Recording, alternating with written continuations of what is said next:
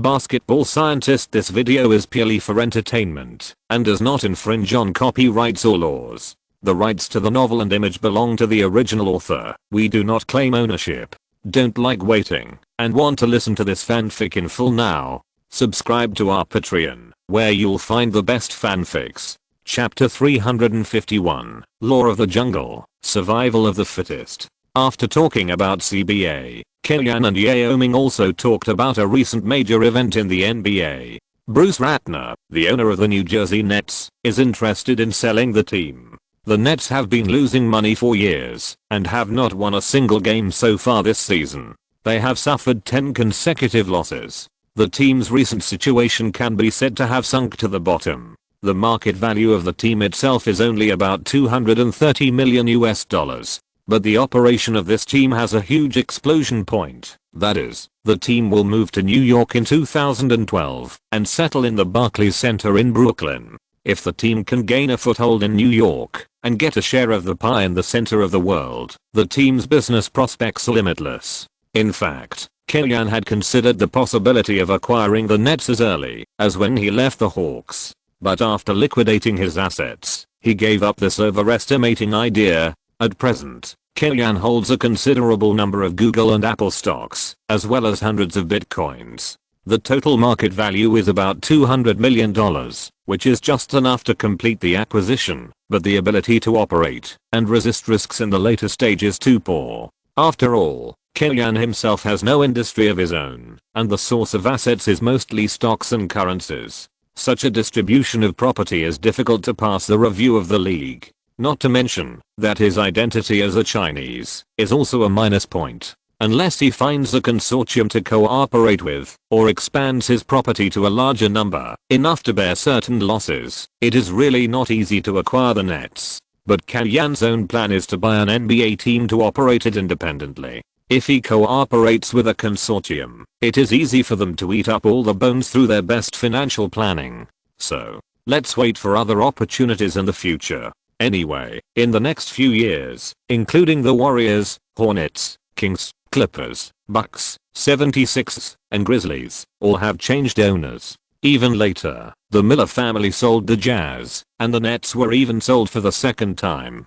Kellyan still has many opportunities. On November 24th, the Knicks visited Toronto to challenge the King of the North, the Toronto Raptors. Before the start of the season, the Raptors were once expected to become the third pole in the East after the Cavaliers and the Magic. The team has a complete lineup, and the lineup of Mike Bibby, DeRozan, Lewis, Bosh, and Kwame Brown is quite capable, and on the bench, the team also has a group of players with certain strengths such as Bayless, Barbosa, Sonny Weems, Ed Davis, Amir Johnson, and Bargnani, with both the strength of the starting lineup and the depth of a substitute lineup. However, after the real fight, the results achieved by the Raptors did not match the strength of their lineup. They also played to the critical moments many times. Unlike the Knicks, who had mixed results, the Raptors had 0 wins and 3 losses in the games with a difference of less than 5 points in the remaining 2 minutes, exposing their weakness of not being good at playing key balls. Mike Bibby's independent offensive ability has declined, and he is moving towards the direction of floor point guard. DeRozan is just a dunker, with no shooting range at all. Kwame Brown himself is a blue-collar player who improves the team's interior defense, and his offense can't even lead Kobe. The team's offense relies more on Lewis and Bosh, which can be said to be enough in the East, but it is definitely not particularly strong. The Raptors only achieved a record of 4 wins and 6 losses at the start of the season. In this game, the Raptors adjusted the team's starting lineup. Brazilian Lightning Barbosa replaced Mike Bibby and entered the team's starting lineup. Coincidentally, Kellyan also made changes to the Knicks' starting lineup. After several rounds of weighing, Kellyan put Matthews in the starting lineup of this game. Considering that Holiday is a player that Kellyan focuses on cultivating, the position of 6th man is difficult to shake. That is, Larry Hughes directly fell out of the team's regular rotation and became a water dispenser. For Larry Hughes, who has performed well since the start of the season and scored in double digits 7 times in 10 games, this decision is a bit cruel. But this is competitive sports, and it is also Kellyan's rule of leading the team, that is, survival of the fittest. Matthews showed his adaptation to Curry. His immediate combat power is not like a rookie, let alone an undrafted player. Holiday represents the future of the team. If there is no difference in strength between two people with similar styles, the younger one must be more favored. Larry, who's on the bench, was somewhat resistant, but he knew that he could not change anything. The same was a change of players at the last minute, but the adjustments made by Kellyanne and Sam Mitchell received completely different results. Larry Hughes was put in the freezer, and Matthews started. Curry got more ball rights and performed more easily on the court. Although he has a strong off-ball running, Curry's ball holding offense is more lethal compared to catching and shooting. The Brazilian Lightning has a faster speed, but basketball has never been a track and field sport. The core strength to complete the action in a small space is far more important than the speed of running. Curry can get rid of Barbosa with a random step adjustment and get a good shooting space. Compared with Bobby, who has already declined, Barbosa has lost more water after leaving Nash. In addition to speed, Barbosa's other advantages are not obvious. His shooting is sometimes effective and sometimes not. He is not able to break through and cause damage when encountering tough defense, and he does not have very good organizational ability. It can only be said that people who shine around Nash may not perform well in other teams, including Marion, Big Q, and Barbosa. The only exception is Joe Johnson, who was dug by Kellyanne.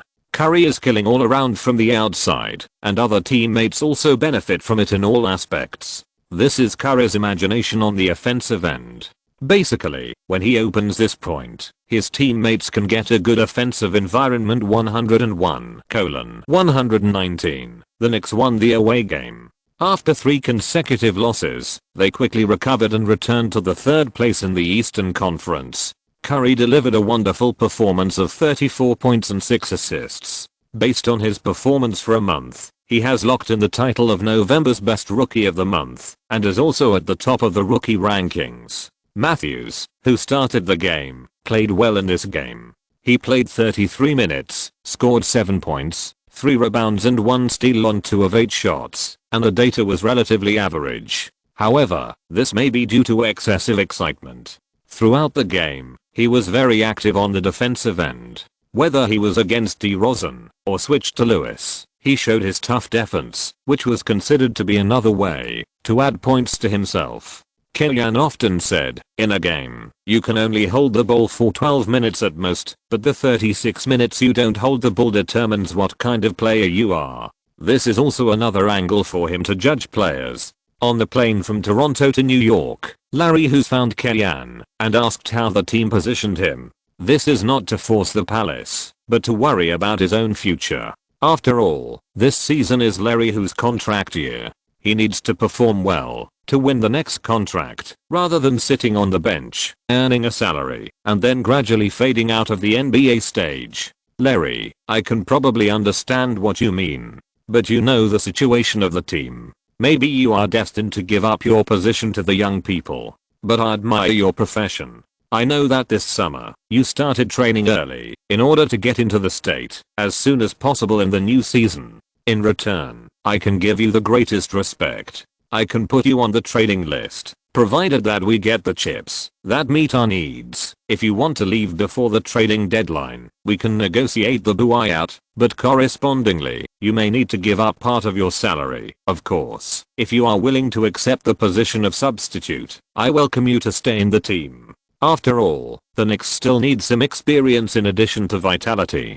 Kellyanne gave the choice to Larry Hughes himself. Trade. Do not accept long-term garbage contracts. Buyout. Larry Hughes must give up part of his salary. The Knicks can just cut costs. Stay in the team. Just be a substitute. After all, Larry Hughes can play both point guard and shooting guard. If the team encounters injuries, he can still step up. So Kellyanne did not say anything absolute.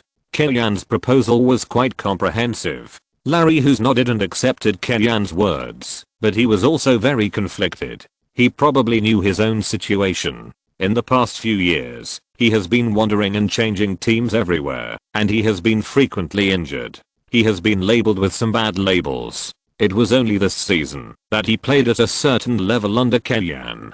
If he chooses to buy out, the best situation is to join a championship team with a minimum salary. If he is unlucky, he may have to try out for a job everywhere. Therefore, the most ideal situation is still trading. It doesn't matter whether it is a strong team or a weak team. It is best to have a backcourt that is short of people and can give him more playing time. Let Larry Hughes and his agent worry about all this. Back in New York, the Knicks ushered in the challenge of the 76ers. Speaking of the 76ers, they are really messing around. In the post-Iverson era, the team has obviously completed the reconstruction, including Felton, Iguodala, Gerald Wallace, Thaddeus Young, Braden Wright, Louis Williams, and other young talents have obviously supported half of the team. As a result, the team management was bored and brought back Iverson, who was homeless after leaving the Pistons, thinking that they would sign Iverson back with a minimum salary to stimulate the market. If the effect is not good,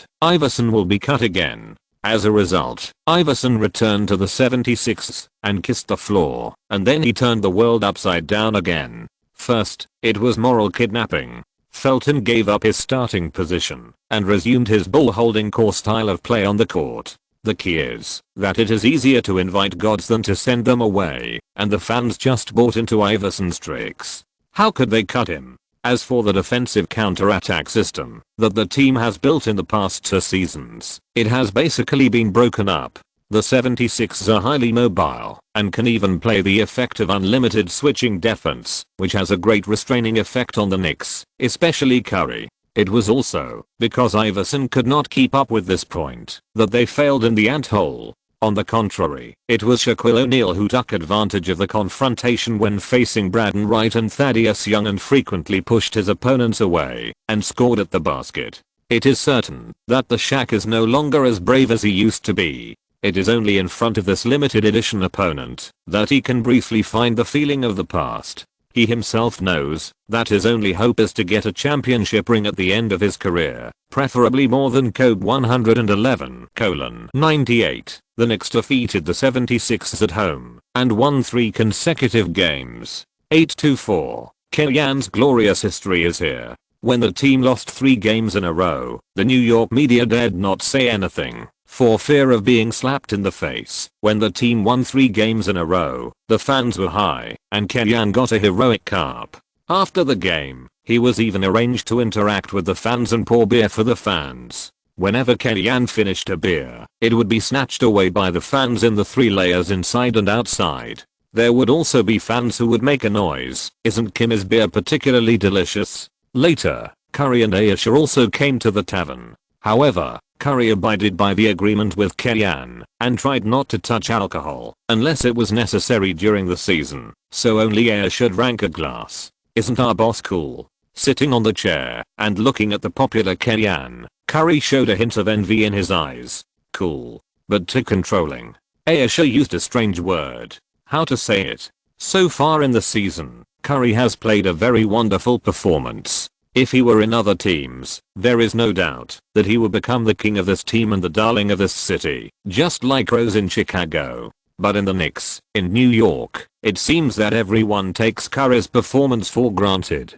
Only when someone sometimes emphasizes that Curry is still a rookie, everyone realizes how amazing Curry's performance is. Is it because Kellyan has trained an equally outstanding Paul before? Or is it because Kellyan is measuring Curry by the standard of Messi? In short, Curry and Kellyan seem to be bound together. What's even more strange is that Curry has no discomfort at all. "Hi, Stephen." Kellyan raised his glass to Curry and took a sip.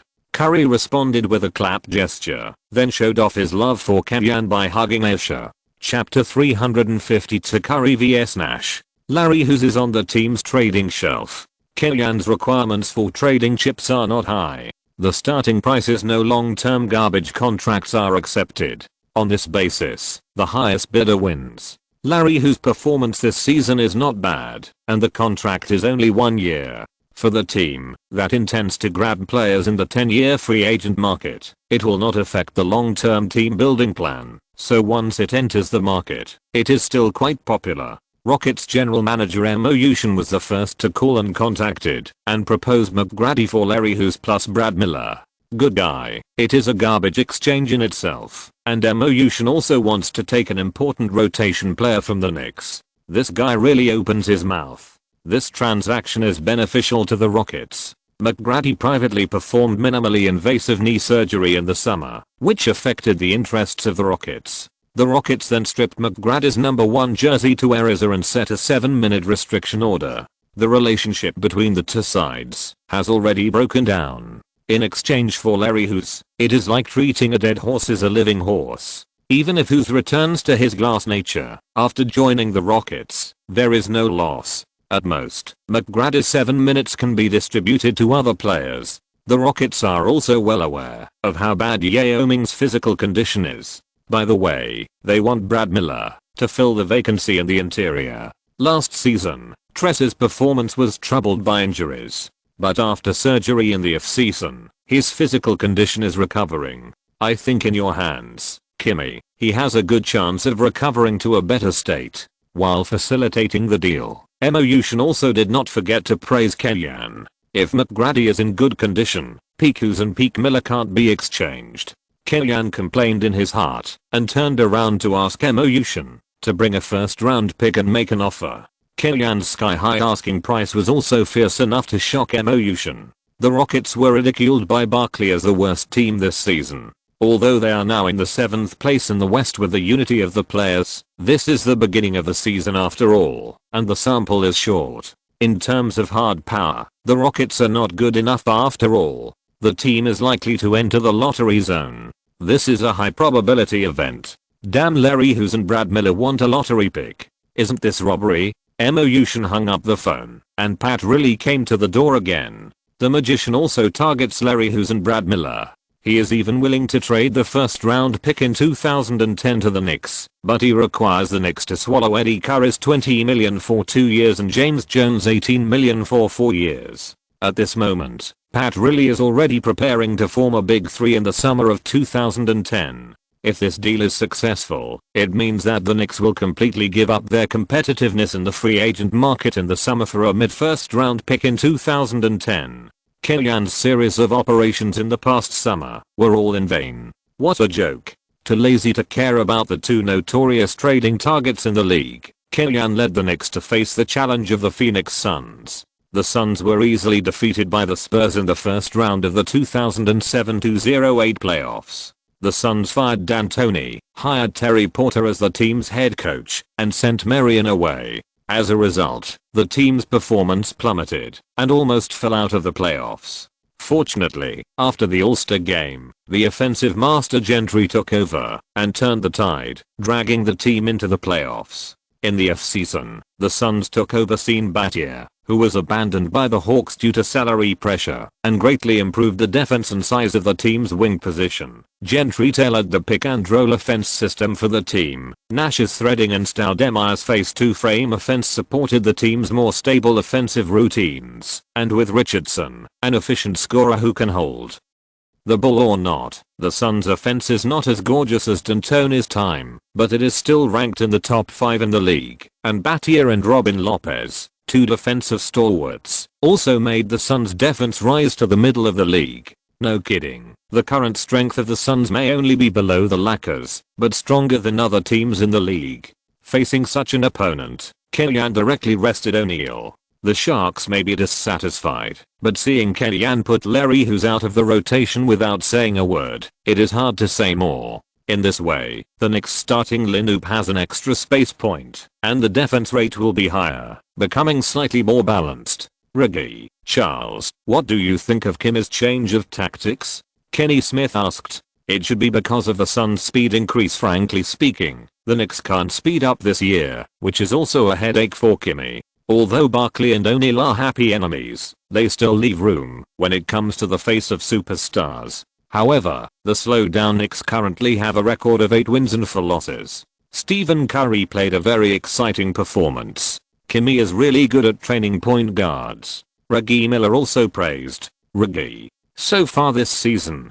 Curry can hit 3.3 3-pointers per game. If he continues to shoot at this rate, Curry can hit 273 pointers this season, breaking your and Ray Allen's records. Barkley looked at Reggie Miller with a sly look. Do you have anything to say? Ray Allen and Michael Reed are the same type of shooters, but Curry is completely different. He is better at shooting than us. If he hadn't been injured, I think many three-pointer records would belong to him. Reggie Miller said without hesitation. When he was a player, Reggie Miller was the first person with foul mouth, and his competitive spirit was talked about with relish. After retirement, he became a bit of a nice guy and was not stingy with praise for the younger generation. After another round of joking and laughing, the three of them turned their attention to the game. At this time, the players of both teams had already stood on the court. Stoudemire bounced faster and passed the ball to Richardson, and the Suns launched the first wave of attack. The Suns players quickly rushed into the Knicks half court.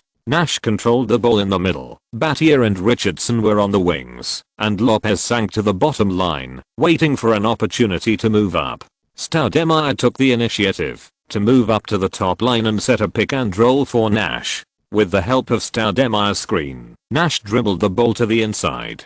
Curry, who was defending him, was blocked by Stoudemire and fell behind Nash by half a body. Miller could only move up one step and blocked between Nash and Stoudemire, forming a 1-on-2 situation. Mike Miller in the left corner quickly moved to the penalty area to interfere with Stoudemire's descent, but also left Battier with an open shot. Nash kept an eye on the changes in the Knicks' offensive formation throughout the offensive. When he saw Miller shrinking to help defend, he immediately passed the ball to Battier.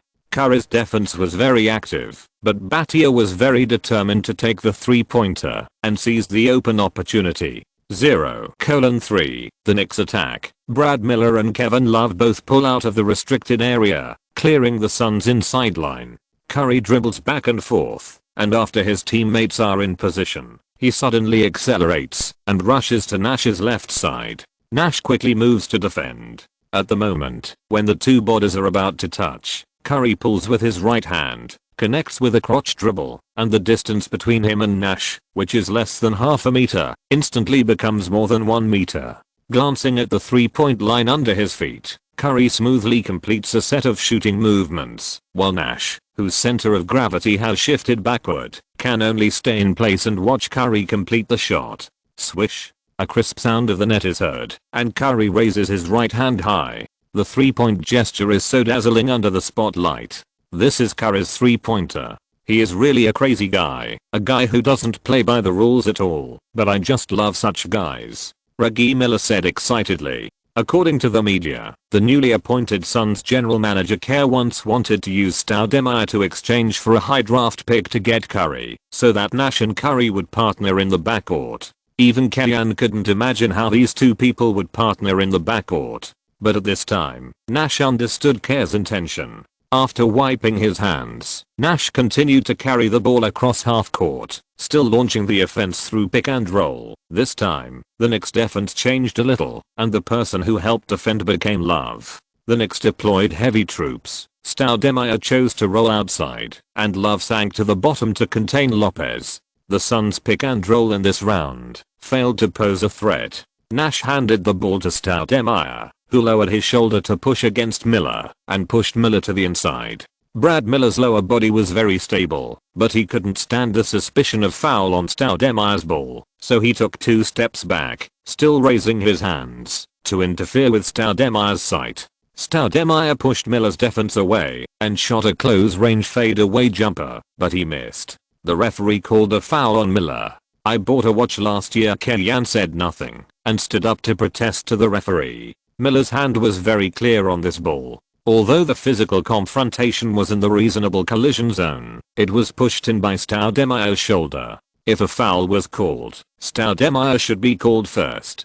Kerr is now a famous coach, and he is also an academic. He knows more about it than the referee. As long as he doesn't go too far, the referee will turn a blind eye to some of his greetings. This is the status improvement brought by qualifications and honors. Stoudemire made both free throws and the ball returned to the Knicks. Curry continued to seek opportunities to single out Nash and took advantage of Nash's slow lateral movement and poor explosiveness to easily complete the breakthrough. After attracting Lopez's help defense, he assisted Love to easily score on the rebound. Without Bell and Marion, Nash's defensive weaknesses were more obvious. Richardson couldn't clean up Nash's mess, and Bhatia couldn't defend against the small and agile Curry. After a simple test, the offense of both sides poured out like a reservoir with the gates opened. The Knicks chased Nash, and the Suns took advantage of the Knicks' vacant interior defense. Although the Knicks' hard power is not as good as the Suns, Killian is really not afraid of the Suns, a team whose offense depends on Nash alone.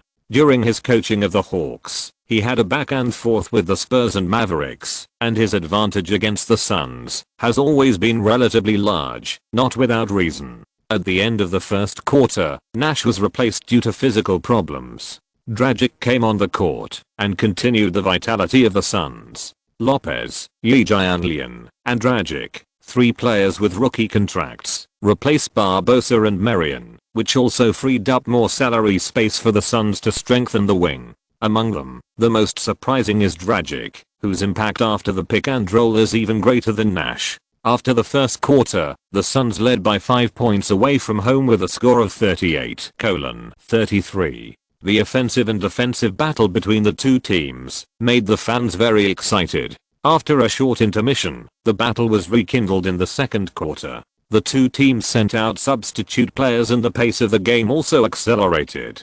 But as the game progressed, the Knicks gradually fell behind. The team's substitute lineup is considered to be able to play in the East, but compared with the top Suns in the league, it is still a little immature.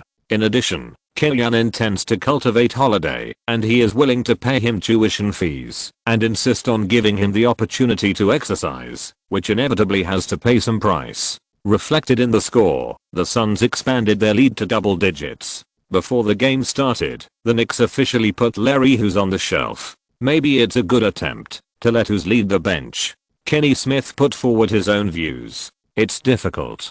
Kim's tactics require a lot of shooting space. It's hard for him to put Holiday and Larry Hughes on the court at the same time. Barkley said, I think he should replace Curry in advance, because Duhan didn't feel very good today. As soon as the voice fell, Killian made the corresponding adjustment, replacing Duhan with Curry and freeing Holiday. Curry's appearance to a large extent tore the Suns' defensive system. In the first quarter, he scored 11 points and 4 assists in a single quarter, and blew up Nash. The Suns inevitably focused more attention on him, so that the offensive environment faced by other players on the court was much better. Holiday scored 3 consecutive attacks, and scored 6 points in a row, helping the team catch up to 43-49. Afterwards, the main players of both sides returned one after another, and Killian kept Holiday on the court to assist Curry in defending Nash. However, compared with the Knicks rookie pair, Nash's performance was more mature. After returning to the court, he not only continued to assist his teammates with perfect passes, but also hid himself in the face of Holiday on the defensive end, allowing Bhatia's help defense to cover him. Before the end of the half, Curry hit an ultra-long three-pointer from his own half, which shocked everyone. But even so, the Knicks still trailed the Suns by 8 points at 61-69, and the situation was still not favorable. This was a very good offensive battle. Compared with the Suns, the Knicks still have fewer players who can play. With an outstanding young man like Dragic as his substitute, Nash can give full play on the court and perform more freely. Kenny Smith commented, Kimmy is really admirable for being able to bring such a Knicks team to such an offensive power, but the young people of the team still need time to grow. So far in this game, I can say that the Suns are a more mature team. Barkley commented, to be honest, I'm optimistic that Curry can do something, especially in Kim's hands. Reggie Miller supports Curry and the Knicks. Want to make a bet? Barkley suddenly said, when he was in the mood.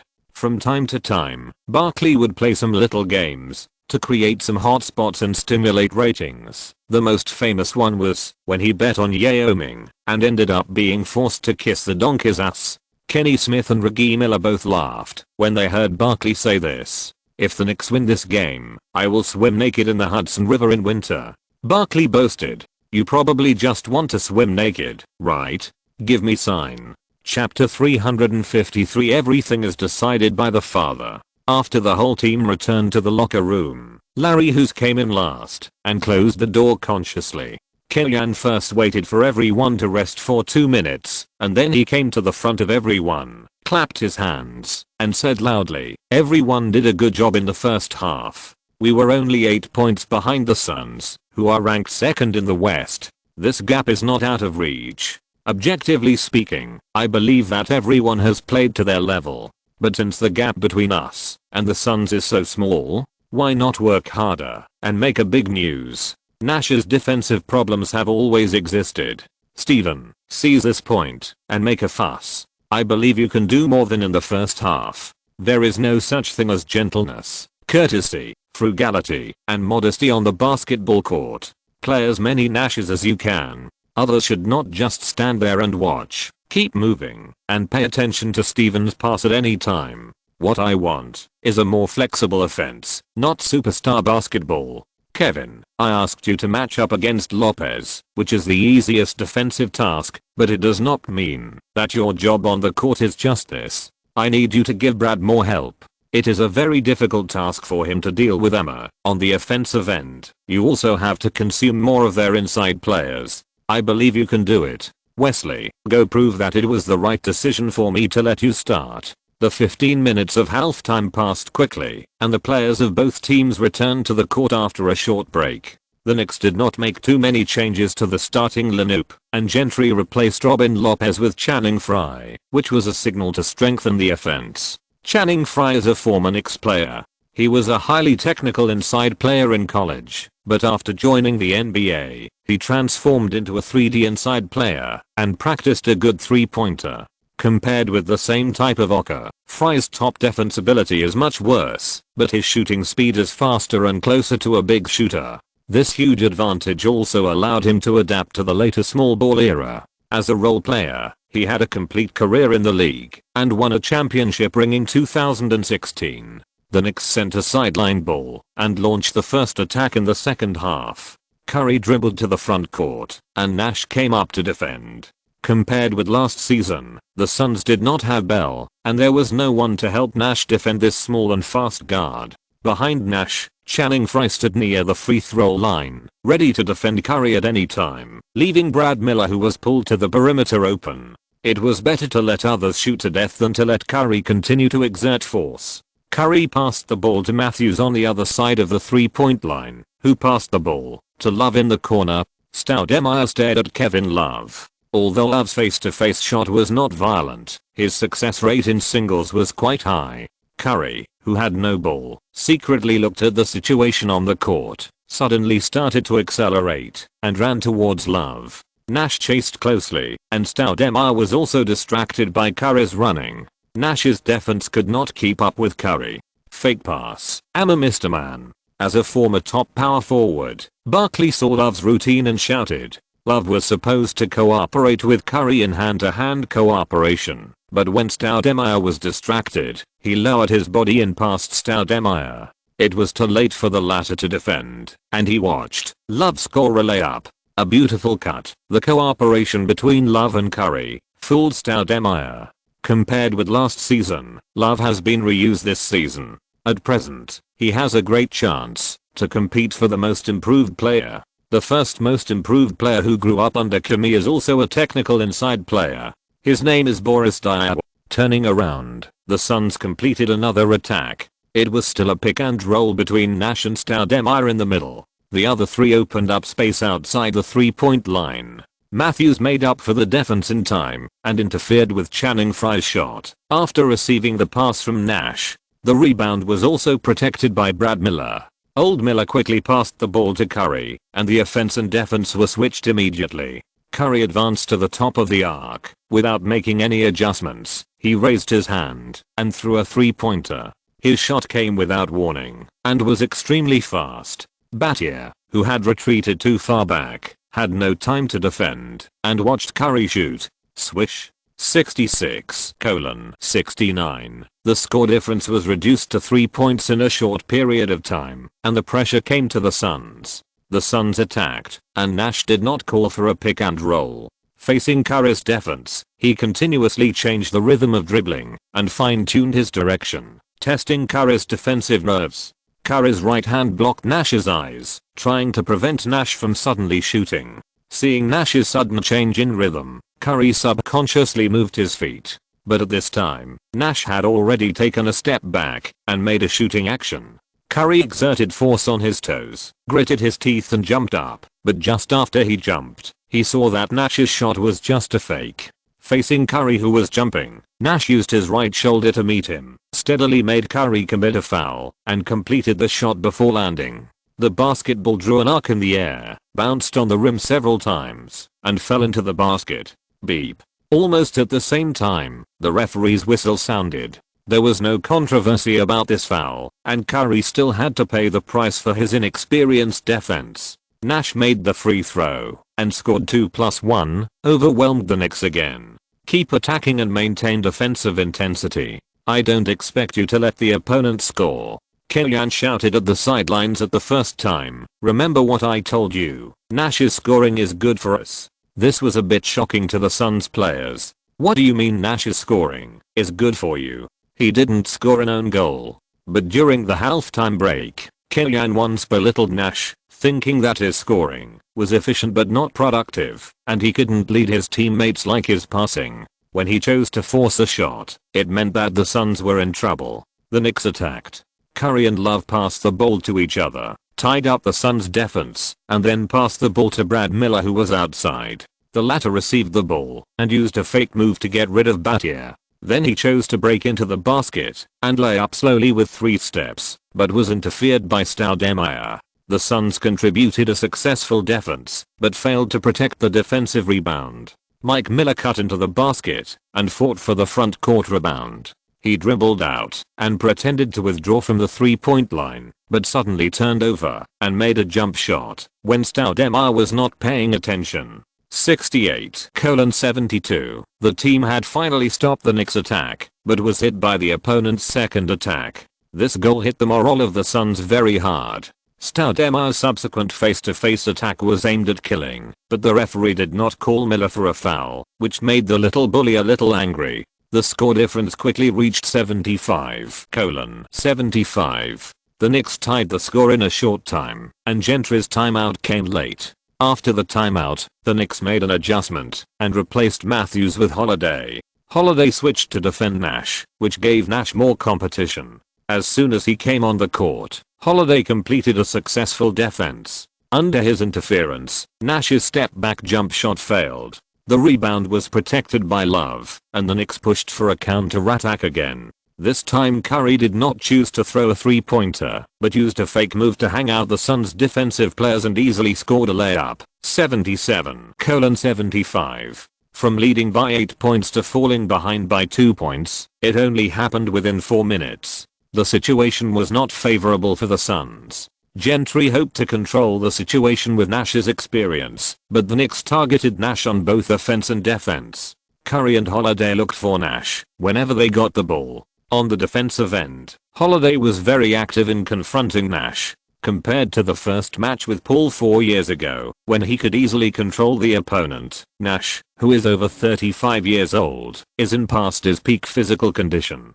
Facing Curry's more aggressive style of play, he can't hold it. There is no Bell beside him to help deal with the most severe impact. Instead, Dragic played a few good shots at the end of the third quarter, but they were just sporadic. At the beginning of the fourth quarter, Gentry replaced Stoudemire to buy rest time for the little bully, and the Suns entered a weak period. In terms of the bonus brought to teammates, Dragic is much worse than Nash. The Suns' offense has been frustrated repeatedly, and Barkley's face has become more and more ugly. Charles, I'm looking forward to seeing the news of your naked swimming in the Hudson River. I hope that I can leave a photo without mosaics at that time. Reggie Miller joked happily. The score difference widened to 16 points. Gentry replaced the main players in advance, changed the tactics, adjusted the offensive focus to the outside line, and used a trick of disorder to disrupt to compete with the Knicks for 3-pointers. This adjustment caught the Knicks off guard.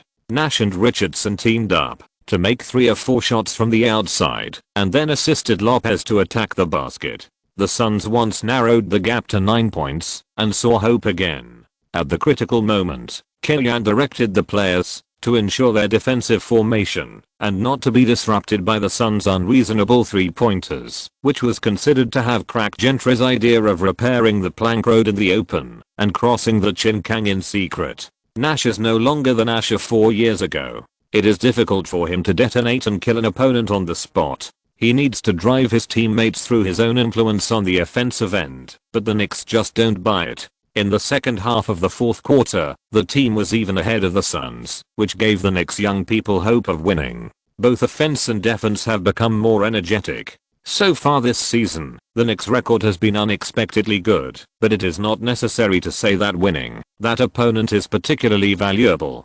Being able to beat the strong with the weak and defeat the Suns will also make the young people in the team more confident about the future. Kellyan was very active in giving instructions on the sidelines and was even asked to return to the coaching seat by the referee because of his excessive emotions. It can be seen that Kami is also very excited about this victory. Barkley, who once supported Kellyan very much, sighed. It can't be that he is interested in, right? Reggie Miller was not polite to his peers. As several people talked, time was passing by. In the last minute, the score difference was still 9 points, which was basically an insurmountable chasm. Gentry finally chose to replace the main players and admit defeat. Kellyan also replaced all the main players in the next round as usual, allowing Sun Yu to get playing time and share the stage with Yi Jianlian for 1 minute. This was also the first time that Sun Yu and Yi Jianlian competed on the same stage in the NBA. The final score was set at 116:109. The Knicks defeated the Suns at home and won the 9th victory of the season, only 1 game away from 10 wins in a single month. Looking back at Kellyan's first month with the Hawks, which had won 13 games in the previous season, also won double digits in Kellyan's first month. It seems that a dream start is also a standard for Kellyan's coaching. The Suns players maintained basic etiquette, especially Nash, who came to the court to hug and greet Curry. Compared with Paul, who is keen to compete with him through various means, Nash likes Curry more. On the sidelines, Kellyan and Gentry also talked a lot. Although Kellyan is younger than Gentry and has less coaching experience than Gentry, he is better than Gentry in terms of honors and tactical attainments. Even Gentry's use of Nash and Richardson, the backcourt double guns, is based on Paul plus Joe Johnson. In addition to the honors he has won, Kellyan's character is also good in the coaching circle. Apart from other things, after the end of last season, if he is on the market, at least 10 teams in the league will chase him, which will affect the progress of other people's interviews. But Kellyan had already made a deal with New York long ago, and he didn't hang on to other teams. This alone was much better than Phil Jackson. I hope you have another chance to come here in the finals. At the end, Kellyan looked forward to the future and said, "Haha, I hope so too." Gentry looked at Kellyan and admired his confidence when he said this. The Knicks obviously didn't have this kind of strength, but in his mouth, everything was really possible. In the post-match interview, Curry was warmly welcomed by reporters. In this game, Curry beat Nash point to point and got a career-high 39 points, 7 assists, 5 rebounds and 2 steals. He was also very efficient, making 6 of 10 3-pointers, which was highly productive and efficient. Except for 4 turnovers, which were slightly flawed, his other performances were simply impeccable. However, on this day, he was not even the best performing rookie. In the game between the Warriors and the Clippers, Warriors rookie Jennings was in great form, scoring 29 points in a single quarter and 55 points in the whole game, breaking many records in one fell swoop and completely stealing the limelight from Curry. In fact, since the new season, Jennings' performance is second only to Curry, ranking second in the rookie rankings, including Tariq Evans and DeRozan, who are behind him, who have already become the team's starters. The 2009 rookies, who were originally underestimated, have emerged with many capable players. However, Curry was given the Messi persona as soon as he entered the league, and he withstood the pressure and played well, firmly occupying the top position in the rookie list. In addition, he is in New York, where the media power is particularly strong, which is even more powerful. Jennings' performance, including Evans' data, continued to rise steadily, has greatly benefited the overall attention of this rookie class. After defeating the Suns, the Knicks' record has reached 9 wins and 4 losses, and has caught up with the Orlando Magic, which ranks second in the Eastern Conference. To be honest, before the start of the season, even the most optimistic Knicks fans could not imagine that the team could have such an excellent start. Fans attributed all this to Kellyan. He created this lineup, and he selected Curry with a high draft pick against all odds. He also made several key games with various micromanagements. From any dimension, Kellyan's improvement of the Knicks is visible to the naked eye. Knicks fans who have suffered from Thomas for several years love Kellyan too much. New York is such an extreme city. When you are good, you will be praised to the sky, and when you encounter setbacks, you will be trampled into the mud without hesitation. Kellyan did not lose himself because of these flattery. Instead, he behaved very low-key in front of the media. I'm proud of the team's current achievements, but I hope everyone still has a correct view of our true strength. As far as the current situation is concerned, I think we have performed above our level, and the Knicks do not have the strength to steadily enter the top 3 in the East. This may be a bit disappointing. If it were someone else, he would probably be criticized. Only Kellyan took the initiative to cool down the fans at this time, and everyone thought he had a sense of crisis. In his first year with the Hawks, his goal was only 39 wins. The final record was 54 wins. Let's not put too much pressure on the team. Just be happy. Let's not talk about the team's performance. Let's set a small goal that can be achieved first. For example, Curry's rookie season best rookie plus second team. We don't need to be humble. The overall competitiveness of the Eastern Conference is indeed not very strong. I think Kobe should still be able to cover it. Darlin, don't be stingy when you should spend money. We still have middle class exception that we haven't used. Darlin himself was wronged about the middle class exception not being used. Since Kellyan agreed to start coaching, he has never said a word about saving money. Who would have thought that Kellyan was used to the hard days in Atlanta and reduced the team's total salary as soon as he arrived. However, Kellyan also took on the role of general manager of the team. He not only had the final say in arranging the lineup and training, but also personally reviewed ticket sales and commercial development. It was clear that he did not want anyone to interfere with his operations, and Darlin was happy to be relieved. Anyway, his reputation was rapidly improving, so Darlin was too lazy to take the initiative to get involved. Chinese fans were even more talented. They linked the cooperation between Darlin and Kellyan to the new board game Three Kingdoms skill, and photoshopped Darlin into Liu Chan and Kellyan into Zhuge Liang. It just so happened that Liu Chan's line was everything is decided by the Prime Minister.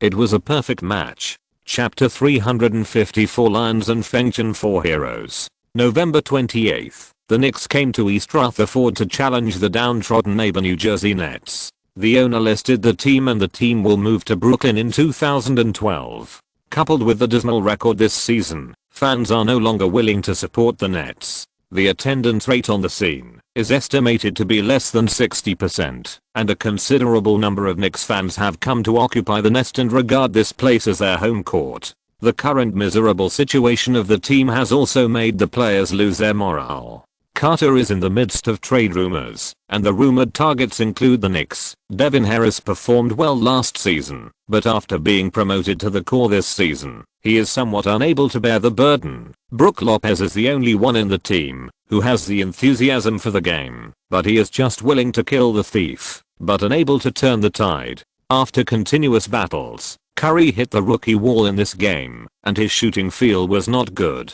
He only made 2 of 9 shots in the first half, but even so, the Knicks still opened the score difference to 19 points in the first half, gradually narrowing the gap between the two teams. In the second half of the game, Kellyan kept Curry on the court to brush up his stats and forced him to score 15 points before he was replaced. However, this did not affect the overall situation. In the end, the Knicks defeated the Nets 108-94 and won 5 consecutive victories. 10-4, once again leading last season's lottery team to win 10 plus games in the first month of coaching. Kellyan's ability to turn decay into magic is astonishing. The New York media joke that if Kellyan publishes an autobiography in the future, it should be named Turning Stone into Gold. However, after Huo Kingshu threw this topic to Kellyan, he made it clear that he would not publish an autobiography or memoir in the future. People in the sports circle publish an autobiography, reveal a lot of locker room affairs, in order to attract attention, or promote various strange views, causing various contradictions, including but not limited to Phil Jackson's autobiography implying Kobe, Pippen's autobiography belittling Jordan, Stam's autobiography exposing the inside story of Manchester United's locker room, etc. Kylian is not short of money, and he is not willing to sacrifice his good reputation for such a small amount of money. If I really want to write a book, I will summarize my understanding of basketball over the years and my experience in tactical design, hoping to play a certain role in the future progress of basketball. Compared with a winner and loser, Kylian still thinks that he is a scholar-type coach. In the last game of November, the Knicks ended their 5-game winning streak and lost to the Chicago Bulls on the road. In the team's season opener, the Knicks defeated the Bulls at home, and O'Neal beat the inside combination of Noah and Terrence Thomas. However, as the season progressed, the Big Sharks' physical reserve was not as good as in the opening game. Facing Noah's entangled front defense, it was not so easy for him to receive the ball. After a period of sculpting by Snyder, Love's defensive habits have improved to a certain extent. When switching defenses, he knows to use his left hand to interfere with the opponent's shooting. But this little progress is still not enough when facing Rose. The latter's domineering breakthrough is still a problem that this Knicks team cannot solve. Compared with the opening game, Luol Deng played better on the offensive end, echoing Rose and further dismantling the Knicks defense. The final score was 104-97, and the Bulls won at home, ending the Knicks' 5-game winning streak. In the 2 games of the season, although the teams won 1 and lost 1, the battle ended in a tie, but Rose's personal performance has always been stronger than Curry. In the competition for the first point guard of the new generation, Rose is still slightly superior. However, although he lost in the direct dialogue, the Knicks' outstanding record allowed Curry to grab more honors. On December 1st, the league announced the ownership of the monthly best. Curry not only won the Eastern Conference Best Rookie in November, but also entered the list of nominees for the Eastern Conference Player of the Month. Although he is just a guest in this list, it is already a great affirmation for Curry. You know, Rose and Paul, who are often used as comparison objects, did not enter the candidates for the monthly best in the first month of their careers. This is due to Curry's outstanding performance and the New York media's daily hype. All roads lead to Rome, but Curry was born in Rome. Paul, who also led the team to 10 wins and 5 losses, was named the player of the month. Paul's average of 24 points, 11 assists and 2 steals per game is not better than James, and the Hawks' record is also lower than that of the Cavaliers. It should be said that the league's encouragement is higher. After all, with the departure of Kylian and Garnett, Paul and Joe Johnson have stabilized the Hawks' basic base, and Paul himself has become the new Eagle King as he wished. The problem facing the Hawks is that the team will face the renewal of Joe Johnson next. Single Joe's principle is to look at everything for money. It is still unknown whether the Hawks will offer huge contracts as they did in history when they already have the Eagle King. In the future, Paul may fall into the dilemma of fighting alone. As time enters December, it means that trade negotiations between management teams have become more frequent. According to the league's rules, starting from December 15th, the free agents signed by each team in the summer can enter the trading market, and everyone has more bargaining chips to trade. The first deal was between a pair of old friends. The Nets reached a deal with the Mavericks, sending Carter, who had 2 years left on his contract, in exchange for Josh Howard, Courtney Lee, the 10th first-round pick, and the 11th and 12th second-round picks from the Mavericks. From the perspective of player popularity alone, the Nets lost a lot in this deal. But ESPN gave the Nets a B, meaning that the deal was okay and could achieve its goals. Carter, who is in decline, has found it difficult to lead the Nets to achieve any results. This season, he averaged 16 points per game, with a shooting percentage of only 42%. His output and efficiency are declining. The team's performance has also plummeted, and it is time for a complete reconstruction. Of the 2 players acquired in exchange, Josh Howard's condition has declined seriously, but his contract expires in 10 years, which will not affect the Nets' future team building. Courtney Lee is obviously a high quality contract that can be used for a while and can be kept for personal use or traded. Adding a first round pick and 2 second round picks, it should be said that the Nets have achieved the goal of reducing salary pressure plus obtaining reconstruction chips. The Mavericks' goal, needless to say, is to compete for the championship. Carter is no longer as brave as he used to be, but at least he is better than Josh Howard and Courtney Lee. Moreover, he has a tacit understanding with Kidd, and it should be relatively easy to run in. The Mavericks formed a starting lineup of Kidd, Carter, Marion, Nowitzki, and Dampier, and Terry, a super six, was on the bench, and the paper strength was a little stronger. Kellyan also received some offers for Larry Hughes, but most of the trading chips were not suitable, and Kellyan was unwilling to lose too much, so it basically fell through. Hughes' trading situation is not very good, which also makes Kellyan reconsider the Rockets' offer or directly buy out his contract, but the premise is that the player who balances the contract cannot be Brad Miller. It is not impossible to use Duhan or Jeffries to balance it, and the Rockets can add some assets. On December 3rd, the Knicks, who had rested for 2 days, welcomed a strong opponent Denver Nuggets at home. This is also a very difficult game. Kellyan's tactical system pays more attention to the mobility of outside players. Usually, heavy small forwards are not used. The team's wing confrontation is usually not strong, and there is nothing to do with James and Anthony on a daily basis. When he was in the Hawks, because of the presence of Garnett in the interior, plus the offensive end can consume James in turn, the situation is still relatively good, but it is more difficult to deal with Anthony, not only because Anthony's offensive skills are comprehensive and proficient, but also because he is lazy on the defensive end. You can't consume him at all. After Billups joined the Nuggets, he helped the team establish a more comprehensive defensive system. Anthony also appropriately invested some energy on the defensive end, but the focus is still on offense. The same is true in this game. Facing Mike Miller, who is a small player who can swing between the second and third positions, Anthony combined shooting and sprinting to defeat the Knicks. Anthony is a native of New York and is quite popular in the local area. Unfortunately, compared with James, Wade, and Bosh, who all chose 3+1 contract years after their rookie contracts and jumped out of their contracts in the summer of 2010, Anthony paid more attention to getting the money in the bag and signed a 4+1 contract, which made him unable to catch up with the prosperity of the next summer. Facing Billups, Curry's performance was quite satisfactory. He made 8 of 17 shots and 3 of 8 3-pointers in the whole game, scoring 21 points and 6 assists. Although the team lost, Curry's performance still excited the fans. On December 4th, Kellyan got the scouting report of some NCAA players from the scout team, including Jeremy Lin, who he noted, the Knicks only have 2 second-round picks next season, which is completely insulated from hot rookies and high-potential rookies. However, there are still a few pearls in the 2010 draft that fell to the back of the order or even failed to be selected. In the summer of 2010, at least half of the Knicks will leave, and it is not ruled out that big-name stars will join, and some high-quality contracts are needed to fill the loop. When they went out for supper at night, Kellyan handed some information about Jeremy Lin to Huo Kingshu, asking her to establish contact with Jeremy Lin, which would help her have a network of relationships in the NBA besides her own. In fact, I'm quite optimistic about his prospects in the NBA. If you are interested, you can consider doing a special topic or interviewing him.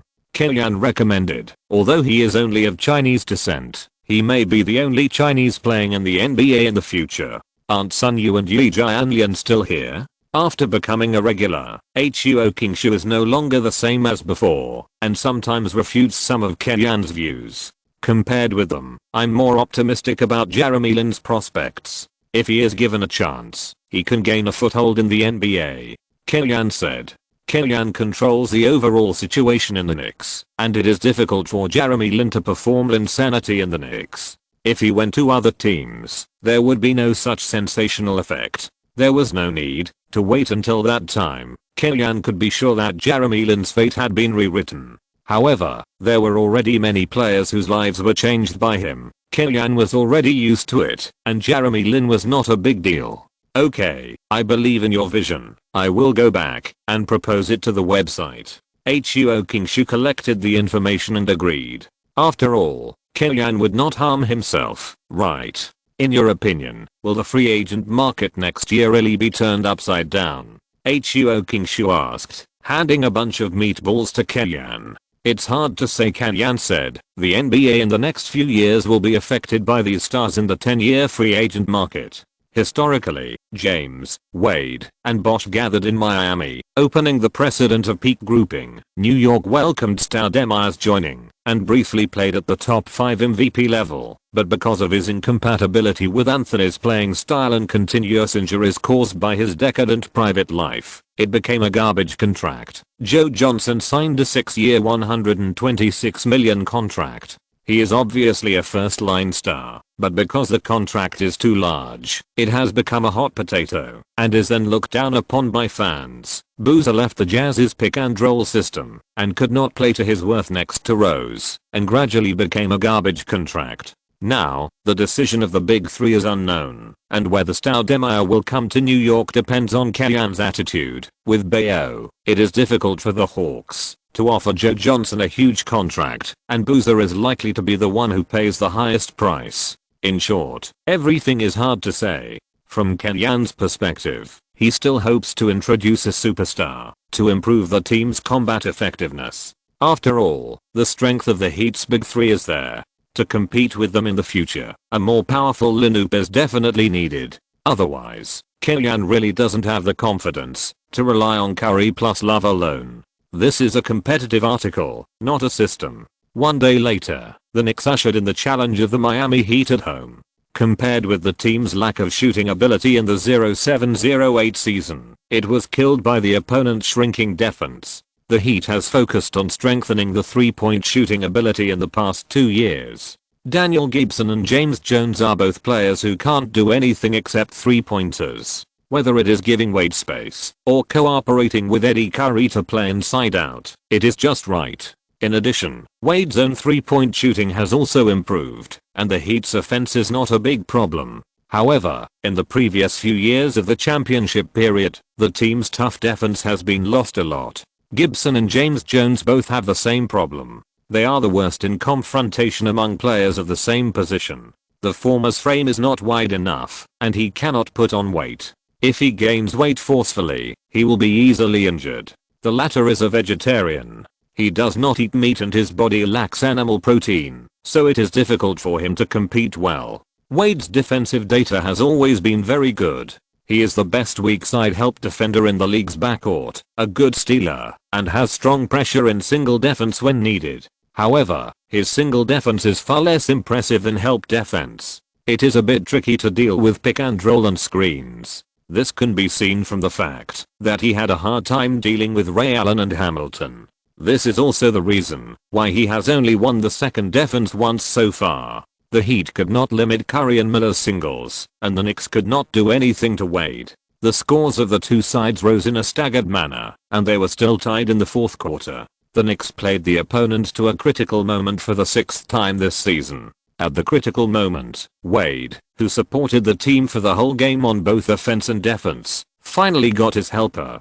Daniel Gibson stood up and received Wade's breakthrough pass for 2 consecutive rounds and hit 3-pointers, helping the Heat expand the score difference to 5 points with 1 minute left in the game. This is a relatively safe score, 102-107, but in the next round of offense, Curry received a free throw from Love's sideline ball and shot a 3-pointer directly. Wade subconsciously jumped up to block the shot and touched Curry's wrist. He was fouled for a 3-point foul and watched the basketball go into the basket. Curry responded by hitting Wade with a 3+1. After hitting the free throw, the score difference was narrowed to 1 point. The Heat took the initiative to call a timeout to arrange tactics. Kellyan made a bold change of formation, replacing Love with Holiday and limiting Wade's receiving the ball through crazy pressing. This tactic was very effective. Wade was forced to receive the ball 2 steps outside the 3-point line and then reluctantly passed the ball under double teaming. After 3 passes and 2 guides, the Knicks defense was in place. Wade made a strong breakthrough to the corner and then missed his fadeaway jumper. Mike Miller, who was in the restricted area, desperately grabbed the rebound and quickly advanced to the offense and defense transition. He used Curry's distraction to quickly break into the basket and made a layup. 108-107. There were 29 seconds left in the game, and the Heat had one last chance to attack. The team handed the ball to Wade without hesitation. Facing the pursuit and interception of Matthews and Mike Miller, the latter accidentally dropped the ball while moving, making a fatal mistake. The other teammates were caught off guard and had no time to return to defense. They watched the Knicks players pass the ball back and forth and run out of time. The final score was 108-107. The Knicks won at home and ended their 2-game losing streak, 11-6. Chapter 355. The greatest wisdom is to borrow the wisdom of others. 1/5 of the season has passed, and the Knicks have the same record of 11 wins and 6 losses as the Hawks. Due to the win-loss relationship, they are ranked behind the Hawks and ranked 4th in the Eastern Conference. This result is higher than Kellyan expected. There are many rookies in the team, and they have to adapt to the difficulty of professional games to a certain extent. But unexpectedly, Curry, Matthews, and Holiday have all adapted to the league at the fastest speed. Among them, Matthews' performance surprised the outside world the most. Kellyan signed Matthews directly after the draft and did not even go through the summer league process. He once said that Matthews will make everyone who missed him regret it. No one expected this sentence to become a reality so soon. Matthews played a high-quality 3D performance. This style of player is plug and play in any system, but he was not selected. This season, the Knicks played the league's top offense, 2nd in average points per game, 4th in offensive efficiency per 100 possessions, 1st in 3-point attempts and hits, and 8th in hit rate. Curry averaged 3.4 3-pointers per game, 1st in the league, and Mike Miller averaged 2 3-pointers per game. Also a high yield and efficient shooter. Considering that the Knicks don't play fast breaks very often this season, the team's top offensive efficiency is basically supported by outside shooting. But with the league's top firepower output, the Knicks defense is visibly lagging. The average points lost per game is 6th in the league, the defensive efficiency per 100 possessions is 5th from the bottom in the league, and the defensive efficiency at the basket is the last in the league. It cannot be said that the inside line is completely undefended, but if it is measured by 2K rating, 60 points is a basic score, and it is likely that only about 50 points can be given. On the defensive end, the defensive influence of the inside line has always been greater than that of the outside line. Nash's poor defense does not affect the long-term strength of the Suns. Iverson's poor defensive habits do not affect the 76ers' entry into the finals, but if the inside defense is poor, it is basically unsalvageable. After repeated consideration, Kellyan decided to promote the trade with the Thunder and discuss the relevant situation of Jeff Green. Jeff Green can play 3 or 4 positions, has excellent physical talent, and has a relatively good offensive willingness. If used well, he can play an important role in the Knicks' offensive system. Kellyan's way of restarting the trade with the Thunder is also very strange. He did not offer Jeff Green, but continued to discuss the trade of Harden with Presti, and took out Matthews and Holiday as bargaining chips, and even expressed his attitude to Presti. The whole team can pick anyone except Curry, including Love. If Presti really agrees, then Kellyan is not afraid, but can directly celebrate the completion of the Knicks reconstruction. With the 0-9 duo as the core, it's enough to accompany them to level up. What else do you need, James? Kumi, don't say you don't want to trade Curry. Even if you put Curry in the trade, we won't send James Harden. Presti's words are not completely pretentious, let alone the position conflict between Curry and Westbrook. Curry's physical fitness is not what the Thunder wants. Harden, the little fat man, has asthma, but he plays rhythm. When he gets violent, he can dunk from one step inside the free throw line.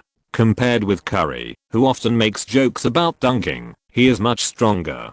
But we are interested in Mike Miller and Matthews. If you consider it, we can still cooperate, Presti said.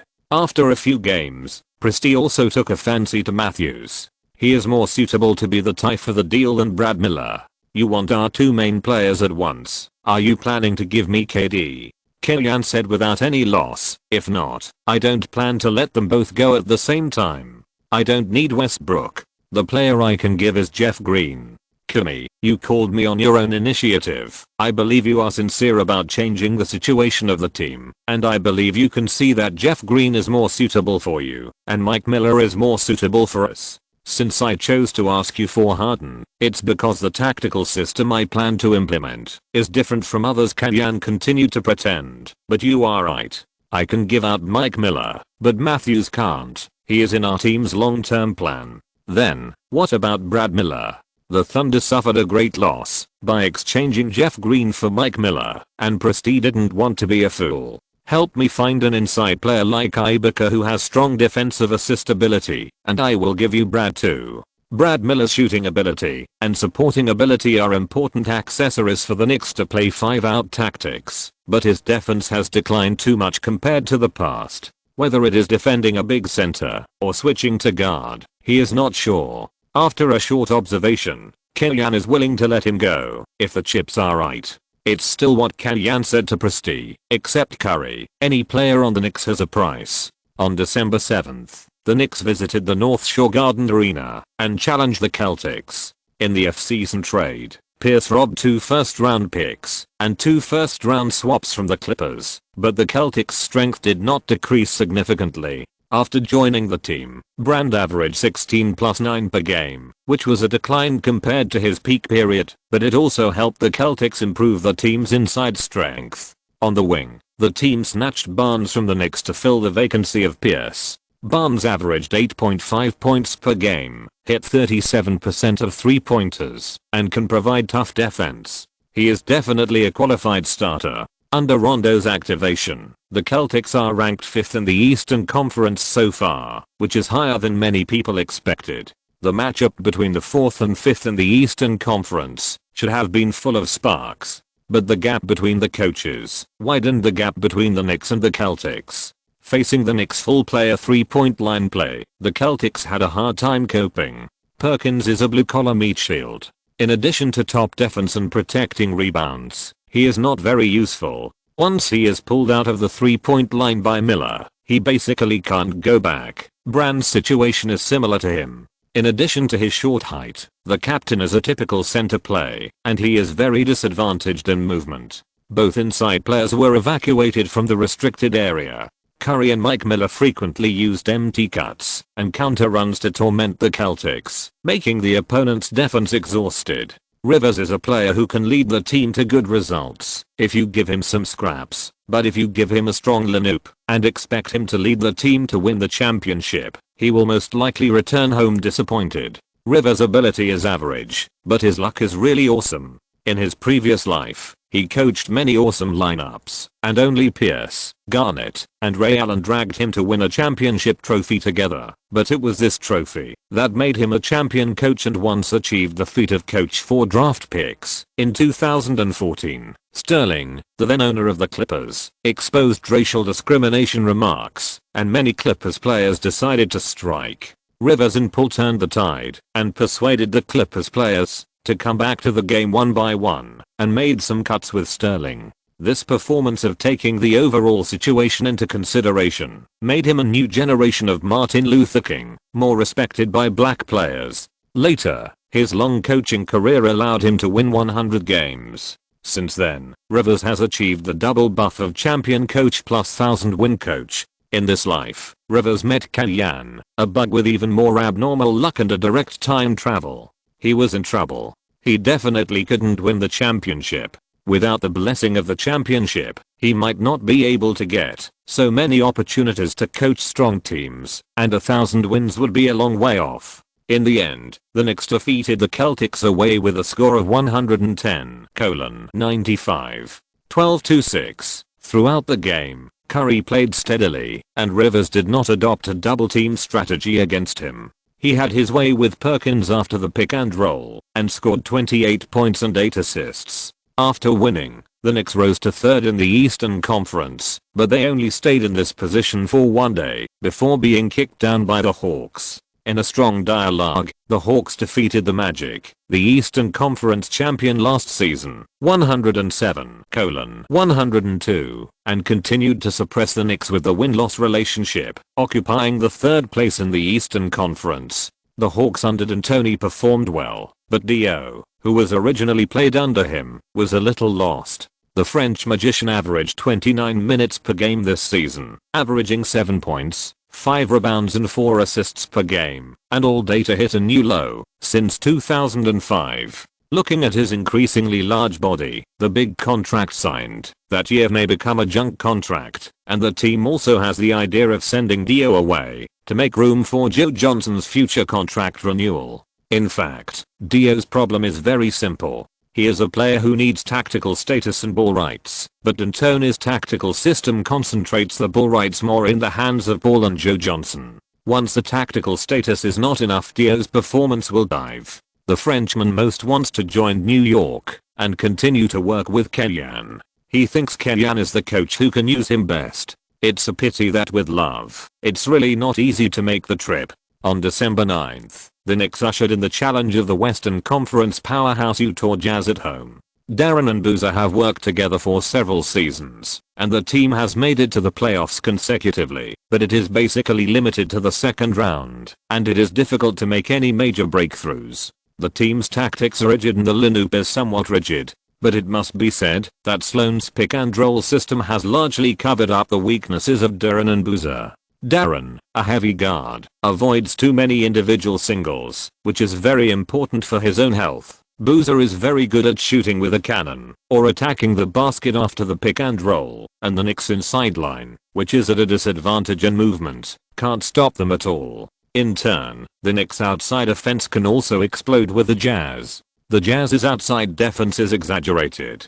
Kobe Bryant has blown it up in various ways. Arena celebrated it in advance. Durant, who is in his second year, has also been beaten by Ben Gordon. Only McGrady's fans think that the Jazz's outside defense is awesome. After this game, the name that beat the Jazz's backcourt has added another Curry. Facing Darren's defense, Curry shot 5 of 9 3-pointers and had an outstanding performance of 33 points, 4 rebounds and 9 assists, helping the Knicks, who were suppressed on the defensive end, to just hold on to the score. The game once again reached the last 2 minutes to decide the winner, and this time, the goddess of luck was not on the side of the Knicks. Darren Williams hit a buzzer beater with 4.7 seconds left, helping the Jazz take a 1-point lead. Later, Curry missed the buzzer beater and unfortunately lost to the Jazz 111-112. 12-7. After fighting for the entire game, the Knicks lost at the last moment, and the locker room was gloomy. Kenyan turned into a chicken soup master and did the work of boosting morale. Being depressed after a defeat is a sign of cowardice. Behind the joy there must be sadness, but who knows, maybe the next victory will be won by a different owner. You must remember the pain of being defeated today and put yourself into training with this stinging feeling. Frankly speaking, we have played many key shots this season, which is a great asset for us. On the court, the Knicks are still moving forward. At the negotiation table, Presti did not disappoint Kenyan's expectations and found an inside player who seemed to have some potential. Isn't this too rough? And the free throw rate is too low. Do you really think Jordan is suitable for the Knicks?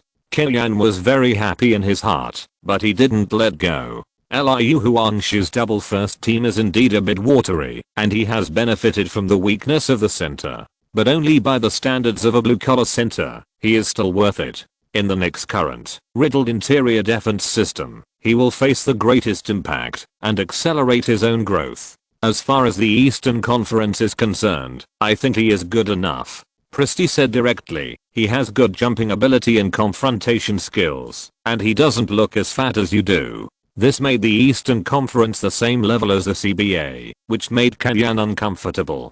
Please, the Eastern Conference had won 3 consecutive championships before the Lakers won the championship. Back to the transaction itself. Exchanging Mike Miller plus Brad Miller for Jeff Green and DeAndre Jordan will definitely make a lot of money in the future, but it is hard to say at the moment. Kenyan was still a little unwilling, so he first studied the Thunder's lineup, then looked at the Clippers' lineup list, and then proposed a larger scale transaction. Chapter 356, The Beautiful Uncle. Originally, according to Presti's idea, the general plan was, the Knicks traded Mike Miller, Brad Miller, Jeffries/Daryl Arthur and got Jeff Green and DeAndre Jordan. The Thunder traded Jeff Green and got Mike Miller and Brad Miller. The Clippers traded DeAndre Jordan and got Daryl Arthur/Jeffries. The Knicks got a second-year defensive center, and at the same time, they could improve the height and defense of the wing. The Thunder strengthened the number 2 position, while improving the depth of the center, so that it would be convenient to rotate Garnett at the right time in the future. The Clippers already had Cameron in the center, and using DeAndre Jordan, who can only play center, for a center who can swing at the 4 or 5 positions would be more conducive to Dunleavy's dispatch. After all, they really lacked people at the power forward position. It's not a win-win-win situation, and the Thunder is obviously the winner. Therefore, if Kenyan really puts forward some compensation requirements, Presti is willing to consider it as appropriate, such as 1 or 2 second-round picks, or the right to swap first-round picks in the future. However, Kenyan has always been reserved about Jeff Green, thinking that this is a choice that can solve certain problems, but will also bring other problems. Therefore, after the Clippers joined the transaction, Kenyan's trading object changed. In the Clippers, Gallinari, who was awkwardly positioned because of Pierce's joining, became Kenyan's more favored trading object. Compared with Jeff Green, Gallinari is bigger, more accurate in shooting, more direct in playing style, and even a little violent, and has the hope of further improving the team's offensive power. Jeff Green is more comprehensive than Gallinari, and the key point is that he can play at the 4th position, which is in line with the Clippers' need to strengthen the strong forward position.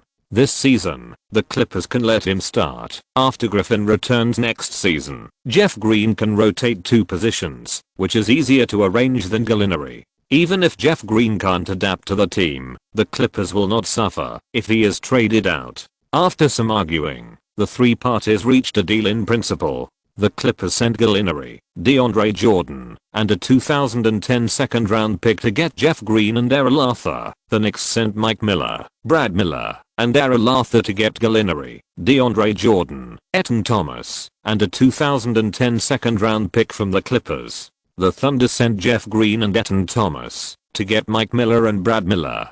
In itself, because it is a team under the cap, the Thunder can give the Knicks a trade exception to eat the difference in the contract of the trading partner, but Kenyan still took Etan Thomas' expiring contract, considering that the subsequent Larry Hughes trade may require some balancing chips. In this operation, Darlin has to pay an extra $8 million from salary to luxury tax. If it was the Hawks, Larry Sander would never agree to it, but in the Knicks, Kenyan can have such a wider operating space. At the same time, Kenyan also owed a favor to Thunder general manager Presti. After all, anyone with a discerning eye could see that the Thunder was the real winner in this deal. This was an investment for his future. The league was not about fighting and killing, but about human relationships. After the deal was concluded, Kenyan personally called Mike Miller and Brad Miller to express his regrets to them. The 2 Millers had not been with the Knicks for long, and they all knew that the team's goal was to enter the 2010 free agent market. Therefore, it was normal for a deal to happen, and they all expressed their understanding. Going from bustling New York to Oklahoma City, where stomachs don't poop, was not a big blow to the 2. NBA players are also of all kinds. Some people are obsessed with bustling urban life, nightclubs, parties, and wine and women. Others like the warm bed with wife and children in small cities. Just like Hornacek, if Kenyan hadn't invited him out, he would rather stay in a deserted place like Salt Lake City, with snow-capped mountains all day long. On the second day, at the post-match press conference after the depleted Knicks defeated the Wizards 112-98 at home, Kenyan also talked about the deal. I have watched many games of Danilo Gallinari, and I admire his determination in the game. His joining will further enhance our offensive power, especially the shooting ability. Frankly speaking, I think the combination of Curry plus Matthews plus Gallinari can rank first in the league. For the current Knicks, I hope DeAndre can play the role that Chris Anderson played in the Lakers. I'm a coach who can use young people, and I think I can help him find the right direction of development. Etan Thomas. When we encounter some personnel crisis, I believe he can stand up from the bench and support his teammates. Just like he did in the Wizards. Maybe in the eyes of fans, this deal is not good enough. but I hope everyone will give more patience, and I will make the Knicks better and better. Kellyanne explained the reason for making this deal at the press conference. However, in fact, 90% of the Knicks fans have not questioned Kellyanne's operational ability. After all, the Knicks' thriving scene this season was accomplished by Kellyanne alone. Gallinari averaged 8 points per game in his rookie season, and his 3-point shooting rate was 40%. He should still have quite a lot of potential. And he has a high frequency of outside shots, which suits our style of play. We have to live up to the nickname of New York shooting team in the future. In our future games, either we shoot to death, or the opponent kills us. Whoever defends will be a grandson.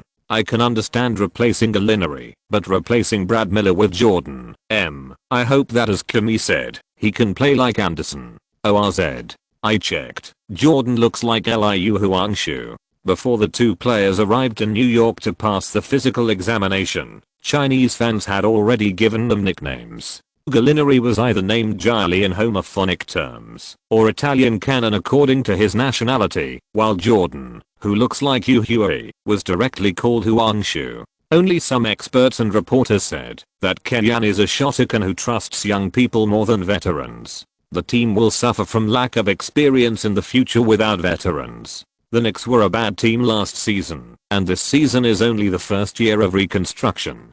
Just because Kellyanne led the team to such a good performance, the media wanted to demand them to meet the standards of a championship team. It was really absurd. In fact, the Knicks are still in the stage of accumulating talents. On the afternoon of November 9th, Kellyanne met Gallinari and DeAndre Jordan, who came from Los Angeles in a hurry, in the training hall. Both of them were very excited about joining New York. Gallinari was the main force in his rookie season, but because of the arrival of Pierce, he lost his main position and was somewhat dissatisfied with the Clippers, while DeAndre Jordan was always suppressed by Cameron in the team. He averaged 6 minutes per game in his rookie season and can only play as a substitute this season. Both of them hope to improve the environment. It couldn't be better to come to Kellyanne, who is good at training newcomers and can lead the team to win. I know what you expect from me. But on the other hand, I also need you to perform well to justify my reputation.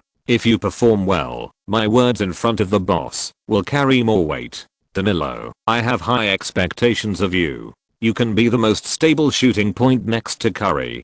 I once imagined how big an offensive threat Curry and Durant would pose in pick and roll. You are my substitute for KD. I hope you can become the third or even second scorer of the Knicks.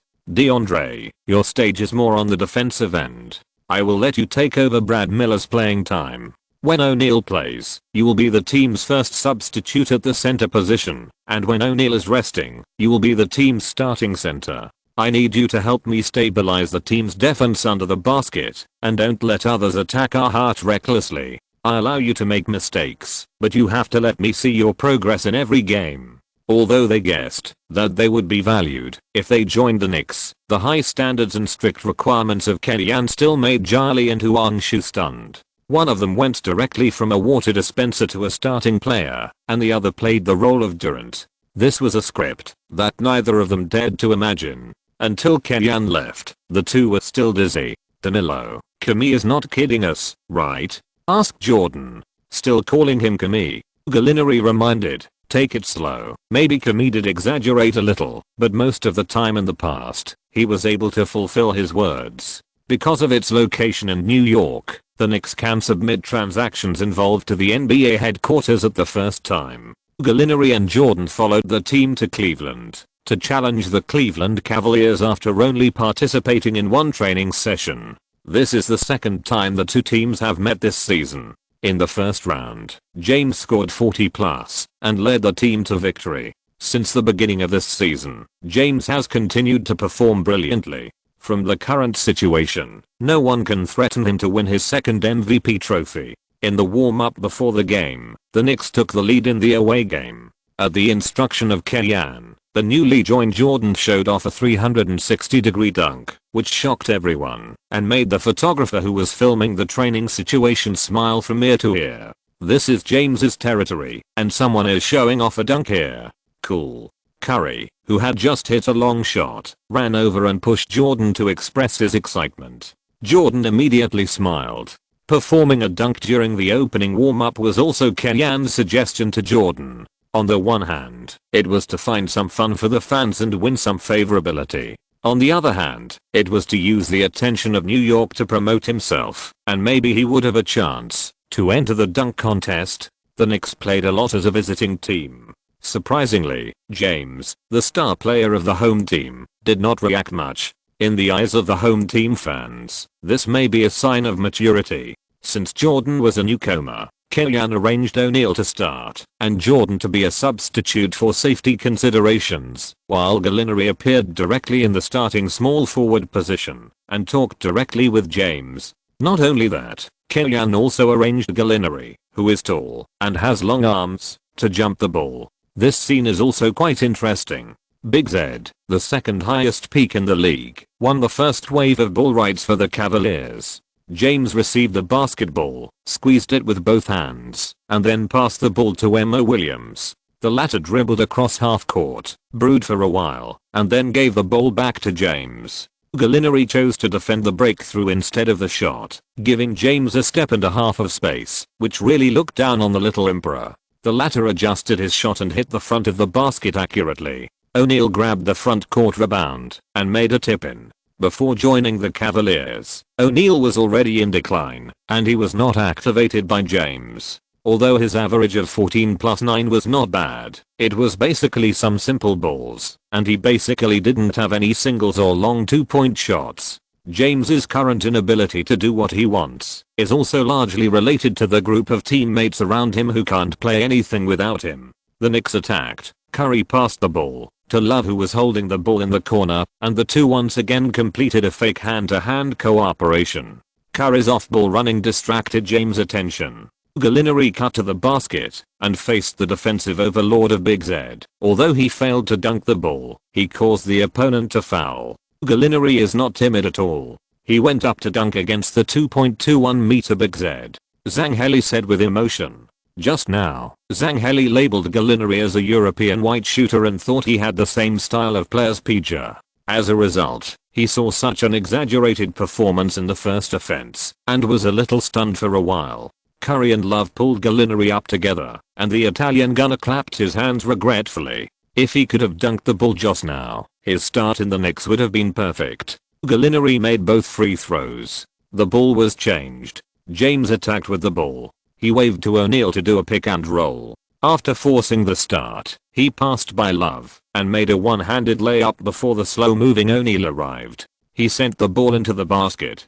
4:2. His first step explosiveness is not top-notch, but once he rushed up, his acceleration ability was a bug.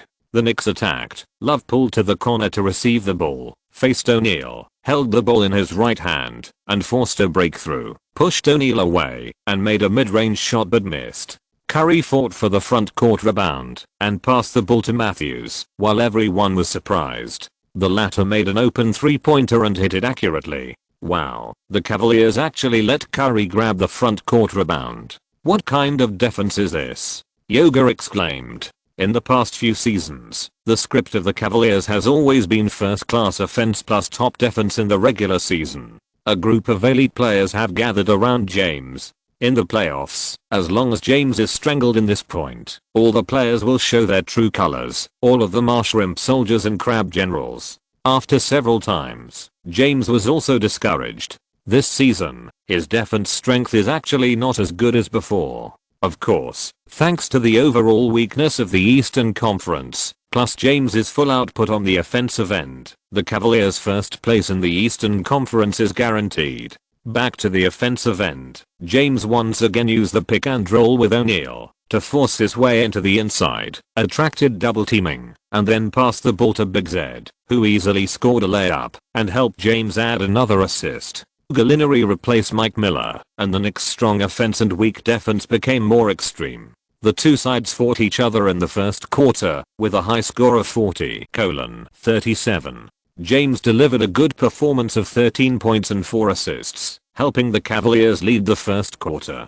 Chapter 357, Rich Paul. At the start of the second quarter, James did not continue to play with the substitutes as in the past, but sat on the bench to return to the team. This is rare in the confrontation between Kellyanne and James over the years. Generally speaking, if the score difference is not widened quickly, James' playing time against Kellyanne's team basically goes for 45 minutes. Perhaps it is because of years of hard work against strong enemies, but in the playoffs, once he is defended at this point, no teammates can stand up. In this game, James chose to delegate power, and the Cavaliers were led by Mo Williams. The team's offense was still impressive, and the newcomer J.J. Hickson performed well, easily scoring 6 points and 4 rebounds in just 4 minutes, which was quite efficient. However, Yoga and Zanghelli generally praised Hickson's good performance, while watching the Cavaliers being quickly overtaken by the Knicks. The reason is J.J. Hickson. In terms of brush attributes, this player is the most toxic player in the NBA. He can do things that these data cannot reflect, such as blocking, off-ball pick and roll, and running to coordinate. He never does anything. He goes forward to screen and roll for the ball holder, resolutely goes down, and forces the initiator of the pick and roll to pass the ball to himself. On the defensive end, he basically just symbolically blocks, and the defensive effect is a mess. Compared with Hickson, Kevin Love, Devin Booker, Marcus Camby, and Ricky Davis are all weak. 4 minutes into the second quarter, the score was 49-54. James returned to the court and forced his way into the basket in the first attack. Although he did not hit the target, he caused a foul by Jordan. Jordan was about to complain, but was looked at by the referee and turned around with a jump. The picture was unexpectedly cute. The Cavaliers' home court, what are you complaining about? Didn't you see that Kellyanne, who had been angry every time he came to the Quicken Loans Center in the past few years, is now calm? Objectively speaking, compared with the last season, when the Cavaliers used all means to strengthen the Cavaliers' home advantage when pushing the 23 vs 24 game, the Cavaliers' profit this season is not that big. The league also has no idea about James's off-season plans. There are too many teams waiting for James in 2010. Going to the Bulls can take over Jordan. Going to the Clippers can directly talk to Kobe. Going to the Knicks can get the largest market in the United States. And staying in the Cavaliers can set an example of loyalty. Looking back, Holiday's flexible cut also caused chaos in the Cavaliers' defense. Holiday passed the ball to Jordan, who received the ball and pretended to dunk, but was also fouled by Virgilio.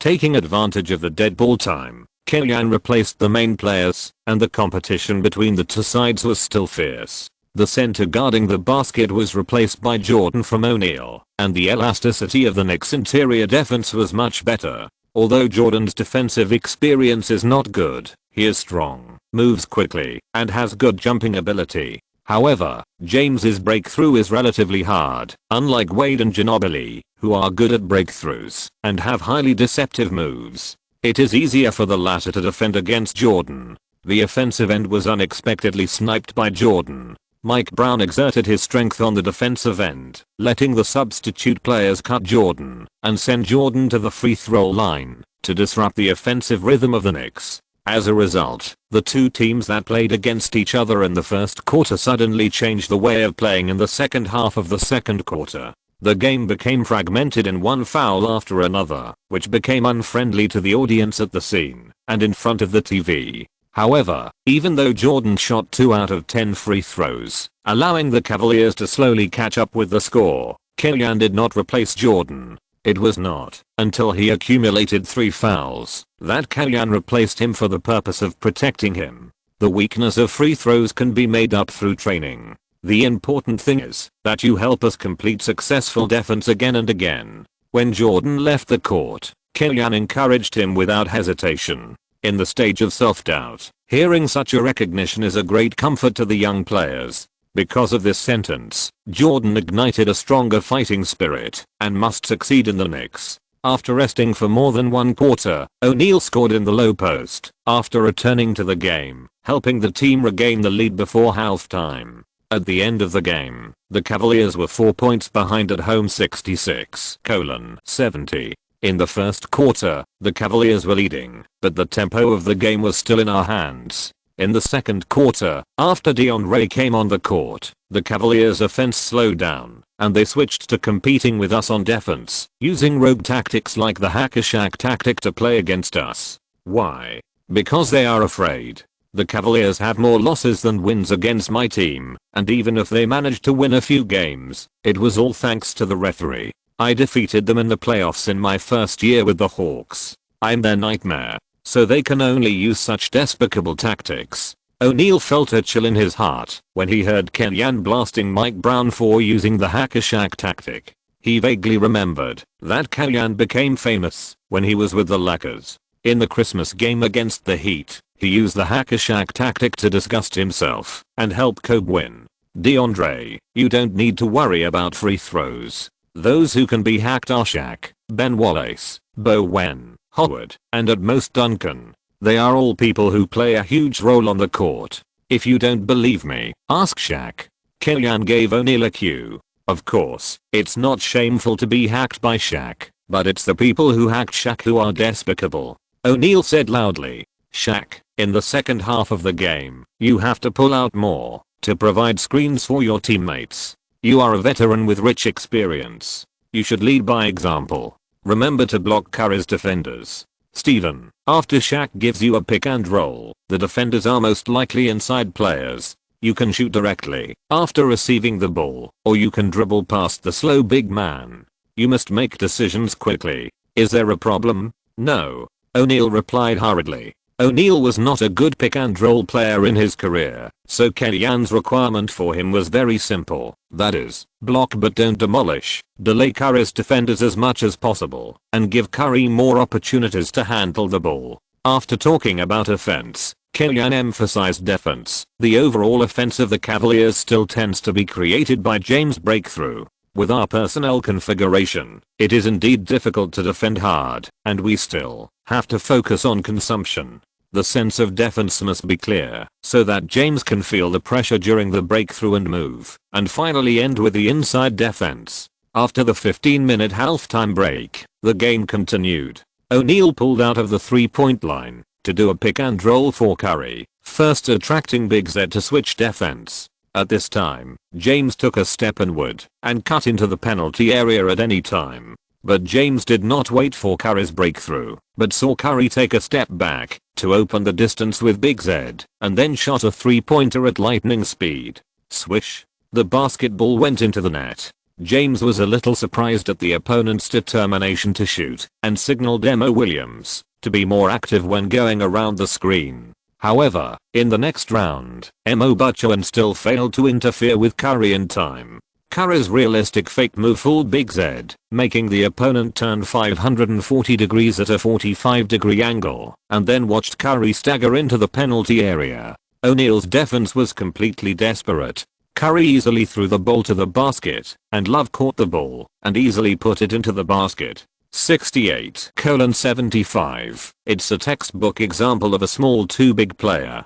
Big Z's inside defense against Curry is too clumsy. Yoga couldn't help but sigh. With the increase of age, Big Z's role on both offense and defense has become less and less, and he still has a contract worth more than $10 million, and is still a meritorious player of the Cavaliers. In fact, he has gradually become a chicken rib, which is tasteless and a pity to discard. Looking back, James immediately responded to Gallinari's strategy of defending against breakthroughs, but not against shooting. He raised his hand and hit a three-pointer in response. Good shot. At the critical moment, it depends on James. There is no need to say how terrifying James is with his shooting ability. The Knicks played pick and roll again. This time, Love was the one who provided the screen. O'Neal and Mo Williams double-teamed Curry. Love received the ball and saw James coming to help defend. He passed the ball directly to Gallinari in the corner. The latter took an open three-pointer but missed.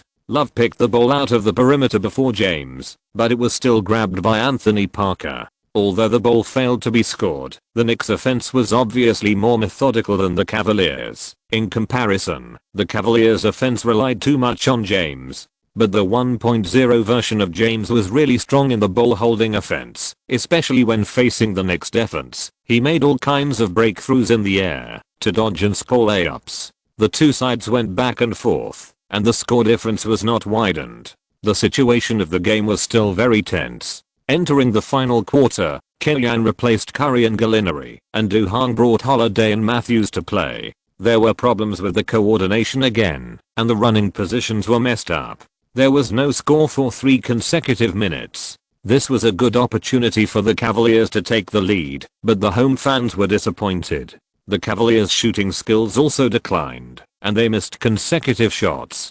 James, who stayed on the court to continue playing, failed to take on the responsibility of scoring points. Deronte West's shooting lost his aim, and Hickson did not play his output in the second quarter. In 3 minutes, the Cavaliers did not score any points in the running game. Only Hickson grabbed a front court rebound, made a foul in the second attack, and made 2 free throws. James made a foul in the counter-attack, and made 1 of 2 free throws.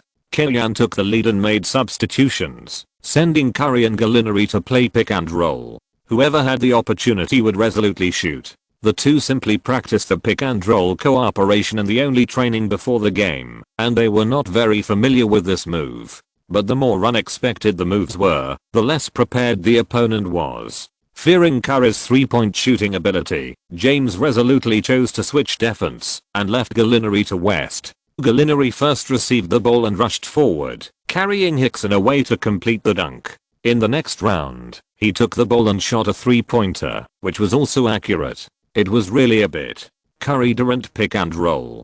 Killian was delighted with his vision and continued to use this trick to harvest the Cavaliers' heads. The Cavaliers chose to help defend in the interior, but missed the interior Jordan, who was working hard on defense throughout the game. He got the chance to perform on the offensive end and even made a back dunk. This was his first running goal in the Knicks, and the action was also freehand enough. The Cavaliers could not crack the pick and roll between Curry and Gallinari, and Jordan's offensive black hole attribute was covered up, so he could stay on the court and play a greater role on the defensive end.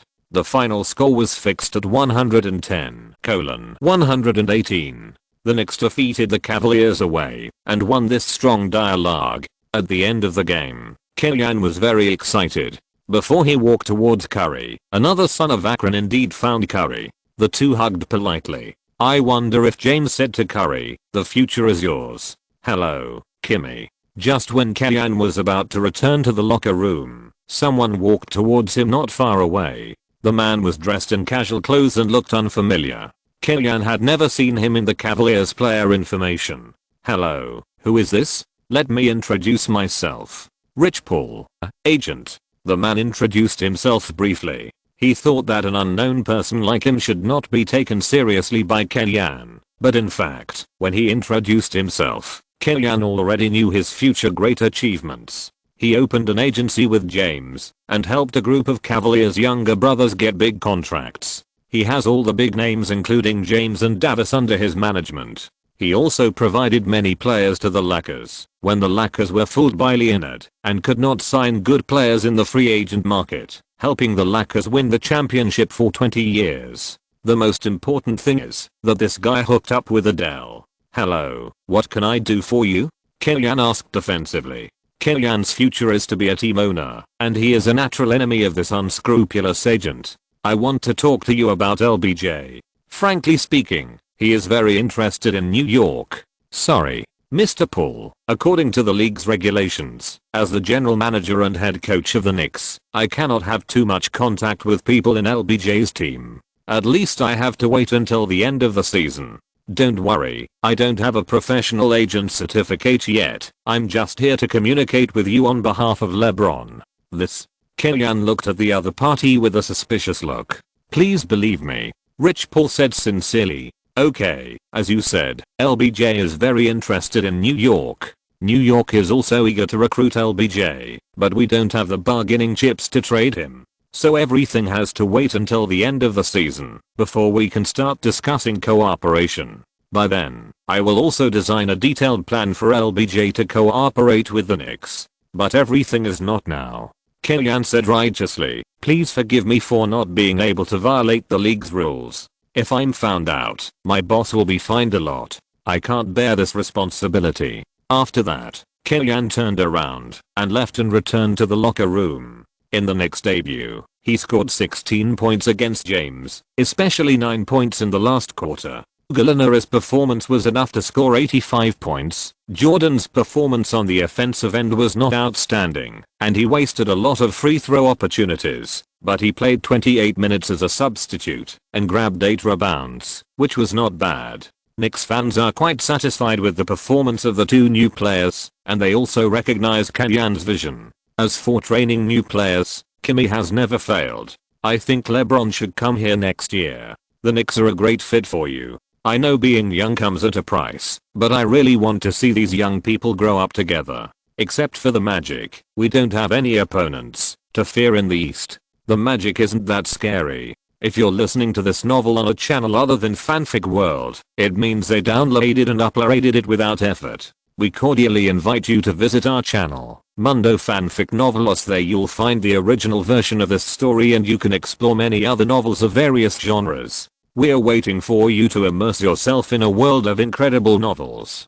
Chapter 358. The gap between a good coach and a top coach. Rich Paul suddenly came to the door and signed a letter of surrender on behalf of James, which surprised Kellyan. Frankly speaking, since the butterfly effect he brought has changed the trend of the league many times, Kellyan has thought about James giving up the idea of forming a big three and surrendering to him. However, Kellyan himself did not have too much expectations. First, the relationship between the two sides has never been harmonious. Kellyan has implied James whistle more than once or twice. After all, James is not Durant and cannot do such a thing of surrendering to the enemy. Second, as a coach, Kellyan is more willing to build a team around Curry. In the free agent market in 10 years, there are superstars who are more suitable for Curry than James. Therefore, including the introduction of Gallinari at the small forward position and Jordan at the center position, these people are not James' ideal partners. The reason why the rumors have been circulating that the Knicks are chasing James is more to cater to Darlan's eye. Kellyan himself does not have such an operating intention. Kellyan used the league rules as an excuse to take or ignore attitude, which was a bit impulsive. But it also sent a message to James that the Knicks don't have to have you. If he really comes, the team will only have one boss. After the fierce battle with the Cavaliers, the fans praised the two new players, Gallinari and Jordan. But before they could be proud, the Knicks ushered in the challenge of the Charlotte Bobcats at home. In the 2009 draft, Joe made a mess again. He took Henderson, who had average potential, with the lottery pick, and continued to clear minds for other teams. But in the free agent market, the Bobcats completed a series of very practical signings. The team first signed Raja Bell with a 1+1 contract to improve the team's perimeter defense. Then they took in two forwards, Stephen Jackson and Al Harrington from the Warriors, and their strength increased greatly. The starting lineup of Andre Miller, Raja Bell, Stephen Jackson, Al Harrington, and Okafor has a very good defense and has a certain competitiveness in the East. There are also players such as Augustine, Henderson, and Milicic on the bench. The overall strength is already at a well-off level in the East. Especially this season, many Eastern Conference teams are targeting the 10-year free agent market and are in a state of reconstruction. For the Bobcats, it is a good opportunity to make the playoffs for the first time in team history. The Knicks, who are playing back-to-back, encountered a physical crisis. As expected, O'Neal was arranged to rest by Kellyan. Curry and Gallinari, the two firepower points who performed well in the last game, both experienced ups and downs in their state after the opening, and their touch was not good. Except for Love, the offense of others was silent. This was also the worst offensive game of the Knicks since the start of the season. On the other hand, the Bobcats, under the current strategy of bringing the old to the new, the style of play is not as attractive as that of Iverson's team, but it is more stable and efficient. In addition to organizing the offense, the old player Andre Miller, who looks like Karen Mock, has a pinnacle of post-up singles. Curry can't defend it, and Matthews can't defend it either. In this way, Andre Miller scored 32 points, blew up the Knicks backline, and helped the Bobcats beat the Knicks 102-87 away. 14-8, in the sixth season of the team. This is the third time that the Bobcats have defeated Kellyan's team. It is not clear whether the Bobcats should be happy or embarrassed. After the game, the commentator even ridiculed Jordan's draft. Jordan should offer Kimmy a salary of $46 million to grab him. This is much more efficient than his own random operation. In the summer, when the media revealed that Kellyan's salary in the Knicks was $23 million, many people complained that Kellyan was not worth the price, but now, no one should think so. How to say it? Kellyan is like a luxury now, and it is indeed not affordable for ordinary teams. Even if the Hawks' market and revenue are good, they cannot afford the risk of offering Kellyan a huge salary. After all, Phil Jackson, the highest paid coach in the league, only makes $10 million, and Kellyan makes more than double that. In a sense, Kellyan's challenge to the rules by taking $23 million as a coach is close to Jordan's $30 million in 1997. But is Kellyan worth the price? There is no doubt that he is worth it in the Knicks. Not to mention that the Knicks' record has improved since he came. The attention has increased, the ticket price has increased, and the Madison advertising space has become more valuable. Just from the team's total salary plus luxury tax, the Knicks spent $48 million less than last season, more than twice what he got. Less expenditure, higher returns, open source and cost savings. Anyone who can achieve such performance in the business world is definitely the boss's favorite. In the press conference after the game, Kellyan took the initiative to take the blame and blamed himself for the team's poor performance in this game. This is his usual style, and it is also the reason why he rarely conflicts with players. Kellyan played the good cop to the outside world, and Snyder played the role of devil coach on the training ground, severely punishing the training volume of these young people. Anyway, his face looked fierce, which was suitable for this character. Under his shouting, the young people in the team were meticulous on the training ground, and the sweat they shed was their own accumulation, and when they got on the court, it was the embodiment of their strength. On December 17th, the Knicks flew to Dallas to challenge the Dallas Mavericks away. In the offseason, Marion was signed with a full middle-class salary, and in the middle of the season, Josh Howard and Courtney Lee were traded to Vince Carter of the Nets. Through a series of operations, the Mavericks once again improved the team's strength and became the most strong one among the three Texas powers. At this time, Cuban was still spending a lot of money for the first championship in team history. The game itself met the fans' expectations of the strength of both sides. Kid's strength is not as good as it was in the past, but after 2 seasons of running in, he has developed a considerable level of skills with Nowitzki and Terry, and it is easy to pull Carter into the Mavericks system.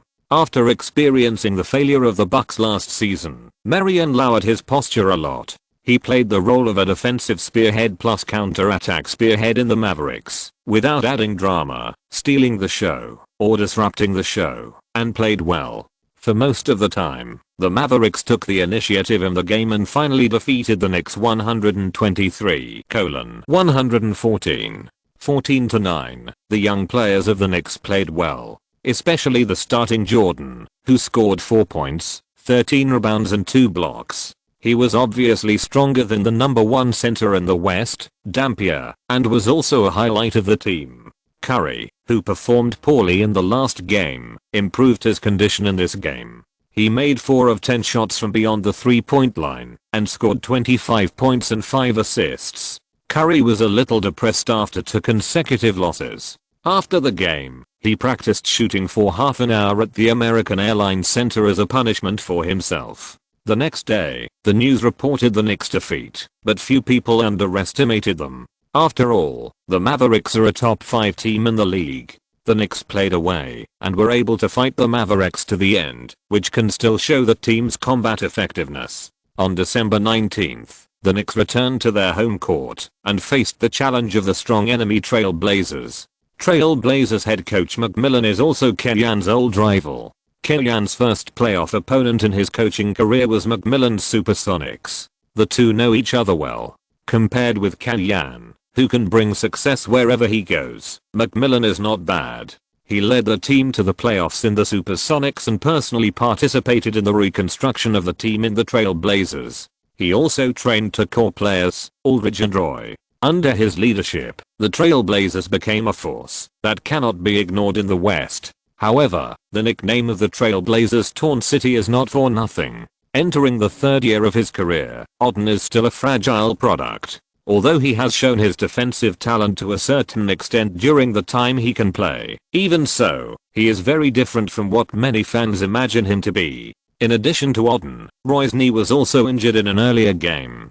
Fortunately, the injury was not very serious. In addition, the team's record was under great pressure, so Roy still chose to play. Shortly before the game started, the Trailblazers temporarily announced that Odin would not play, which made O'Neal, who was dressed in the game, very happy. The biggest role of the Sharks now is to suppress the opponent's inside strength when it is insufficient, and then let Jordan deal with the strong ones. In fact, O'Neal's current situation is more suitable for playing as a substitute, but the face of the superstar makes it difficult for him to give up his pseudo-starting position. Therefore, the team's jump ball work is still done by Gallinari. The picture is a bit funny, but it is the best arrangement. Aldridge won the jump ball as expected, and the game officially began. After Blake received the ball, he pushed forward with the ball without hesitation, and other Trailblazers players also quickly rushed to the front court. The Knicks' retreat was a bit chaotic. Roy observed his teammates' running positions, completed the pass and run with the opponent, helped Webster cut to the basket, and scored a layup against Love's help defense. Killian shook his head with some dissatisfaction. This kind of loss of position was completely a problem of attention. It was not right. Pay attention to retreating. Don't look for your opponent during the offense and defense transition. Follow the nearest player. Killian shouted at the court. The Knicks attacked. Curry shook off Blake's defense by changing the rhythm of dribbling, broke into the penalty area, attracted Aldridge's help defense, and then passed the ball to Love, who made a mid-range shot. Blake is a typical floor point guard. He can control the rhythm on the offensive end, can hit open three-pointers, and occasionally play with the ball. The disadvantage is that his defense is very bad. He can't stand up to players with good physical strength, can't keep up with players with fast speed, and is fooled by technical players. The Blazers' offense was still initiated by Roy. He played pick and roll with Aldridge to create a mismatch, and gave the ball to Aldridge to make a big play. Aldridge leaned against Matthews with his back to the basket, turned around and shot. Although he has good back to the basket ability, Aldridge prefers to use shooting to solve problems, whether it is a straight arm jump shot facing the basket or a turnaround jump shot after turning back, which also makes some fans label him as soft. But among the three new generation power forwards Griffin, Aldridge, and Love, Killian likes Aldridge the most. In fact, among the three people, Aldridge's playoff performance is the toughest. Aldridge just hit the ball, and the Knicks' quick counter-attack whistled in. While the opponent was not yet stable, Curry tied the defense outside the three-point line and passed the ball. Gallinari finally had the opportunity to show his dunking talent. He rushed to the penalty area and completed the dunk against Pritz Biller's defense. With an injury, Roy tried to avoid strong personal play on the offensive end, but instead found Aldridge to complete a hand-to-hand cooperation, and then passed the ball to Webster, who received the ball and called on Gallinari. But when the defense came, he passed the ball to Aldridge. Aldridge was not in his sweet spot, but he still dared to shoot. His shooting feel was really good. The action looked a little awkward, but he still scored. Oh, Aldridge's shot was so difficult. Coach Zhang, I still remember that year, in our show, Killian said that the most successful team in the 2006 draft was the Trailblazers. Yoga admired Killian's vision from the bottom of his heart. He was particularly optimistic about Aldridge at the time. He has a very clear mind. He knows what kind of players are needed at which stage of the team. Zhang analyzed, when it comes to bad teams and weak teams, the best talent must be selected in the first year, and then the greatest cultivation efforts are given. After the core is found, he will check for leaks and fill in the gaps around him. For many teams, he can't do the first step well. While the two were talking, both sides completed an attack again, but neither scored. Seizing the dead ball, Killian replaced Matthews with Holiday, allowing Curry to run without the ball, while strengthening the defense against Roy. Compared with Matthews, who pays more attention to positioning and more standardized defense, Holiday's defense is more aggressive, exerting more pressure on the ball holder, and can also regain the defensive position through his excellent movement. Roy has very mature skills, excellent passing and control, and comprehensive offensive means, but a problem that cannot be ignored is that his physical fitness is mediocre. It is difficult to get rid of the defender, and he launches the offense more through pick and roll. Holiday can not only rush to disrupt Roy's rhythm, but also timely cover and defend, keeping himself under pressure on Roy, which makes him a little uncomfortable. The Trailblazers' offense is mainly initiated by Roy, who is limited in this regard and falls into a vicious circle of singles, and the team's offense is slowly blocked. McMillan is not without tricks. The team's backup point guard Bayless is very impactful and can be substituted in with a ball. The Spaniard Fernandez is also a nervous knife and can be used as a change of tactics. The Trailblazers' personnel reserves are actually much deeper than the Knicks. But McMillan's problem is that he is rigid and has the problem of changing players on the clock. Moreover, after achieving success, his mentality has changed. He subconsciously trusts the players on the court, who have been trained by himself. Compared with Kellyan's targeted adjustments immediately after the opening few rounds, the gap between good coaches and top coaches is even more naked. At the end of the first quarter, the Knicks led by 7 points 28-21. Chapter 359. The Great Sage enters the first stage. Compared with the weaker on-the-spot adjustments, McMillan also has his advantages. That is, he has a complete offensive and defensive system for the team. In most cases, such a team is unlikely to collapse. Roy was stuck by Holiday, but the Trailblazers still maintained a relatively tough defense and did not let Curry and O'Neal lead the team to open the score, which also laid the foundation for the Trailblazers' counterattack in the second quarter. In the second quarter of the game, both sides sent out rotation lineups. The Knicks were Duhan, Holiday, Matthews, Love, and Jordan, while the Trailblazers were Bayless, Fernandez, Cunningham, Aldridge, and Camby. Both sides left the team's core inside players in the bench lineup to lead the team. At this time, Kevin Love's advantages of high basketball IQ and stronger adaptability were revealed. He pulled up to the high position more often on the offensive end to dominate the ball, which could send shells to his teammates, and he could also face the frame and single-handedly create damage. In comparison, Aldridge is better at solving problems by scoring, but the premise is that he can get the ball. However, the backup point guard of the Trailblazers, Bayless, is a typical offensive point guard. He is used to controlling the ball. For him, the inside line is just a tool for pick and roll plus rebounding.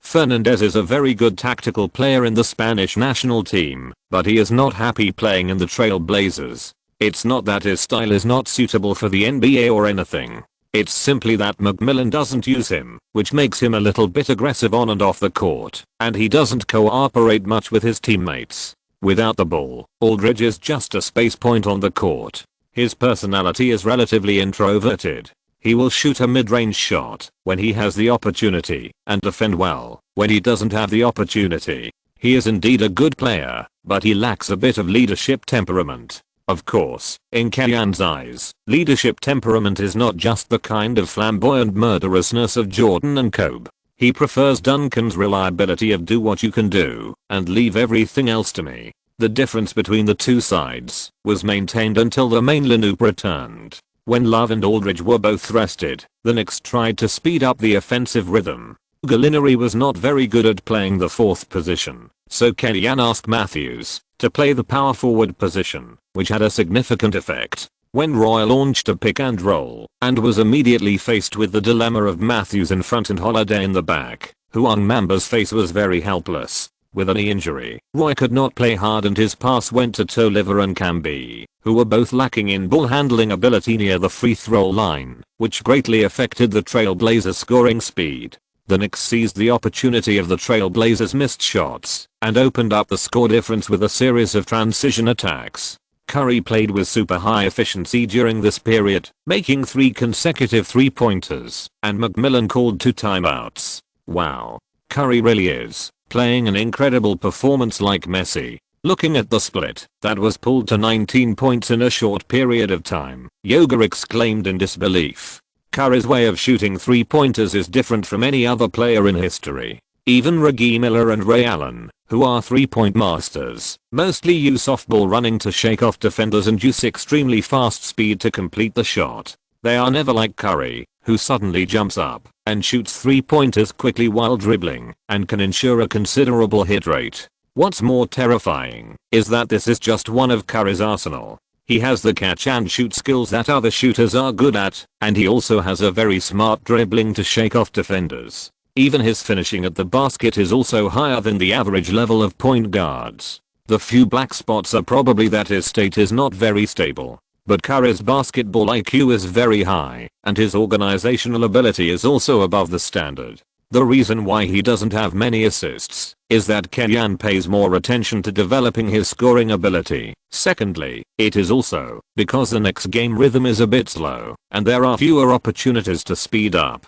After returning from the timeout, Aldridge was back on the field and immediately responded to Roy on the outside. In addition, Blake also stood up at the right time and hit 2 3-pointers in succession, helping the Trail Blazers narrow the gap to 14 points before the end of the half. 52-66. During the halftime break, McMillan repeatedly emphasized in the locker room to retreat in time. In his opinion, the key to the difference in the first half of the game was the period when the Knicks changed their formation. The rhythm was completely controlled by the Knicks. At the end of the second quarter, when Roy and Aldridge appeared at the same time, the Trail Blazers won the points.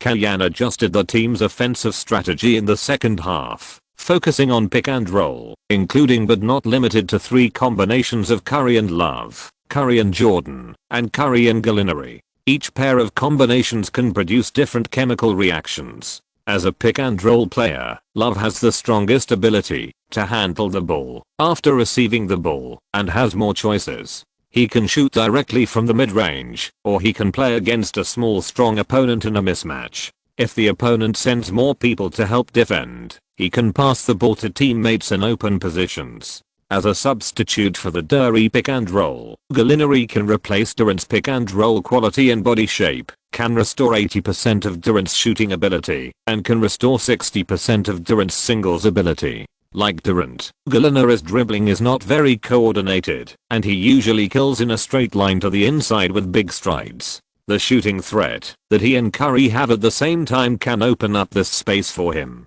As for Jordan, just rush to the inside without thinking, and wait for the alley-oop. However, there is a saying that one force can defeat 10 skills. The jumping ability of the elderly Camby and Aldridge is not outstanding, and Jordan's high-altitude bombing can really achieve some results. But feeding the ball to Jordan is limited to alley-oop. He usually can't catch some passes with a relatively low body position. In the same pick and roll, Kellyan designed a richer routine, especially the pick and roll of Curry and Gallinari, which is always powerful when executed. Gallinari's size at the number 4 position and his playing style at the number 3 position make him too much of a height advantage when playing against a small guard in a mismatch. He can shoot casually with his hands raised, with almost no interference. In contrast, Roy and Aldridge's pick and roll seems a bit monotonous. Although the latter is quite confident, whether he breaks into the paint early or makes a high post straight arm jump shot, it will be found that the Knicks' defense is becoming more and more targeted, and the Trail Blazers' efficiency is also significantly reduced.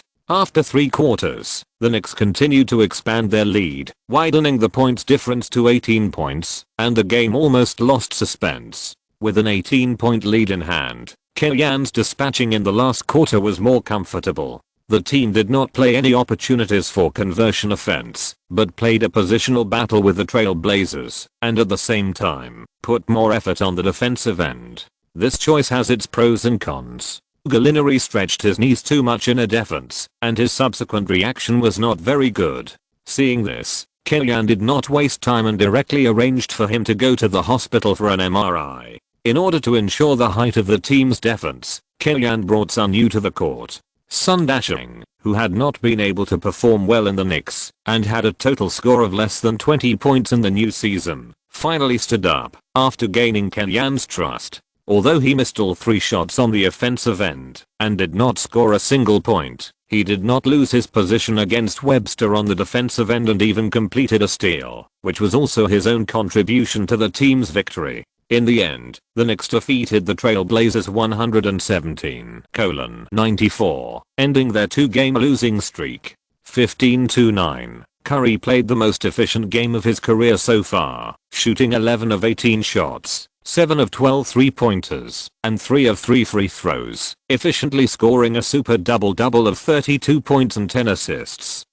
Perfectly combining personal offense and instigating teammates. This is also his third double-double in his career. After the game, the big screen at Madison Square Garden also displayed Curry's average data so far: 23.6 points, 6.7 assists, 3.5 rebounds, and 1.8 steals, which caused a burst of exclamations from the audience. This is completely the data of the All-Star.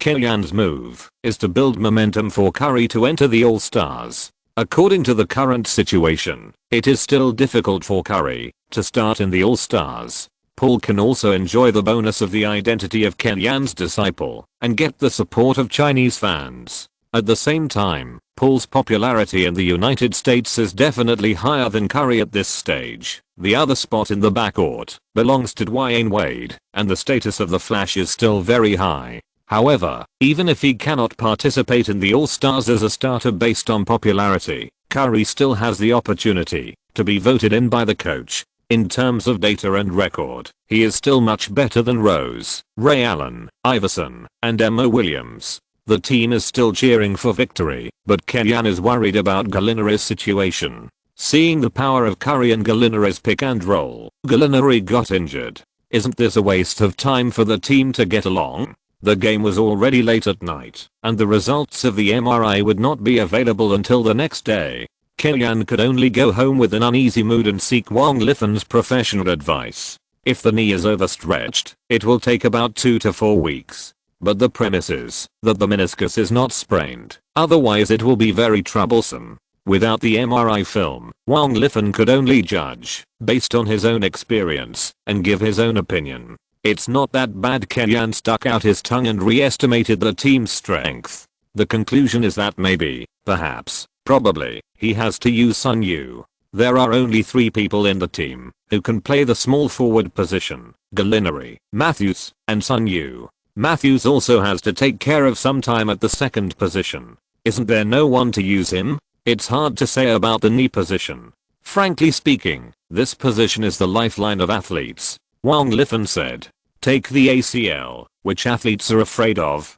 To put it bluntly, unless they die on the spot, no injury has a greater impact on athletes than the ACL.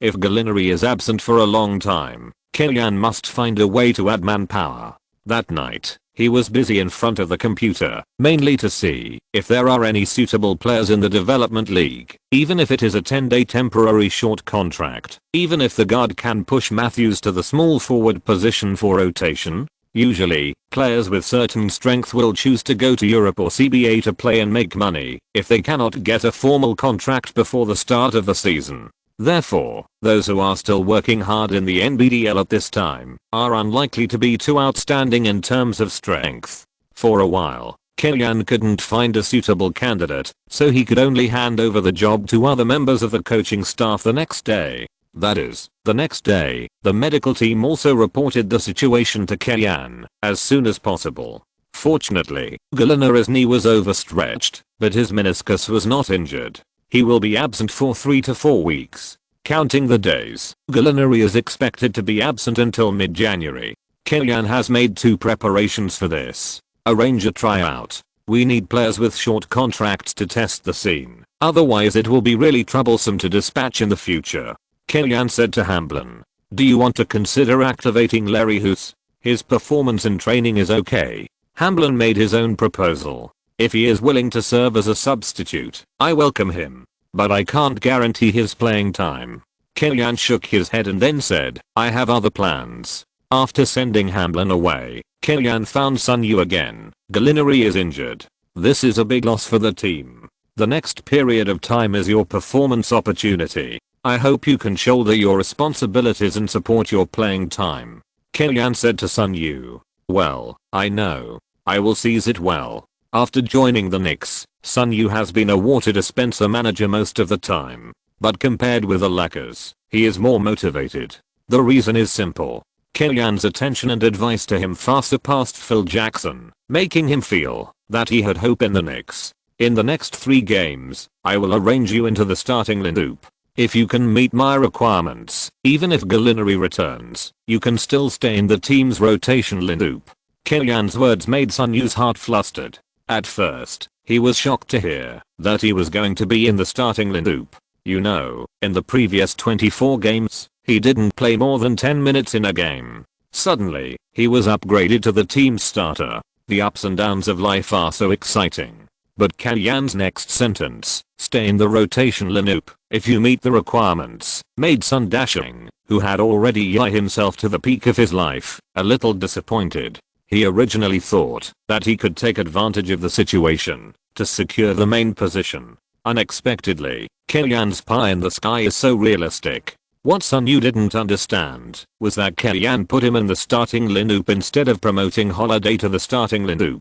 It didn't mean that Sun Yu's priority in training rose above Holiday, but it was his own habit of leading the team. In the event of an injury, he would rather be significantly downgraded than disrupt the team's regular rotation. However, it is clear that Kalyan was willing to take a risk and give him this opportunity because Sun Yu is a compatriot. It depends on whether he can grasp it.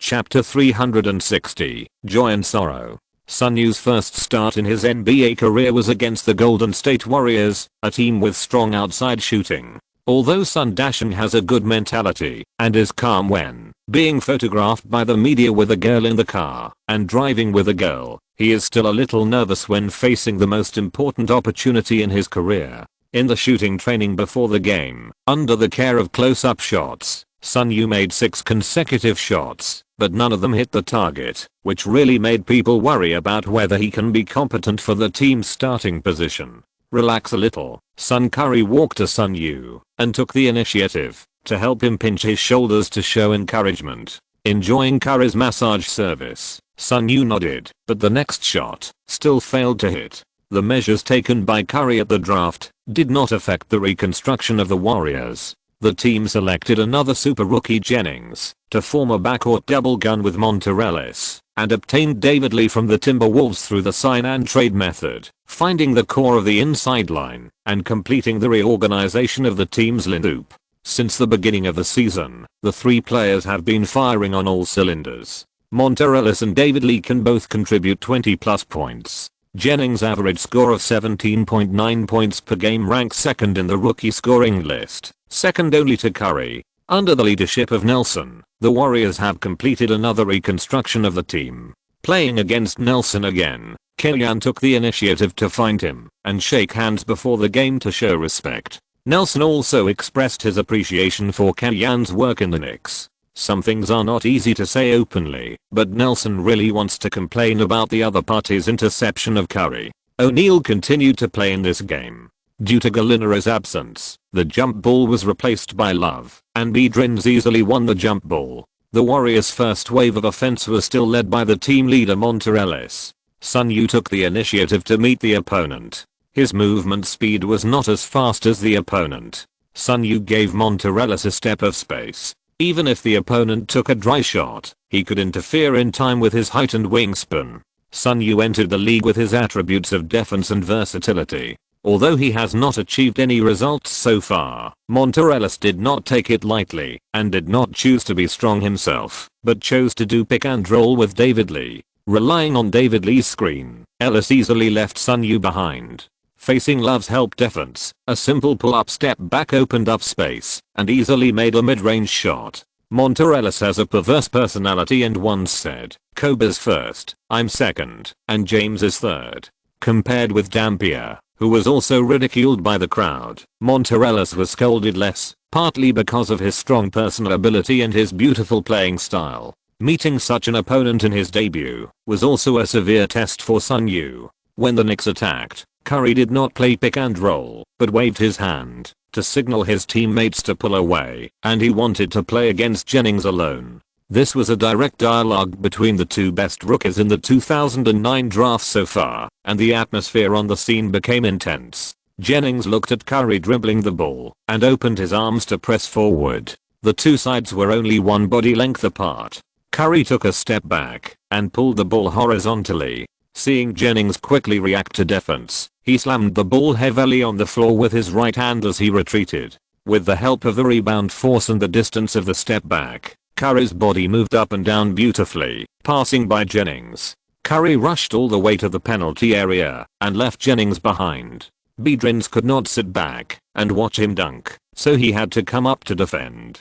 Curry deliberately took one more step and waited until Bedrins was completely behind him before throwing the basketball into the air. O'Neal caught the ball without anyone defending him and immediately completed a dunk. The big shark was also very good at dealing with people. After landing, he pointed his index finger at Curry without hesitation, indicating that it was the other party's credit. With Curry's touch, there was no problem for him to score this goal, but he still gave the opportunity to his teammates. This approach also made him win the favor of some predecessors more than in his previous life. The Warriors served the ball from the baseline, and Jennings quickly pushed the ball across half court, skillfully controlling the ball and constantly observing the running positions of his teammates. Curry stared at Jennings in front of him, as if he was facing a great enemy. Facing Jennings's continuous realistic fake moves, Curry still revealed an opportunity. At the moment when Curry's center of gravity shifted, Jennings accelerated and cut into the three-point line relying on Curry's defense. At the same time, David Lee took the initiative to leave the basket with a sideways turn. Love hesitated and did not follow him out. Jennings stared at the defense and jumped up, passing the ball to David Lee in the air. The latter dribbled the ball and easily scored on the rebound. Curry assisted his teammates to score, and Jennings then retaliated. This game was exciting. Jennings was a bit tit for tat, and he kept talking trash to Curry while returning to defense. Curry was not angry. After dribbling across half court, he passed the ball to Love, who pulled to the high post to receive the ball. Curry's passing the ball also made Jennings' defensive attention drop instinctively. Suddenly, Curry in front of him twisted his body and ran in the opposite direction of the original trajectory, instantly widening the distance from Jennings. Jennings was slightly stunned and immediately chased after him, but the basketball court was so small that the gap opened up was enough for Curry to adjust his pace and complete the shot. Just like he did in training, Love immediately passed the ball in his hand. Curry caught the ball and shot without any hesitation, and the ball went into the basket steadily. 5:4. Curry runs and catches the ball. An economical three-pointer, just 1 centimeter away, will turn into 2 points. Curry shook his head to find his teammates for cooperation, and Jennings also waved to call David Lee to play pick and roll. He intended to compete with Curry. The Knicks players on the court saw his true nature and decisively stepped up.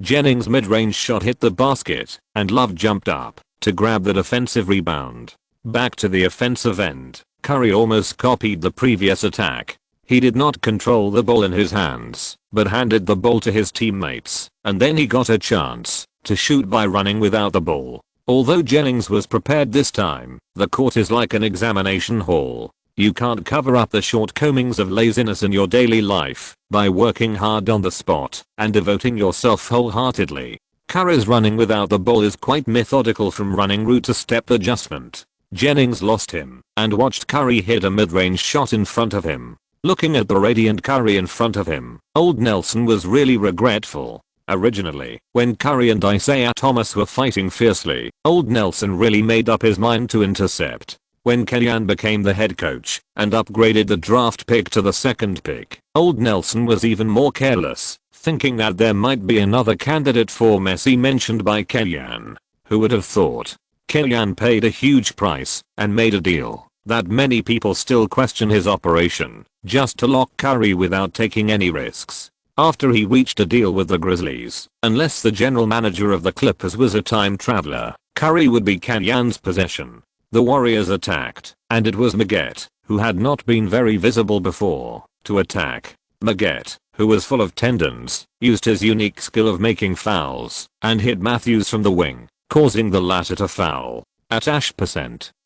After being called for a foul, Matthews spread his hands helplessly, turned his back to the referee and muttered, "This is the system of the Warriors this season. The 3 single players on the outside line take turns to play one-on-one. Anyway, everyone's singles ability is very strong. If the East is not bright, the West will be bright. it can also tie up a lot of opponents' defensive resources. David Lee in the inside line eats the ball, writes that the three uncles on the outside line occasionally leak and efficiently brushes data.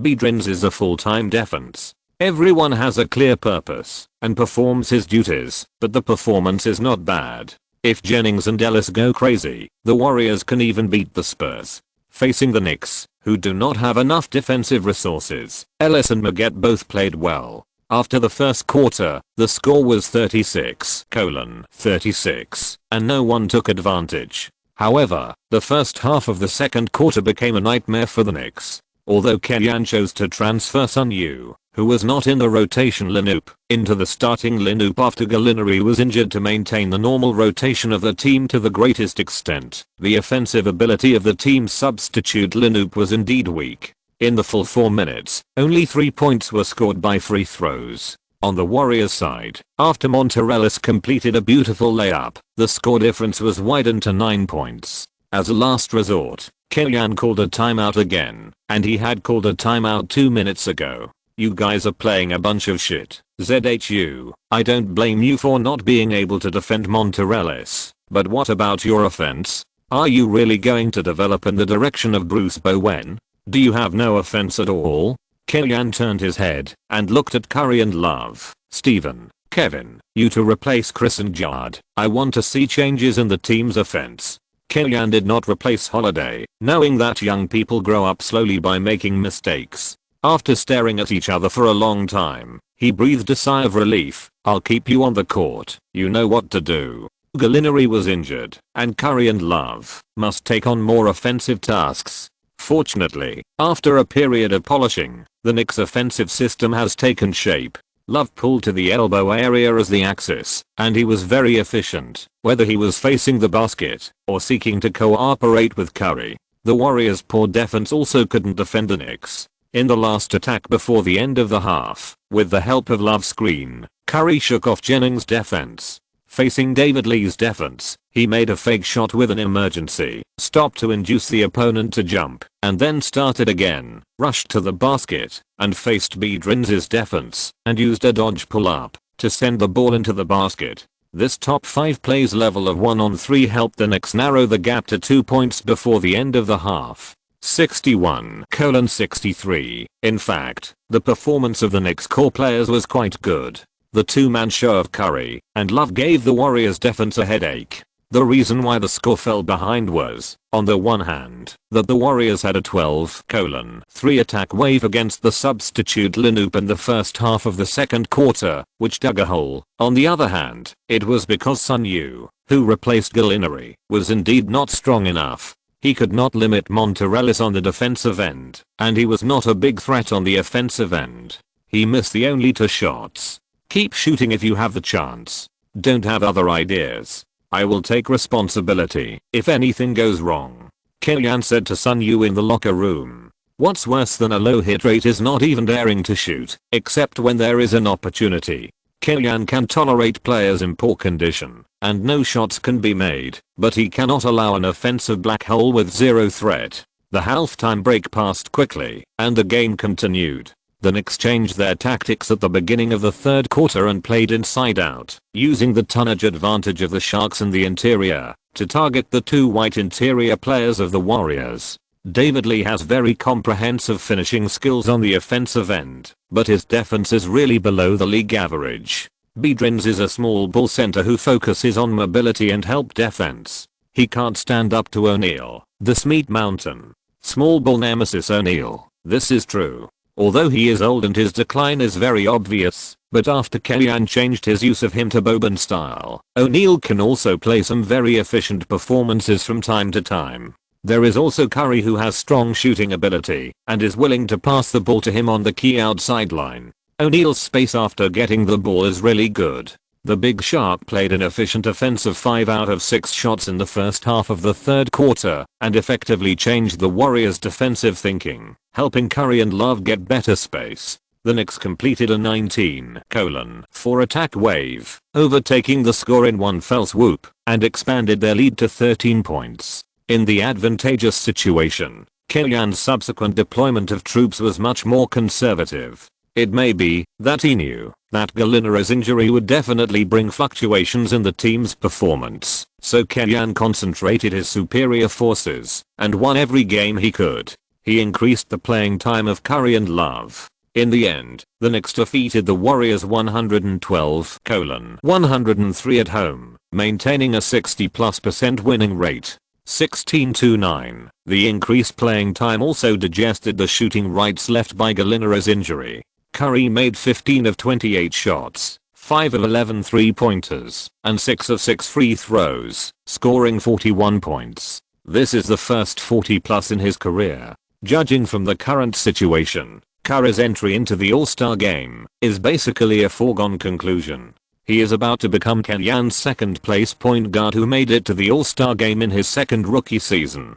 Compared with Curry's brilliance, Sunyu's performance can only be described as bleak. He made 1 of 6 shots in the whole game, and the only shot he hit was an alley shot that he received a pass from Curry on a fast break. The data of 2 points, 3 rebounds, 2 assists and 1 steal can only be described as mediocre. Even the most crazy fans in China can only find some highlights on the defensive end. Because the team won, New York fans did not criticize Sunyu too much, but if he continues to perform like this, it is estimated that someone will question Kenyan. There are still 2 games left for Sunyu to prove himself. Chapter 361. Give him a trick. After the game with the Warriors, Sunyu knew shame and then courage and practiced his shooting for 2 consecutive days in order to show qualified performance in the next game and strive to enter the team's rotation. Sunyu's weak shooting ability has been a problem for a long time. Even in the national team games or in the amateur league in the United States, Sunyu's 205 height was praised for his smooth dribbling, comprehensive skills, and sharp breakthroughs in low-level confrontations, but no one praised his shooting.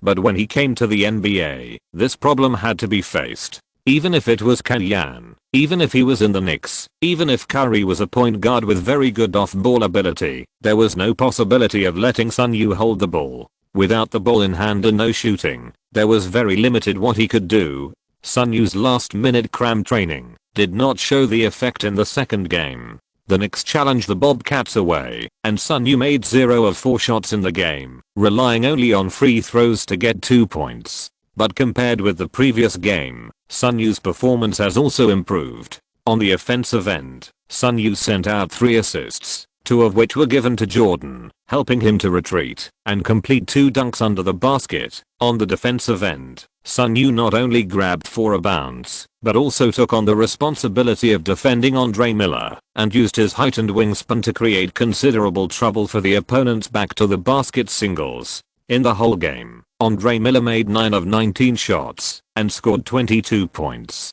Compared with the first round of the 2 teams, both the output and efficiency have declined to a certain extent. In the previous match between the 2 teams, Curry played poorly and was somewhat restricted by Bell. In this game, he did not let this scene repeat. Facing the defensive stalwart who has been in the league for many years, Curry combined shooting and breakthroughs and suppressed his opponent with his comprehensive offensive skills. In the whole game, Curry scored 25 points and 8 assists, which was stable and efficient. Jordan, who ate cakes all he could in the paint, scored a double-double of 15 points and 12 rebounds. This is his second double-double in the Knicks. The Knicks played steadily and defeated the Bobcats with a score of 107-98, narrowing the gap with the Hawks to 2 games.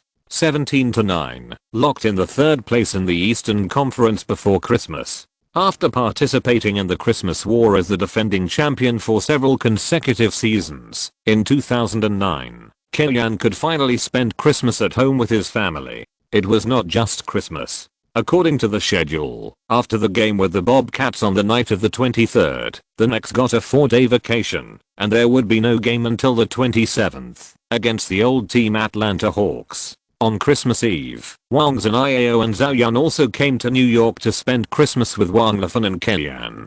Compared with Keguai and Yuan Yu, who were not very aware of this, they had lived in the United States for 20 years after all, and followed the local customs, basically celebrating both Chinese and American festivals. Huo Qingshu was also invited to spend Christmas at home. When she was in Atlanta, she celebrated Christmas with a group of Chinese classmates, so she wouldn't be lonely. But she hadn't been in New York for long, and the person she was most familiar with was Kellyanne. Kellyanne originally planned to invite Sun Yu to come with him, but this guy had a date with a beautiful woman, and asked Kellyanne to recommend a restaurant. Sun Yu's appearance is not as delicate as Yang Ming, nor does he have the atmosphere of Kellyanne, but overall he has regular features, and with a height of 205, he is not less lethal to women. Including the one who fooled around with him in the car, there are 3 or 4 people who have been made public. I don't know if it was Chen Lu, the first wife of CBA later. Of course, as long as the players don't violate his rules and go out to party until 2 o'clock in the morning, Kellyanne doesn't bother to care about their private lives. He immediately recommended a restaurant to Sun Yu based on his financial situation. After hanging up the phone and returning to the house, Huo Qingshu was leaning on Wang Lifen's belly, feeling the baby beating. Wang Lifen watched Huo Qingshu's movements with smiling eyes, raised her head, and looked at Kellyanne, revealing a helpless expression. Since she became pregnant, it seems that many people like to do this kind of action. In fact, it's only 2 months now. How could there be such a thing as the child kicking her? Have you chosen a name for the baby? After listening for a while, Huo Qingshu straightened up satisfiedly and asked. The child came out of Neva's belly. She will decide. You are just lazy. Huo Qingshu frowned and complained, but he was very envious of Wang Lifen in his heart. Kellyanne really respected Wang Lifen and took care of her emotions. I'm going back to Atlanta in a few days. Guess, will the fans at the Phillips Center welcome you or boo you? Huo Qingshu asked. You're asking me that? I left so dignifiedly. If there are still people booing me, I've wasted these years. The fact was, just as Kellyanne expected. When Kellyanne appeared at the Phillips Center, he was treated like a hero. The fans welcomed Kellyanne with applause. Many fans held up banners. He saw Chinese words saying welcome back, our superhero. This game was Kellyanne's first return to Atlanta to fight against his former team. It was also a direct dialogue between the 3rd and 4th in the Eastern Conference. It was full of gimmicks. TNT arranged a nationwide live broadcast. However, CCTV broadcast the Suns game because of Li Jianlian. Many Chinese fans expressed dissatisfaction online. As the second place point guard selected by Kimmy, Curry is following the path that Paul once took and is on the road to becoming a superstar. I wonder what Paul is thinking now? Barkley joked when he saw Paul take the initiative to come to Kellyanne and hug him before the game. Honestly, I think Kimmy should like Curry more than Paul. He said before the draft that he would choose Messi. Kenny Smith also joined in the fun. Let me tell you something interesting. Since the new century, there have been a total of 9 second picks. 4 of them performed as expected. 2 were selected by Kimmy, and Kimmy had favored KD and Aldridge before they officially entered the league. Maybe the team holding the second pick next year should find a hacker to hack into Kimmy's computer to see who he favors more. Haha. The two were chatting and laughing when the game officially started. After the opening, the Hawks had 2 guns in the backcourt. It should be said that under the leadership of the 3 guns on the outside, they suppressed the Knicks. The Hawks wingers are a combination of Joe Johnson and Batum, a contemporary Jordan and a French Pippen, who are difficult for anyone to deal with. What's more, the Knicks starting wing combination is Matthews and Sun Yu, a first-year rookie and a minimum salary player. Facing Curry, who was favored by Kellyanne, Paul was determined to prove that he was the best guard selected by Kellyanne. He reduced his role on the offensive end, delivered more ammunition to his teammates, and devoted his main energy to the defensive end. Whether it was core strength or off-ball running, Curry could not take advantage of Paul, including the offense after the pick and roll. Paul's speed around the screen was also very fast, coupled with some deterrent defensive moves, which created considerable trouble for Curry's offense. Kellyanne thought that this game would be difficult to play, but he did not expect Paul to choose to exchange with Curry. He was not well prepared, and O'Neal's strong output in the interior did not help the team win. In the end, the Hawks defeated the Knicks 107-91 at home, narrowing the gap with the opponent 17-10. In the whole game, Curry made 7 of 17 shots, 2 of 7 3-pointers, and sent out 18 points and 6 assists, while Poole on the opposite side handed over 14 points and 11 assists. The data may not seem to be much different, but the content of the game shows that Poole won. But this is normal. This is the 5th year of Poole's career. He has received a maximum salary and is currently recognized as the best point guard. Curry is still a rookie and has not played 30 games in the NBA. This loss is not shameful. When Poole first entered the league, he could not beat Nash, Billups, Baron Davis and others. At the post-match press conference, Kellyanne also talked about his experience as a guest at the Phillips Center. I vaguely remember that the last time I came to the Phillips Center as an opponent, I was still an assistant coach for the Lakers. It was also at the Phillips Center that I met Never's family for the first time and received their blessings when I returned to the guest locker room of the Phillips Center again. I was already married and would soon become a father. I can only say that a lot has happened in the past 4 years, and it has been so wonderful. I'm very grateful for the cheers from the Atlanta fans tonight, and I wish the Hawks all the best in the future.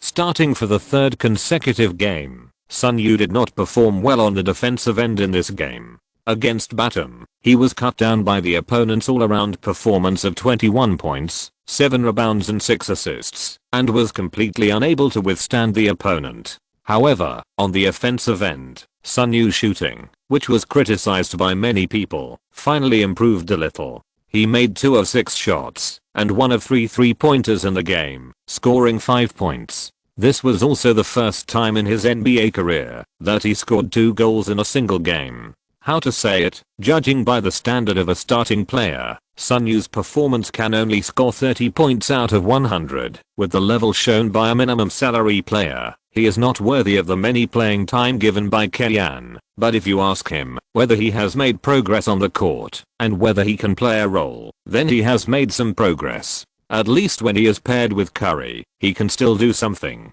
Based on this, in the away game against the Magic on the 28th, Kellyanne continued to arrange Sun Yu as a starting small forward, facing the Turkish agent Turkoglu.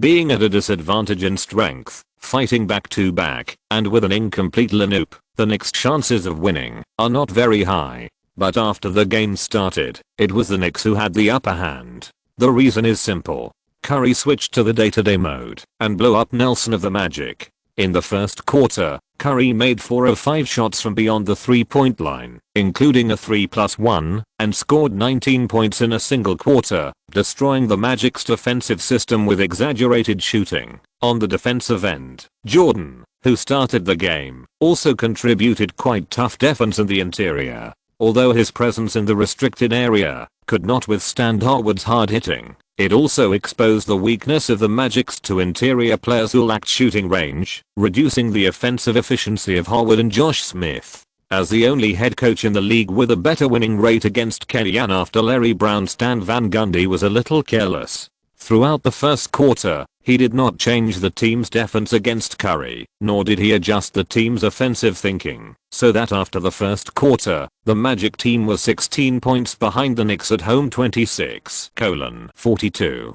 At the beginning of the second quarter, both sides replaced their rotation lineups, and the Magic team launched a counter-attack through its powerful bench lineup.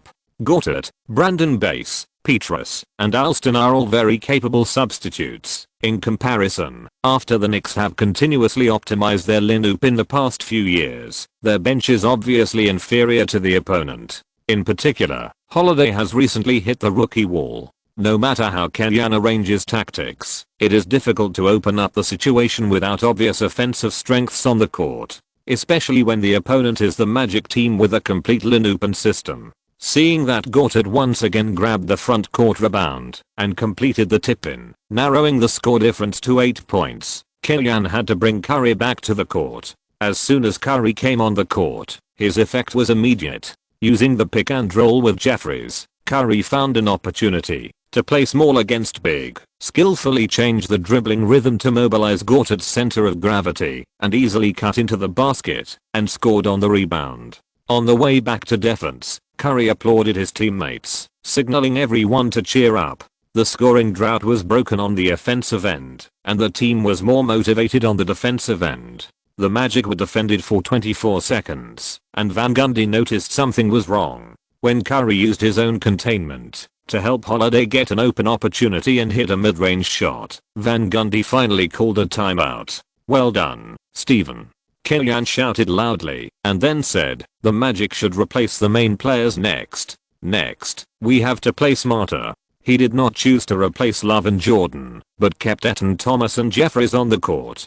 The purpose was clear. First hack the Shark to mess with Howard's mentality, and then put the main players on the court for a face-to-face confrontation. At the same time, taking advantage of Howard's free throws, it can also win some rest time for Curry, Holiday and others on the court. The Magic and Kellyanne are also old rivals. To put it bluntly, as soon as you stick out your 20th, you know you are going to 20th. Howard almost smiled and accepted the foul on him by Etan Thomas. Van Gundy cursed on the sidelines, then shouted "Smells good." Howard actually made 2 free throws. The players hesitated for a while, but Kellyanne kept turning his wrist on the sidelines, and the meaning was very clear: keep on cutting. The timer went for 2 minutes, but the actual game time exceeded 10 minutes. Howard stood on the free throw line 5 times, and played at a super level with 6 of 10 free throws. Cracked Kellyanne's strategy. When Kellyanne finally couldn't sit still and replaced the main players, it was Van Gundy's turn to make a move.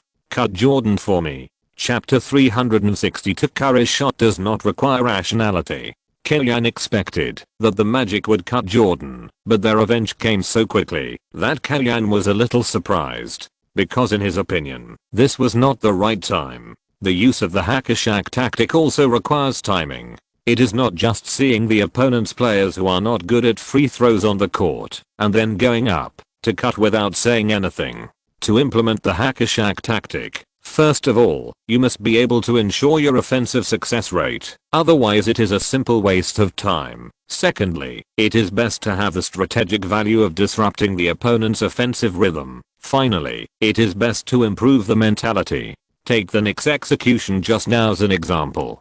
Curry supported the team's offense. Etan Thomas and Jeffries found it difficult to resist Howard's strong attack, and the use of foul tactics would definitely affect Van Gundy's execution of the offensive tactics designed around Howard. As for the last point, catching up with Howard's character explosion, 6 out of 10 free throws did not achieve the goal, but if it was placed at a normal hit rate of 30% to 40%, Howard's mentality would be difficult not to be affected. Van Gundy arranged for a Dick and Petrus to come up and cut Jordan, which was more or less impulsive, and had the meaning of: if he crosses the river, I will cross the river too, and if you cut the shark, I will cut the shark too. Although Jordan only made 2 of 6 free throws, and his efficiency was not as good as Howard, the Magic failed to organize an effective offense, and the score difference did not narrow. Moreover, the 5 or 6 minutes of dawdling also gave Curry time to stand on the court and rest. Very smooth, very healthy. After the second quarter, the score difference between the two sides remained at 14 points, which was not too big or too small, and both sides were very troubled. Van Gundy's headache was the team's offense. Unlike the Hawks, the inside line lacked tonnage. Garnett could occasionally hit Howard, but it was impossible for him to block Howard for the whole game. The Knicks had an extra center, Jordan, who could stand in the inside line. No matter how rough his skills were, and how lacking his defensive experience was, he had tonnage, bounce, and coverage. With such a big guy stuck in the interior, Howard and Josh Smith, who lack shooting range, were affected on the offensive end. The Magic's terrifying point is their defense, and attacking is not what they are good at. Kellyanne is also worried about the team's offense. After Gallinari was injured, the Knicks lost an important firepower point on the offensive end. Facing Howard, who is like a bug, the team's second-in-command Love is basically blocked, and can basically not be relied on. Although Curry has adapted to the league very quickly, and has grown into a qualified main attacker the fastest, the current situation of the Knicks is that the team can't even find a reliable secondary attacker to share the pressure for Curry. Especially when facing a team like the Magic with top interior defense and top coverage. Love, who has no back to the basket ability, and has shooting ability, but not to the top, is really hard to play. Similarly, Holiday, a small guard who relies on breakthroughs, and has unstable mid-range and long-range shooting, has also encountered a nemesis. Faced with the problem of lack of attackers, Killian hesitated again and again, but decided to start Holiday to enhance the team's mobility on the outside defense and give Turkoglu some strength, including on the offensive end. Even if Holiday was restrained by Howard, at least his contribution was greater than Sunew's. With a 14-point lead in hand, Killian chose to drag the game into the quagmire of a defensive battle. Similarly, this is also Van Gundy's appeal. Curry does have a strong influence on the offensive end, and Jordan can also play a certain role against Howard and Josh Smith. But on the other hand, the only one who can stably create threats on the offensive end of the Knicks is Curry, and the only one who can support the scene in the interior on the defensive end is Jordan. How long can Curry hold on? How many times can Jordan withstand the impact and ensure that he does not foul? Van Gundy is a conspiracy, that is, to use the advantages of the Magic team's lineup to bully Killian, which is equivalent to using the 5 players on the Magic team to exchange the Knicks Curry plus Jordan 2 people plus 14 points advantage. The game went in the direction that the head coaches of both teams expected, but the balance of victory and defeat did not tilt towards the Magic as expected. Killian once again made a God's hand adjustment. 1 minute into the third quarter, he replaced Love, who was ineffective on the offensive end and had some pitfalls on the defensive end, with Jeffries to play the Twin Towers and accompany Jordan to carry people. Jordan plus Jeffries, the 2 inside players of the Knicks, have no independent attack ability and no shooting range. But Stan Van Gundy has never suffered a bad beating and has no awareness of the later coach Lou. The game can be lost. Curry must die. He did not double team Curry, and Curry broke the situation. Sometimes, the game is like this. Take a step back, and the sky will be wide open. Since the inside line really can't play, then put all the offensive focus on the outside line, and go back to the defensive end, to fight the Magic head on. Of course, the coach must have the courage to take down the team's second in command without any ambiguity. Speaking of it, the only one who dares to do this may be Killian, and then Popovich.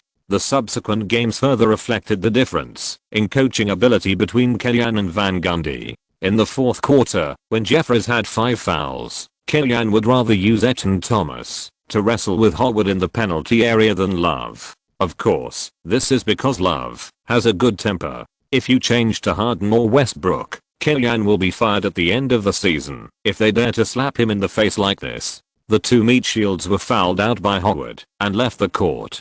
The Knicks entered the last 2 minutes of the decisive battle with a 4-point lead. Love was back on the field at this time with full physical strength against the low health Howard and finally got the upper hand in the position. When the Magic attacked, Turkoglu chose to do it himself when he couldn't find an angle to feed Howard. The Turkish agent leaned on Matthews with his back, turned right, took a step, raised his right knee, leaned back, and gently flicked the ball out with an extremely high arc. Matthews raised his hands with all his strength, but his arm span was not advantageous, so he could not interfere at all. He could only watch the basketball gently rotate and fly past, and fall into the net. 104:106. There was no time to be depressed. All he could do was to regain the court on the offensive end. Matthews took a deep breath and ran to the front court to take his position. Not only Matthews, but Love also directly took his position outside the 3-point line. At this time, Josh Smith did not dare to bet that his 3-pointer was not accurate.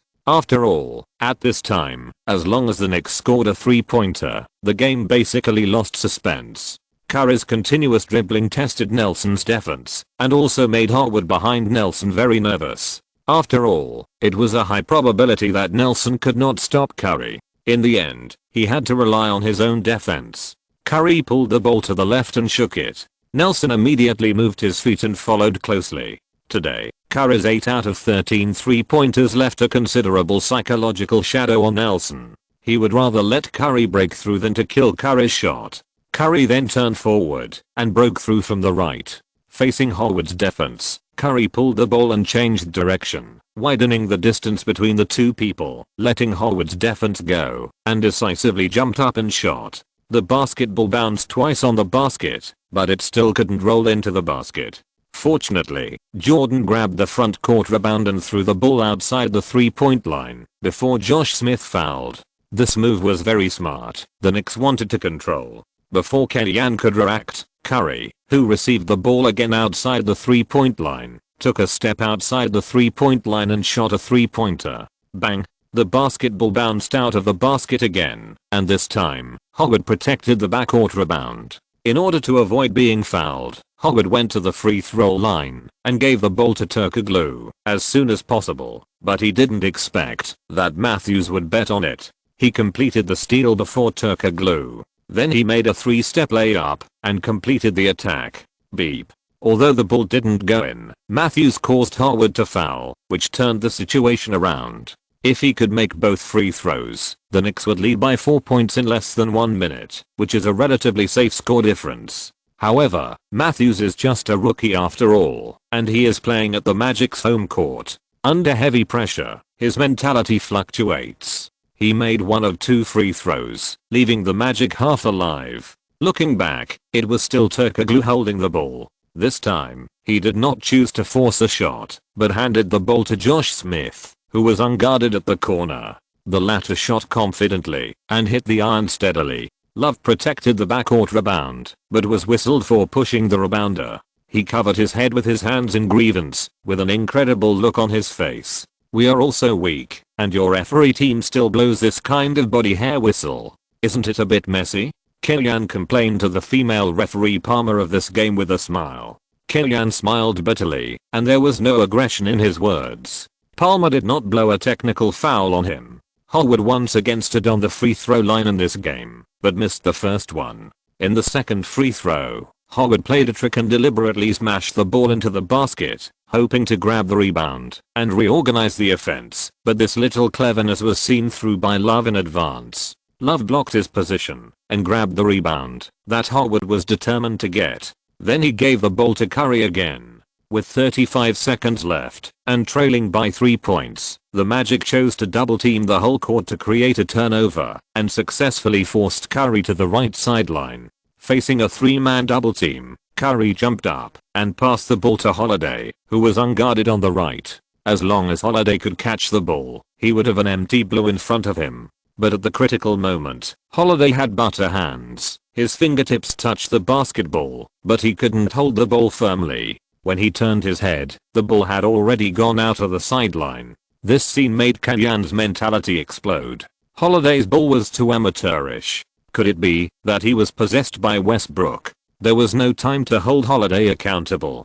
Kellyanne frantically signaled to the players to foul on the sidelines, sending Nelson to the free throw line for a penalty shootout. The Magic let Turkoglu receive the ball, and the Knicks insisted on sending him to the free throw line. The Turkish agent made 2 free throws, chasing the score to 106-107. Afterwards, the Magic pressed the entire court, especially pressing Curry. But Love showed his quarterback qualities at the critical moment, sending a long pass from the baseline that spanned the entire court, assisting Matthews, who was unattended, to easily score a layup. 106-109. Back and forth. It took another 10 seconds. Then, there was another round of penalty shootouts. Turkoglu made 2 free throws, while Curry took advantage of the Magic's disadvantage of not having a timeout and deliberately missed the second free throw, and then the Knicks directly pressed in the front court, exhausting all the game time. In the end, the Knicks defeated the Magic 110-108 away from home, winning a thrilling victory. In this game, there are too many topics that can only be discussed after the game, whether it is the grudge between Kellyanne and the Magic, Curry's highlight performance of 19 points in a single quarter and 45 points in the whole game, the two sides' mutual attacks on Howard and Jordan, Kellyanne's abandonment of Love, Curry's irrational 3-point shot, and Kellyanne's final penalty shootout. Strategy all became hot topics for fans to discuss. I think there is no problem with Curry's shot. Our strength is slightly insufficient compared to the Magic. It was Curry's magical performance on the offensive end that made it to the end. I think Curry has the right to choose such a 3-pointer at that time to end the suspense of the game. He carried the team on his shoulders and tried to end the game in the way he is good at. This is the responsibility of a core player. In response to the reporter's questions, Kellyanne expressed his support for Curry without hesitation. At this time, no one doubted how much Kellyanne liked Curry. That is, Kellyanne was not old enough, otherwise the fans would have said that Curry was Kellyanne's godson. Is it really that Curry is unconditionally supported in everything he does? On the other hand, Curry did do well. After the game, it was Love who talked the most with Kellyanne. "Kevin, I think you may need to practice quick shots after the pick and roll. At present, the team needs you to score more points," Kellyanne said, "even if it is in some simple ways." Love himself was also distressed by the poor performance in the tough game and asked Kellyanne for his opinion. "Do you think I need to add some 3-point shooting practice so that I can better open up space for the team at critical moments? I think the team's current 3-point shooting ability is insufficient and the space is relatively scarce because Danilo is absent and Sun's shooting ability is too poor. This is not your responsibility. In my opinion, when facing some opponents, I still need you to do some face-to-face singles. At this stage, there is no need to practice too deliberately. Facing most opponents, I think your performance is positive. Again, Kevin, the team has a lot of lineup problems this season, but they are not with Steven, ZHU, Wesley and you. You are just forced to grow by me and bear a lot of responsibilities that should not belong to you. So, don't worry too much, leave the problem to me." Chapter 363 Midterm Adjustment. Transaction started. Winning the Magic was a miracle for the Knicks, but it also exhausted the team's remaining luck in 2009. The thin lineup and the intensity of the 4 games in 5 days from the 27th to the 31st dragged down the Knicks. In the next 2 games, the Knicks lost to the Jazz and 76ers at home, suffering 2 consecutive losses. The team's record in 2009 was finally locked at 18 wins and 12 losses, just over 60%. This result exceeded the expectations of Knicks fans before the season. After Gallinari was injured, the results declined, which can also be accepted and understood by fans. The salary for working in the Knicks for 1 year is more than the 4 years in the Hawks combined, but on the other hand, Kellyanne's energy in the half season of running the Knicks is much better than that of the Hawks. Just after taking over the Hawks, although the team's lineup was a mess, the team had almost no junk contracts. Kellyanne started by offering Joe Johnson and signed Paul with the 2nd pick, which directly laid the foundation for the team's rise, and the pressure from the outside world was not so great. Kellyanne brought only improvement and surprise. Kellyanne came to New York with a high salary and was regarded as a savior by New York fans. But saving the Knicks is much more difficult than building the Hawks. First of all, Darlon's Kellyanne plus James 2010 plan requires Kellyanne to leave enough space for the 2010 free agent market in terms of operation, which is tantamount to dancing with shackles. Secondly, the only players in the team, O'Neal and Love, can't play fast or speed up, and their tactics are very limited. If the situation of the Hawks is a blank sheet of paper, and Kellyanne can only be provided with various pencils and watercolor pens to paint, then the Knicks provide various colors of paint and various brushes, but the paper has been splashed with ink, and it must be covered up. In a word, money is hard to make, shit is hard to eat. It was 2010, the first morning of the new year.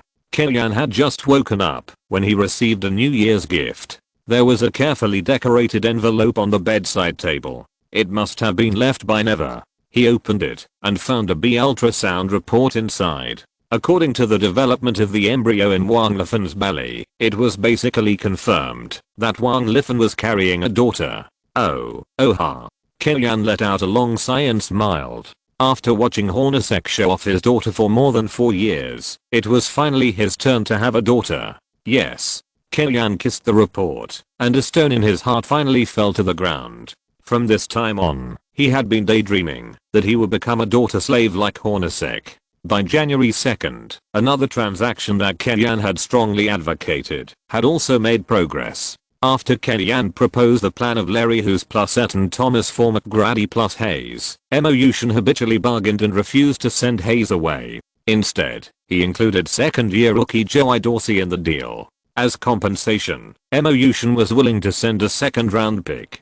Doesn't Kellyanne have a good eye for draft picks? Just give you a 2nd-round pick and let you shop. Emotion can be said to have maximized the value of this 2nd-round pick. The Knicks are in great need of players who can hold the ball and attack.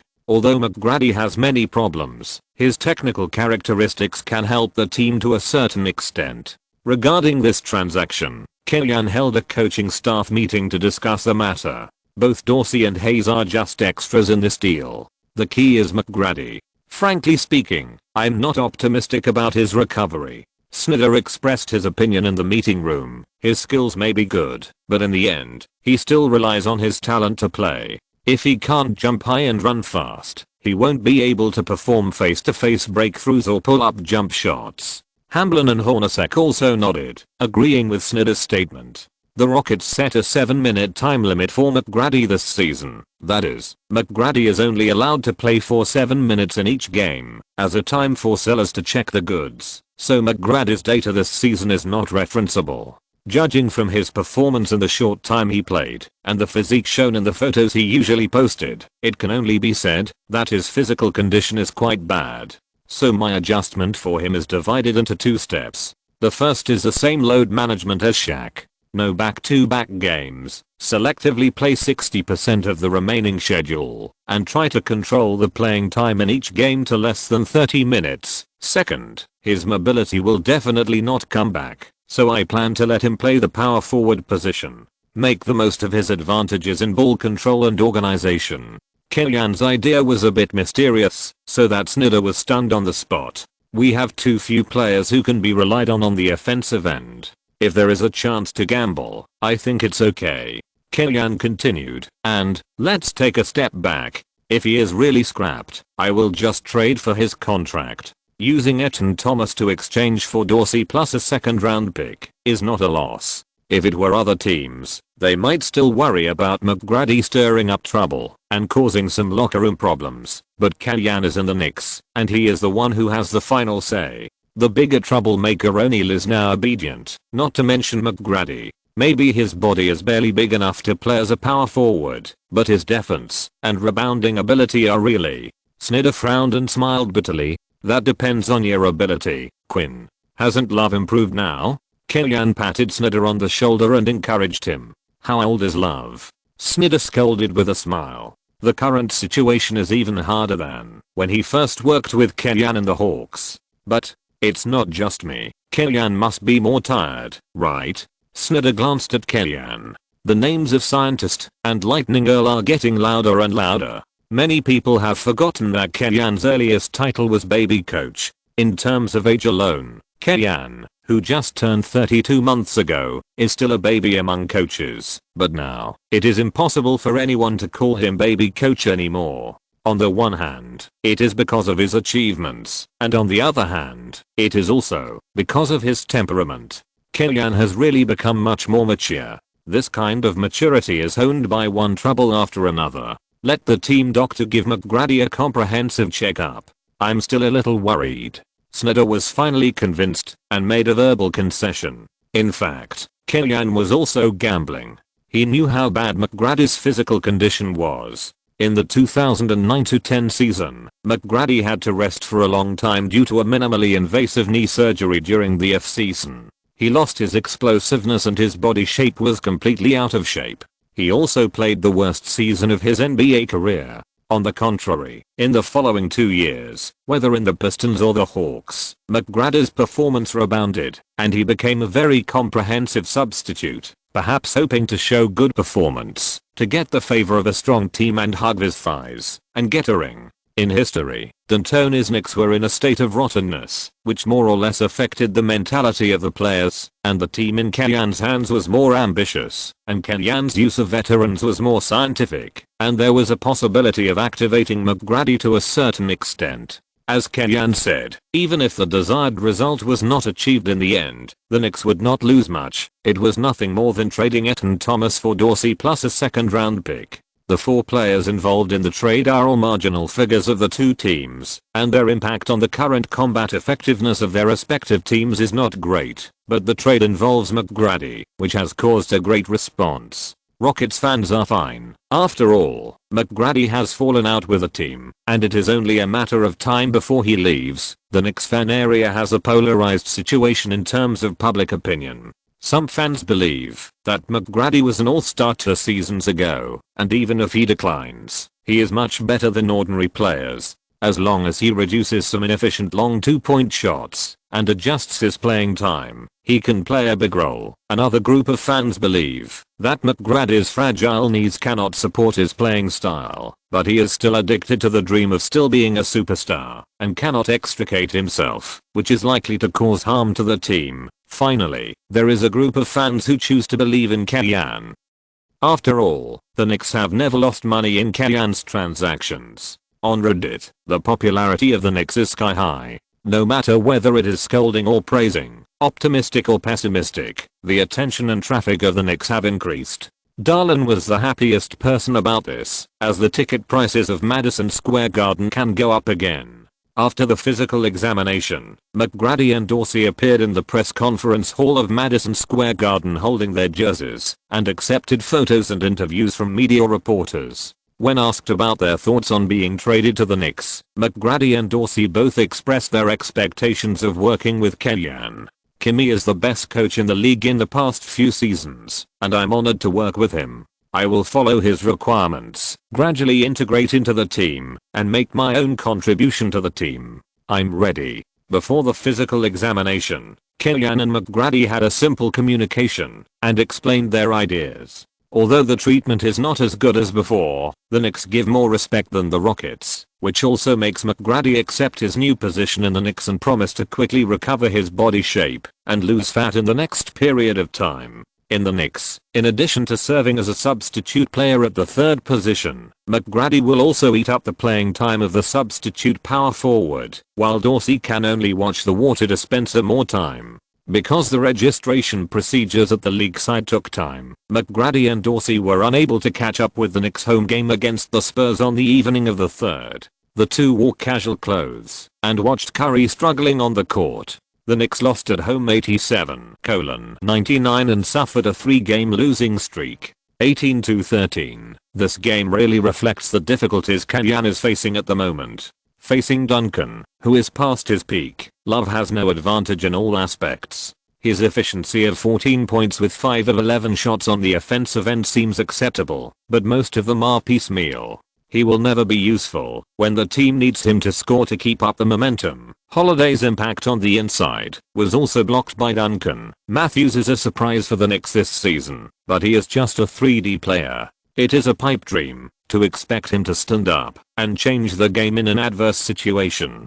To deal with such a Knicks, the Spurs almost mindlessly double-teamed Curry, confronted Curry physically, and disrupted his shooting rhythm. Under the siege of the whole court, Curry made 9 of 24 shots, 3 of 11 3-pointers, and 8 of 9 free throws, scoring 29 points. Although his efficiency is average, everyone who watches the game knows how much he has a restraining effect on the Spurs defense. It's really, his teammates are not strong enough. In the press conference after the game, Kellyanne was also asked about his expectations for the development of the team after the trade. "I talked to McGrady and talked about the tasks I hope he can complete on and off the court.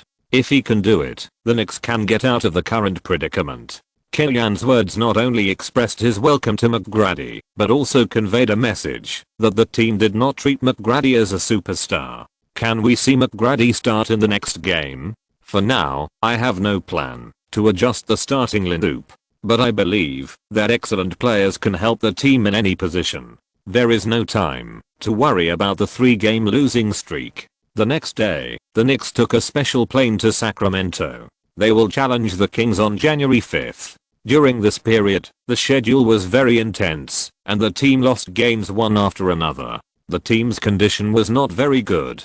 Kellyanne announced a day off to let the players have a good rest and resume training the next day. The Kings are the most suitable opponent to encounter after the losing streak. After experiencing a low point for several consecutive seasons, the Kings threw off all the previous burdens, went into battle lightly, and selected Tyreke Evans, a guard with excellent physical fitness and strong singles ability, in the 2009 draft. In the days when Kevin Martin was absent due to injury, Tyreke Evans averaged 17 points, 5 rebounds and 4 assists per game, ranking second in the rookie rankings, second only to Curry. On the contrary, Jennings, who once scored 55 points in a single game, actually did not perform stably and ranked only third on the list. However, Kellyanne did not regret the subsequent fall of Evans. He felt that Evans' data was too watery, and even without the management's operation, it was highly likely that he would not have achieved any results. First, Evans' data is of little help to the team's performance. The Kings still achieved what they should have achieved. Second, Durant's progress on the court is visible to the naked eye. Whether it is physical confrontation or the skills he showed, he is constantly polishing. In addition to relying on his size advantage and top-notch control for his size, Evans' development of defense and other offensive means is close to zero. Finally, and most importantly, Evans' compatibility with other teammates is particularly poor.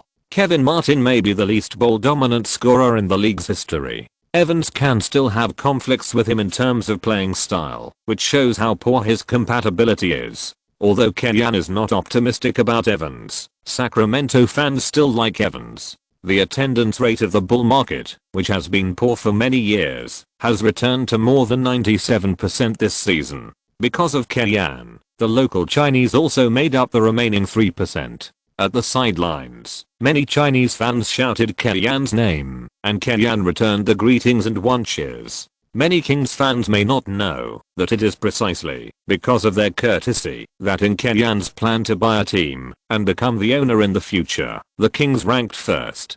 Chapter 364, James or Bosh. Although they are ranked first and second on the rookie list, there is still a big gap between Curry and Evans. In terms of popularity, influence, and recognition, Curry has already reached the level of an all-star player, while Evans is more regarded as a rising star. The gap between the two rising stars is very large, and the prospects of the Knicks and the Kings are also different. Darlin is determined to grab players in the 10-year free agent market. In addition to the need to free up salary space, he also needs to show his own strength, especially the potential of several rising stars in the team, so that James and others are willing to move in with their bags. The Kings have no attraction to big-name stars in the free agent market, whether in the bull market or the Linoop framework. The more realistic reconstruction idea is to focus on cultivating their own stars and spend more time on cultivating their own people. The completely different ideas of the two sides reflected different scenes on the court. Evans got a lot of ball rights and showed his talents to the fullest, while the Knicks easily got a double-digit lead with a more overall offense, and then trained the troops with ease under Kellyanne's dispatch. Not only McGrady, who recently joined the team, but also Holiday, who had been on the rookie wall for some time, and whose performance had obviously declined, frequently broke into the basket in front of the Kings' slightly loose defense and scored, sweeping away the past downturn. Throughout the game, Evans made 12 of 28 shots, handed over James' data of 34 points, 5 rebounds and 7 assists, amazing the home fans, and also defeated Curry's 18 points and 11 assists. But you keep the data, I take the victory. The Knicks eat hot pot and sing songs, easily took away the victory, ending the dismal record in the past period of time. 19-13. McGrady made his debut for the Knicks in this game, playing 23 minutes, 3 of 7 shots, including 1 of 3 3-pointers, and scored 7 points, 2 rebounds and 3 assists, which is considered to be quite satisfactory.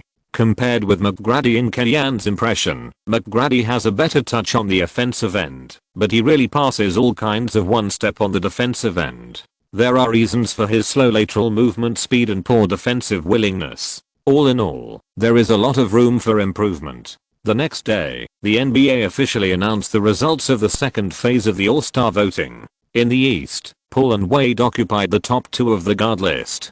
Curry reaped the benefits of China and New York, surpassing Iverson to rank 3rd, and Rose ranked 5th. And in the front court voting competition, Love also squeezed into the top 3, second only to James and Bosh. It's nothing for Curry to be in the top 3, but seeing that Love can also be in the top 3, Kellyanne himself as the head coach was happy. What's even more speechless is that looking at the list at the back, Love actually deserves this ranking. Ranked 4th is Iguodala of the 76ers, ranked 5th is Josh Smith of the Magic, and ranked 6th is Rashard Lewis of the Raptors. On the other hand, in the West, the top 5 backcourt players are Kobe, Nash, Billups, Roy, and Aaron Williams. followed by Parker, Kit, Ginobili, etc. They would definitely make the team if they were placed in the East, in the forward position. Garnett, Duncan, and Nowitzki ranked in the top 3, Anthony, Durant, and Randolph ranked 4th to 6th, and Stoudemire and Gasol competed directly in the center position. The West is selecting all-stars, and the East is selecting all-stars. This is really true. After the voting results were released, the internet has been complaining about the current strong West and weak East pattern becoming more and more serious, and even some fans with brains have proposed unrealistic ideas, such as mixing votes together. In China, some fans who do not understand the national conditions of the United States propose the concept of North-South division to balance the strength of the two divisions. Don't think about it. Can the North-South division be proposed in the United States? That night, the Knicks visited the Oracle Center and challenged the Golden State Warriors back-to-back, losing to their opponents 103-118, 19-14. The biggest obstacle in front of the Knicks is the physical fitness problem. The core team of the team is old and young. Needless to say, the physical fitness of the veterans is not good. Curry, Matthews, Holiday and other first-year rookies are all new to the league. The fatigue accumulated from continuous battles has caused their respective states to fluctuate greatly. In the NCAA, there are basically no back-to-back battles. Even if there are, the intensity is far less than that of NBA games. It can only be said that their young shoulders have taken on far more than they should bear at their age too early. For example, players who can lead the team to achieve good results in the first year after entering the league in recent years. Paul has Joe Johnson to escort him, and Dio, an epoch-making organizing center. Bodig has Reed, who also sells his combat effectiveness. The Bulls who got Rose had a good foundation. They drew the number 1 pick with the lowest probability in history, the 9th pick. Only the Knicks have suffered heavy blood loss in order to remove the cancer in the team and have to cater to the boss's wishes to leave enough space for the next year. At the same time, Killian also needs results. Doesn't he have to catalyze the progress of young people? After 2 consecutive away games in the West, the Knicks ushered in a 2-day holiday. The players took advantage of these 2 days to quickly recover. Killian also received good news. The second captain Italian cannon returned to training and showed a good state in training. It is expected to return within a week. The ups and downs of the Knicks this month and the various problems exposed are half caused by Gallinari's absence. His return is crucial for Killian. It can also allow Sun Yu and McGrady to return to the roles they should play. On January 8th, the Knicks, who have recovered their physical fitness, went to Canada to challenge the Toronto Raptors away. Originally, the Hawks disintegrated, and the Raptors strengthened their lineup in the trading market. The Raptors were expected to become the second-tier team in the East with the best chance of moving up, but after the start of the game, the lineup of Bosh, Lewis and Bibby, which seemed to match well, was not as compatible as expected. The explosive power of the White Devil has declined significantly, and it is very difficult to pass the big man after the pick and roll. Lewis is no longer as brave as he used to be, and in the 3rd year of his big contract, he has shown a downward trend. The decline of the two has also led to Kwame Brown, who had already found his position in the Raptors, also losing himself, and the Raptors are left with only Bosh to support. The key is that Bosh himself doesn't want to stay in the Raptors now. Black players themselves don't like the cold Canada very much. Even though Bosh is different from other black players and is a technical geek in private, he instinctively likes a warmer environment. But this is not the point. The most fundamental issue is the competitiveness of the team. Bosh really hopes that the team will make a difference, rather than being eliminated in the first round every year. Money is another important reason. Playing in the United States, the federal tax is fixed at 40%. The tax rates in other states vary. Some states have high taxes, some have high consumption taxes, and some have high property taxes, but the overall fluctuation does not exceed 2%. Only Canada's tax is 4 to 6 percentage points higher than that in the United States. In other words, as the parent team, even if the Raptors offer Bosh a maximum salary contract that is higher than the contracts offered by other teams, the tax rate issue will cause Bosh to get almost the same amount of money as other teams. This is the biggest disadvantage of the Raptors, but it is also Canada's national policy, and it is impossible to change it because of basketball. The climate is not very comfortable, and more money cannot be provided. The team's future operating space is also locked by Lewis's super large contract. Bosh has no intention of staying in Toronto for a long time. His performance on the court can only be described as professional. For most of the game, the Knicks took the absolute initiative. Curry and Love played their best game in recent times. Facing the Raptors' weak defense, the two teamed up to score 64 points and helped the team beat their opponents 122-106, 20-14. However, the highlight of this game is not the victory or defeat, but everything that happens after the game. As usual, Killian habitually shook hands or hugged the opposing coach and players, but when it was Bosh's turn, when his teammates had already stood up and returned to the locker room, the Dragon King pulled Killian and spoke a lot of admiring words. "Brother, if you want to come to the Knicks, wait until the summer. What are you talking about now?" Killian was a little speechless. Killian can't say that he has no interest in Bosh. After all, the opponent is very suitable for the future version. But as a Chinese working hard in the NBA, Killian knows better than anyone that he has no capital to violate the rules. White people have privileges, black people have race protection, and he himself has no buffs, but debuffs are stacked up. Moreover, Bosh was in the Raptors' home court, talking to Killian in front of all the fans. This scene was particularly glaring in the eyes of the Raptors fans. The media questioned Bosh's loyalty, and even the Raptors management expressed dissatisfaction with Killian's action. But there is no way sensitive time, sensitive objects may cause some people to be overly sensitive. Who made Bosh's contract expire in the summer? If Paul or Kobe came to talk to Killian a few more words, no one would have any wild thoughts. Smash you. Recruiting players, and in front of other fans, and let people see. Bar. In one word, disgusting. I always arrange to talk in the hotel. Can you be more secretive about this kind of thing? Spend a little, even go to a nightclub. It won't cost much. Even sneak around. It's simply a bandit, worse than a bandit. Under the protest of the Raptors, the outside world criticized Killian, and even the league specially arranged staff to investigate Killian as usual. The result was of course fruitless. After all, Killian really didn't say anything from beginning to end, and Killian is now a Knicks player, and the power on the New York side will also protect him greatly. But this matter is still disgusting, and it really affected Killian's popularity. In the past month, Rich Paul first came to Killian to pledge his allegiance, but I don't know if it was James's intention. Then Bosh even pulled me and kept talking in front of all the fans. Either someone messed with my mentality and ruined New York's recruitment plan for the next year, or did James and Bosh not make up their minds to gather in Miami and really regard the Knicks as their ideal next home? Killian habitually wrote down everything that happened in the summer of 2010, including two contradictory statements later. Bosh said, "The three of us discussed playing together in 2008. Wade said, "Before forming a team, we never thought about the big three joining forces. This idea was too crazy." Obviously, someone was lying. No one will ever know the truth, but some other information may prove whose statement is trustworthy. James recruited Bosh, and Bosh replied, "I'd like to play with LeBron, but not in Cleveland." When the Bulls were recruiting James, they hoped that Rose would participate, but the arrogant Rose refused to participate in the recruitment. Including Wade and Bosh announcing their cooperation on July 2nd, James announced Decision 1 on July 8th. If it had been discussed long ago, James should not have fallen behind.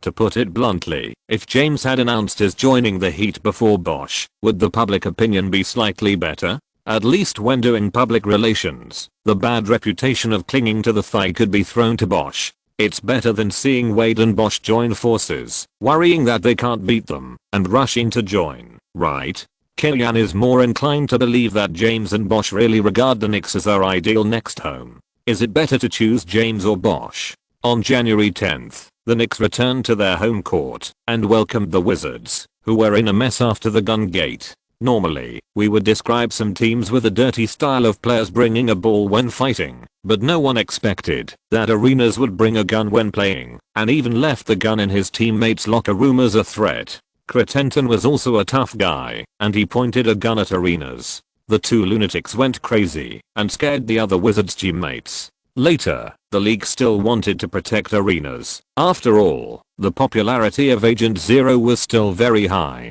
As a result, this guy was not disciplined and made a shooting action during the opening warm-up training to provoke the league and was directly suspended for a season. With Arenas injured, Butler and Jamison carried the Wizards for 2 seasons. But this season, this pair of two generals couldn't carry it anymore, and the Wizards also wanted to trade them in exchange for reconstruction chips. The whole team, up and down, had few people who wanted to win. Facing such an opponent, Killian continued to rest O'Neal and gave McGrady more playing time to find the feeling of the game. It was really training while playing. Even so, the Knicks still managed to punch the clock in 3 quarters, and the team established a 20+ lead early. Throughout the 4th quarter, Curry was eating popcorn on the sidelines. In 3 quarters, Curry played for 26 minutes, scored 17 points, 6 assists and 4 steals. Because the opponent was too weak, he passively missed a 20+10+5 opportunity. The highest score was fixed at 112:94. After some ups and downs, the Knicks winning rate returned to 60%, 21-14. If you're listening to this novel on a channel other than Fanfic World, it means they downloaded and uploaded it without effort. We cordially invite you to visit our channel, Mundo Fanfic Novelos. There you'll find the original version of this story and you can explore many other novels of various genres. We're waiting for you to immerse yourself in a world of incredible novels. Chapter 365. I'm fighting the defending champion. New York vs Los Angeles.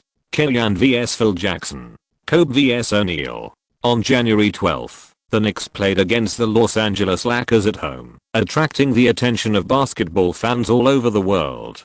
Killian's team and the Lakers have almost won all the honors in the NBA in the past 3 years.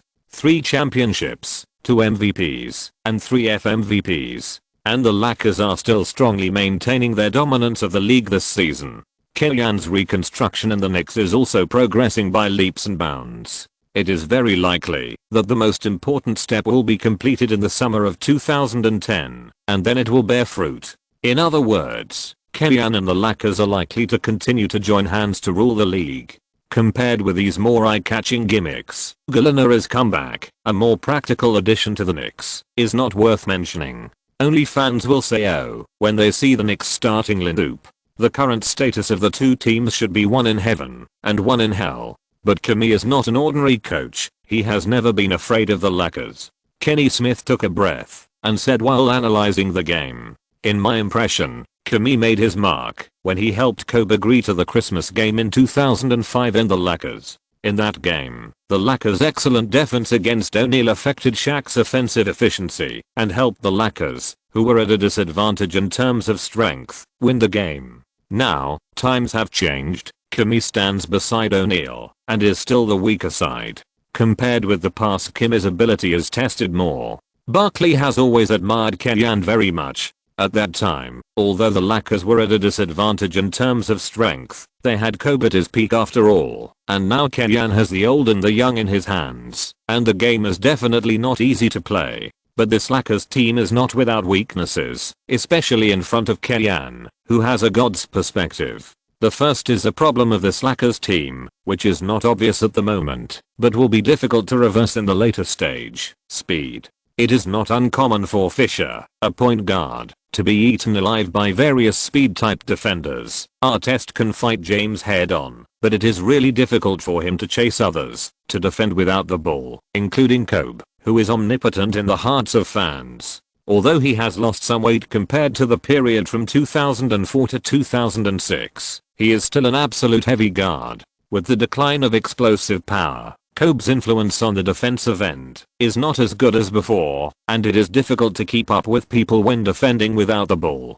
Killian is the coach who is best at using off-ball offense to complete offense. The second problem is the decline of Kobe's explosive power mentioned just now. User data to prove it. In the 2007-08 season, Kobe's proportion of post-up singles on the offensive end was 6%. In the 2008-09 season after the Olympics, this proportion soared to 22%, and this season, it is nearly 28%. There is no doubt that compared with face-to-face singles, post-up singles are more stable, but also consume more offensive methods. If it is an active transformation and well combined, the offensive efficiency of the players will be improved, but Kobe's hit rate is 45 plus 33 plus 81. Not compared with others, all three indicators are Kobe's lowest values in recent years. Of course, the decline is not much. Zhang Heli once inadvertently reported a boring data in the commentary. Kobe has not dunked in 6 games. The 3 outside players are all big in the same position. This team's outside defense must have a big problem. This is determined by the lineup structure and is not diverted by the fans' unlimited praise for Kobe. The focus game, live broadcast across the United States, Madison's scene has become a star show. Canadian Wu signed Justin Bieber, American Nengziki Taylor Swift, Shaking Milk supermodel Kate Upton, S-Queen Blake Lively and DPOY Kim Kardashian all came to the scene, stealing a lot of starlight from the players on the scene. Pregnant Wang Lifan rarely appeared in Madison, but compared to the preference of the Phillips Center for Wang Lifan, the camera of Madison will not stay for one person. After warming up, the game began. Gasol won the jump ball. Fisher dribbled the ball across half court and handed it to Gasol in the low post. The latter turned around and opened up, facing the frame one-on-one singles against O'Neal, using his speed advantage to dribble the ball horizontally, and after creating a shooting angle, he held the ball with one hand and scored on the rebound. When the ball was transferred, Curry faced Fisher and waved to his teammates to move away. Facing Curry's terrifying shooting threat, Fisher stepped up one step and did not give Curry the space to shoot a three-pointer. But the distance between the two was too close, and Curry made a small change of direction in advance, combined with a jump step, and easily passed Fisher, and shot from mid-range on the free throw line, hitting it accurately. The Lakers were attacking. Odom held the ball outside and passed it to Kobe, who was asking for the ball in the low post. The Black Mamba pushed Matthews to the inside and suddenly turned his back. After reaching the baseline, Matthews was unable to react in time, but the second time was very fast. Unexpectedly, Kobe suddenly withdrew his steps, circled back, and easily scored a layup. This ball completely fooled Matthews, and the fans in Madison also applauded Kobe's performance. Killian's expression was still serious. Even though Kobe was in a declining period and had weaknesses, he was still unstoppable. The Knicks were attacking, and it was still Curry who singled out Fisher. Killian gave Curry a death order that, as long as the Lakers did not double team him, he could hit as many Fishers as he could. Curry cut into the inside for the second time, and Odom came out to make up for the defense, missing Love, who rarely ended the attack with a dunk, and then waved his arms, signaling the home fans to be more enthusiastic. Love is not Griffin. His dunks can't ignite the passion of the fans. The fans' reaction is even worse than Kobe's goal just now. Otherwise, why do people say that New York is difficult to survive? Looking back, Kobe dribbled the ball and singled out Matthews. After breaking through the basket, he encountered O'Neal's help defense. His layup was interfered, and the basketball went out of the frame, but Gasol grabbed the offensive rebound and made a tip-in. 4:6. Although he still failed to defend, Matthews stood in front of Kobe from beginning to end, and O'Neal's defensive enthusiasm was much better than usual. With this attitude, Killian didn't think the team had no chance. The Knicks attacked, and Curry continued to tease Fisher, taking small steps that made him unpredictable. With an unpredictable rhythm, he rushed past the old fish with a Buddha worship. Artest came up to make up for the defense, and Curry passed the ball to the Italian gunner in the bottom corner. Fire. Fire. Fire. Gallinari shot decisively, but the ball was a little short and bounced out of the rim. The rebound was grabbed by Odom, who dribbled forward in the first time and pushed the offense and defense transition. Lama's awareness was cultivated when Killian was in office, but compared to that time, the current Lakers are too slow. After Odom's rapid advancement, no one followed up. He made up his mind and simply broke through to the basket. He encountered Matthews' help defense. His layup was interfered, and the basketball went out of the rim. Matthews protected the backcourt rebound and quickly advanced. The Knicks played 4 against 4 in the front court. Curry took advantage of Love's pick and roll to quickly shoot and hit a three-pointer. Fisher's point became a breakthrough point continuously, and Kobe's face became very ugly, leading Kobe to win 4 championships. Fisher knows this little brother's temper very well. When Kobe's anger value comes up, you have to let him vent. It is better to vent to the opponent than to vent to yourself. Falling into a positional battle, Fisher passed the ball to Kobe, who was in the low post, to ask for the ball. The Black Mamba played against Matthews with his back to the basket and missed his signature fadeaway jump shot. Then he pressed Curry's advancement frantically throughout the court and continued to press. But Curry's dribbling was quite agile, and the continuous change of direction finally shook off Kobe's defense and completed the advancement. Kobe, who was shaken off, continued to chase, and he couldn't break in time and hit Curry from behind, causing him to stagger. Swish. Almost at the same time as he was about to lose his balance, Curry threw the ball into the basket, and then there was the sound of the basketball passing through the net. The moment the ball went in, the fans in Madison cheered warmly, sighing at this incredible shot. OMG. Should this ball count? There is a luck component, but Curry's touch is really good, Barkley said with emotion. The referee was also confused for a while.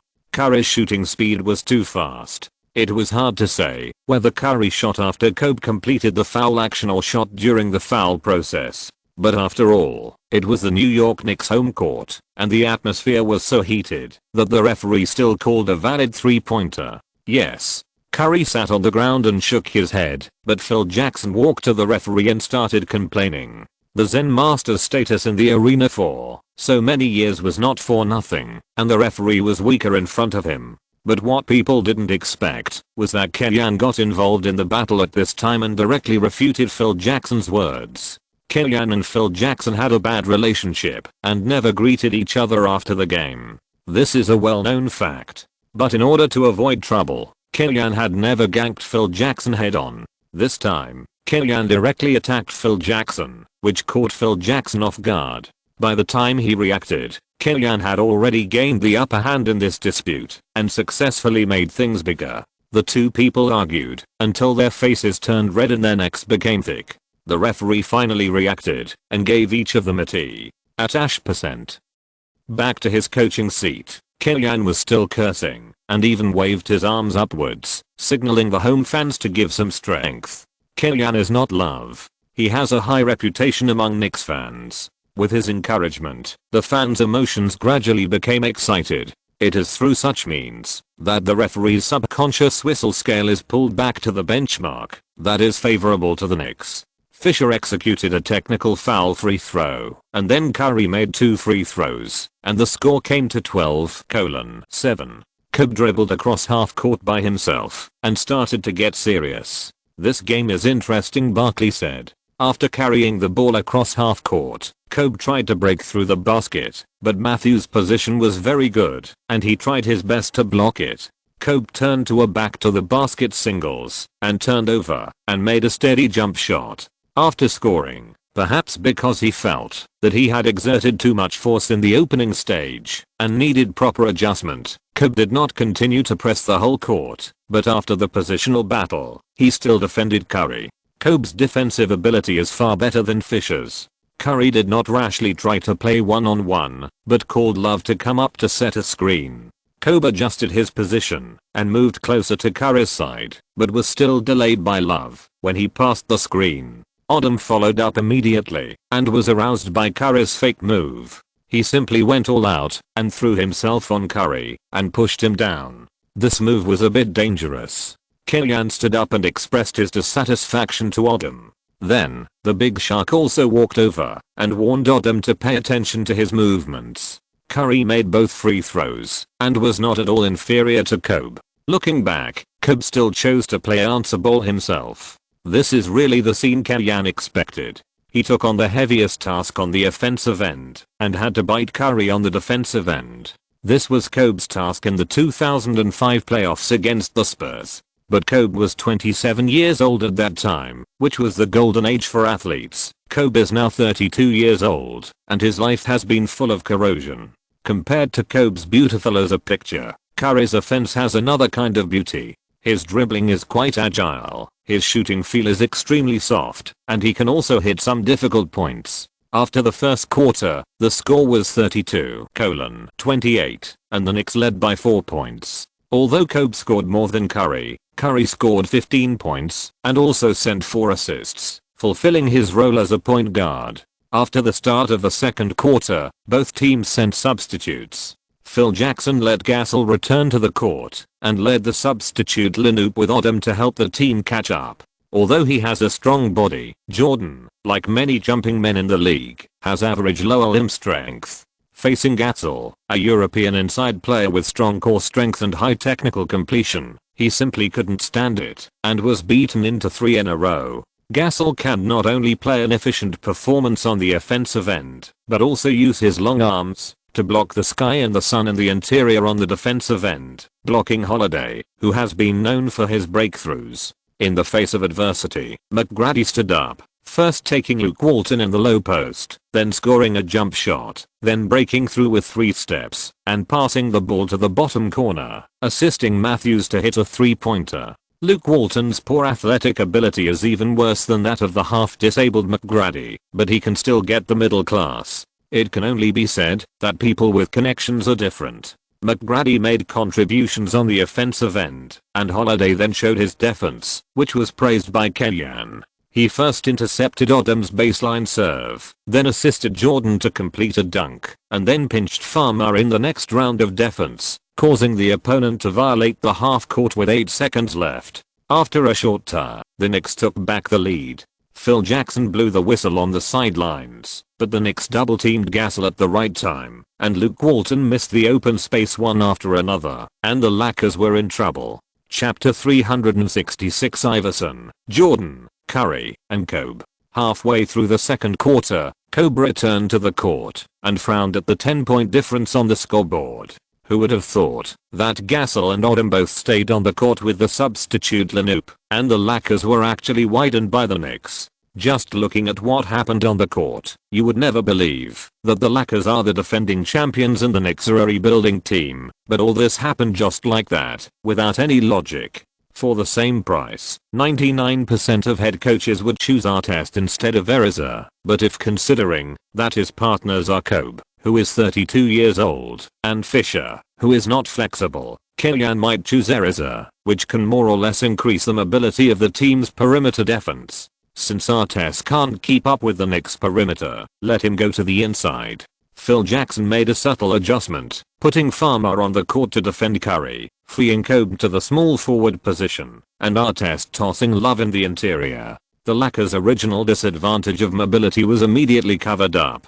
Kobe's defensive ability to deal with Gallinari is no problem, and the Knicks' biggest mismatch advantage is Love against Artest. Love once again exposed his habitual invisibility problem in the face of tough defense. Whether facing the basket or back, he couldn't hit Artest. If it is a role player, it is understandable that the obvious mismatch advantage cannot be digested, but if the second in command of a team does not have the ability to punish the mismatch, the game will be really difficult to play.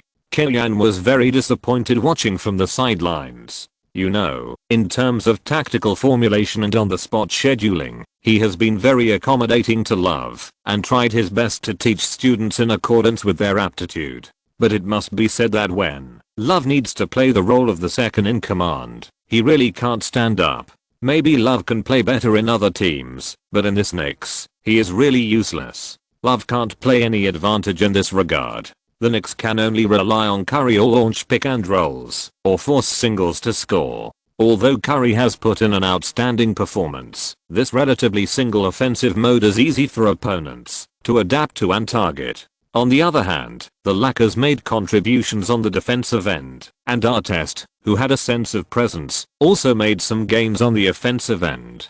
He first received the ball from Kobe on the outside, raised his hand and hit a 3-pointer, and then broke through Gallinari's defense head-on, causing a foul. Finally, someone stood up to support him, and the pressure on Kobe's shoulders was greatly reduced. Then he launched a more fierce attack on Matthews. Kobe's explosive power has declined seriously, but his skills in back-to-back singles have been polished to perfection. He can turn over and jump shot, or spin into the inside to complete the attack. 6 of the 18 martial arts were broken, but there are still 12 sets to educate the opponent. As Kobe's buzzer-beating pull-up jump shot missed, the red light came on. At the end of the first half, the score was 60-64, and the Knicks were 4 points behind, and entered the halftime break. 15 minutes passed quickly, and the two teams returned to the court to continue the second half of the game.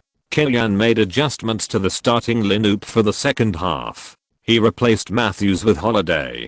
Compared with Matthews' 3D attributes, the Knicks need Holiday's impact more. With Gallinari, the Knicks' offensive environment has improved a lot, and Holiday's breakthrough has a better space to play. Curry also changed his style of play under Killian's instructions. He gave up some of the ball rights to Holiday. Holiday's resolute attack on the court caused a lot of trouble for the Lakers defense. At the same time, another benefit of doing so is that it exposes the Lakers' poor outside running ability to the greatest extent. Our test is needless to say. Kobe was tossed to death when defending Hamilton and Ray Allen in his peak period. What's more, he is already 32 years old and can't stand such tossing. Love's offensive ability disappointed Killian, but he was very good at assisting, repeatedly blocking Kobe behind him and creating mobile phone opportunities for Curry. Holiday's appearance improved the team's offense. It is more appropriate to say that Gallinari's return added a firepower point and activated Holiday at the same time, and the team's defense did not appear to be in the tragic situation of being beaten to death by Kobe's unlimited back-to-back. Although Holiday is thin, he has a lot of lumps and a stable core strength. He is also good at positioning and stealing the ball, making it more difficult for Kobe to receive and protect the ball. Facing the defending champion Lakers, the 3 rookies who joined the team this season showed their abilities and played in excellent form. Fortunately, the Lakers, who are facing the strongest lineup, are guaranteed to be offensive. Kobe, who has been tough all his life, still trusts Gasol more or less. When his personal offense was blocked, Kobe handed the ball to the inside in time, and Gasol attacked the weak areas of the Knicks. This adjustment also hit the Knicks 7 inches. The Lakers' Achilles heelys, that the outside line is too slow, and the Knicks' Achilles heelys, that the inside defense is too poor. O'Neal's footwork was at a disadvantage, and Gasol could shake open the shooting angle with a lateral pull. Jordan's lower limbs were weak, and he was easily pushed away by Gasol. The scores of both sides rose alternately, and neither side had a clear advantage. At the end of the third quarter, the score was 93-89, and the Knicks overtook by 4 points. Killian high-fived the players who walked off the court one by one, and looked at the score on the big screen in the air, and breathed a sigh of relief. The team's defensive problems are difficult to solve, and cannot be improved in a short time. Killian simplified the third quarter, and he and the Lakers seized each other's weaknesses to fight, but they fought for a relatively advantageous situation. The fourth quarter was a test of the nerves of both sides. Undoubtedly, Kobe's the most terrifying killer in the fourth quarter of the league. Leaving aside the mysterious psychological quality, Killian believes that Kobe's physical strength is stronger than other players, and he can ensure that his technical movements are not deformed under continuous high-intensity confrontation. This is why he often misses a lot in the first 3 quarters, but can turn the tide in the fourth quarter. But there is no need to belittle yourself and think that the Knicks must be inferior to the Lakers. Don't forget that Killian's Knicks have experienced 19 games with a difference of less than 5 points in the last 2 minutes this season, and have achieved a record of 11 wins and 8 losses, with an average net score of 2.2 points. The intermission passed quickly, and the fourth quarter began. The players of both teams quickly returned to the court. Surprisingly, Phil Jackson left Kobe on the court. It can be seen that Phil Jackson is very uneasy about the current situation of falling behind. It may be that the second quarter left him with some shadows. Killian said to Snyder beside him. He really didn't mean to belittle Phil Jackson. Objectively speaking, Phil Jackson is more flexible and unconventional in his use of players than other veteran coaches, but the development of the situation on the court is sometimes not controlled by the head coach. Just like Killian did not accept that his team's second in command Carafa could not grasp the advantage of the mismatch. Kobe insisted on playing in the fourth quarter after playing almost the entire third quarter, and his endurance was a problem. The Lakers have a first-class starting lineup in the league, and the strength of the substitute players can only be said to be below average. Walton's shooting ability is poor. The Jazz's defense is no different from that of Paper and Kobe Carroll. He completely relies on his father's, George Carroll, connections to get a contract in the NBA, and can compete for the worst player in NBA history to get a formal contract. The Knicks unscrupulously double-teamed Kobe, and Kobe missed shots continuously and was slowed down by the Knicks. The situation was out of control, and Phil Jackson could only increase the bet. Only 3 minutes into the fourth quarter, the main players were replaced, and the decisive battle started in advance. Without saying anything, Kellyan also replaced the lineup of Curry, Holiday, Gallinari, Matthews, and Jordan, beating slow with fast. The Knicks had the ball. Curry pushed forward with the ball. Kobe blocked him in front, but Kobe, who had 4 fouls, restrained the intensity of the pressure. After all, this was the Knicks' home court, and he had no foul immunity. Kobe was a little tied up, but Curry went straight in and accelerated directly to the right. With a quick lateral move, Kobe got stuck, but still let Curry, and his body staggered by half a body, opened his left arm and stretched his right hand to Curry's cheek. However, at this moment, Curry, who was bent over, forced a pull, followed by a step back, and jumped directly outside the three-point line. Kobe's reaction was quick, but Curry's movement speed was too fast. Although Kobe's blocking was as timely as possible, Curry still took the lead in completing the shot. Looking at the ball flying high in the sky, Curry showed a confident smile at the corner of his mouth.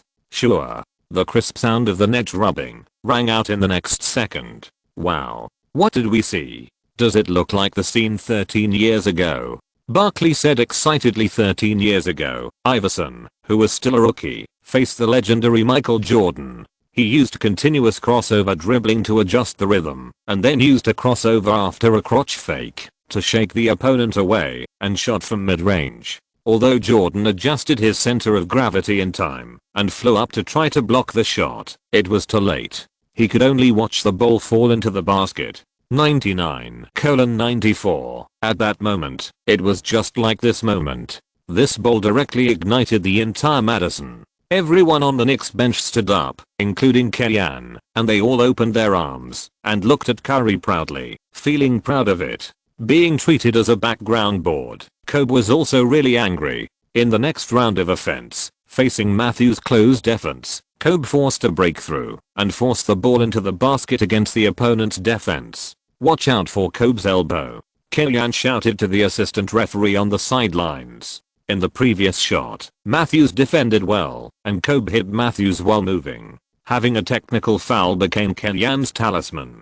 As long as he didn't go too far, the referee would not easily send him off. When the ball was changed, Curry passed Kobe with the help of Jordan's pick and roll, attracted Artest to make up for the defense, and then passed the ball to Gallinari, who shot decisively, and the ball drew an arc in the air and went into the basket steadily. 102:96. From the pick and roll to initiate the attack to Gallinari's goal, Curry's every move tore the Lakers' defense apart.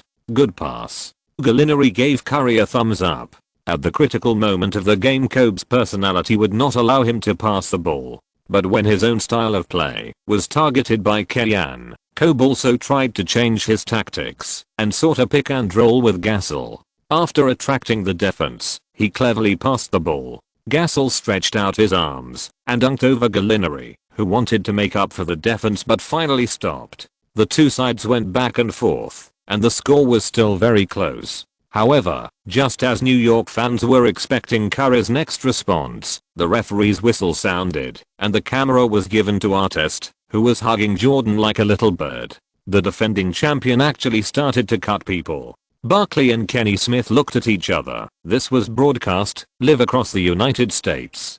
Cutting people is not recommended, but it must be said that the Lakers grasped the opportunity very well. It is better to gain some advantages through foul tactics than to enter the last 2 minutes with a disadvantage and then be unable to cut people.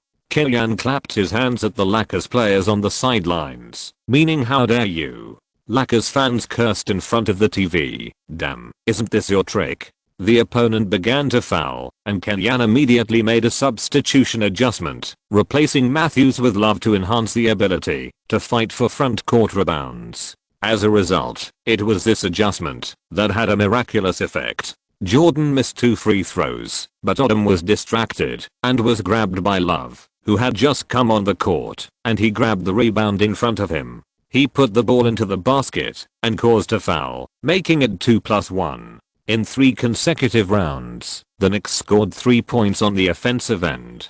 They opened the gap to 7 points in one go. This time, Phil Jackson couldn't stand it anymore, called a timeout, and scolded Odom. In the first round after the timeout, the Knicks did not surprise Kobe, and the Black Mamba chose to pass the ball and assisted Artest to lay up and score 2 points. Looking back, the Lakers continued to attack Jordan. This time, Jordan made 1 of 2 free throws, and Odom protected the rebound. On the offensive end, Kobe and Gasol played pick and roll again, and made a mid-range shot. 106:100. The Knicks' performance today surprised everyone by forcing the Lakers to use foul tactics and Kobe to complete the shot through pick and roll. Gasol continued to attack Jordan, and the latter's hit rate of 1 in 4 free throws proved that Phil Jackson's tactics were correct. The fatal thing was Love's 2+1.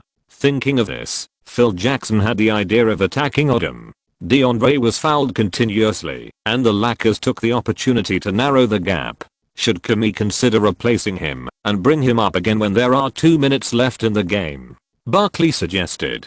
Even Jordan himself had this idea. Would it be better for the team to rest for a while? But Kellyan's idea was very clear. If Jordan completed a successful defense on the court, the benefit to the team would be greater than the loss of his missed free throws. Calming down, Jordan made 1 of 2 free throws again. Looking back, Kobe, who had saved the Lakers many times, finally lost his temper. At the moment of his backward shot, Kobe felt that his legs were not strong enough, and his jump height was not enough, so his shot was obviously short. Rebound.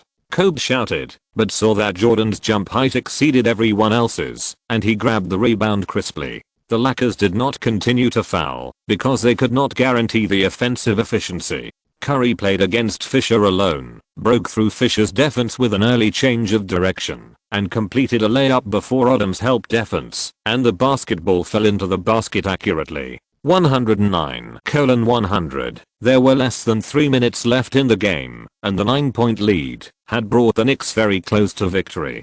Kellyan sat back in the coaching seat, sitting on the diorite. Kobe continued to carry the team on his shoulders and played Holiday with his back to the basket. He stared at Holiday and Love's defense and forced a shot but missed. Jordan made another contribution and protected the rebound. The fans in the stadium were cheering for the team's upcoming victory, but Curry was not affected by the fans. When he came to the top of the arc, Curry leaned down to dribble the ball and suddenly changed direction and passed the ball to his right hand. Kobe slid to the left and Curry connected a behind the back dribble. The basketball returned to his left hand. Kobe forced to adjust his center of gravity, but Curry slapped his left hand hard, connected another behind the back dribble, and took a big step to the right.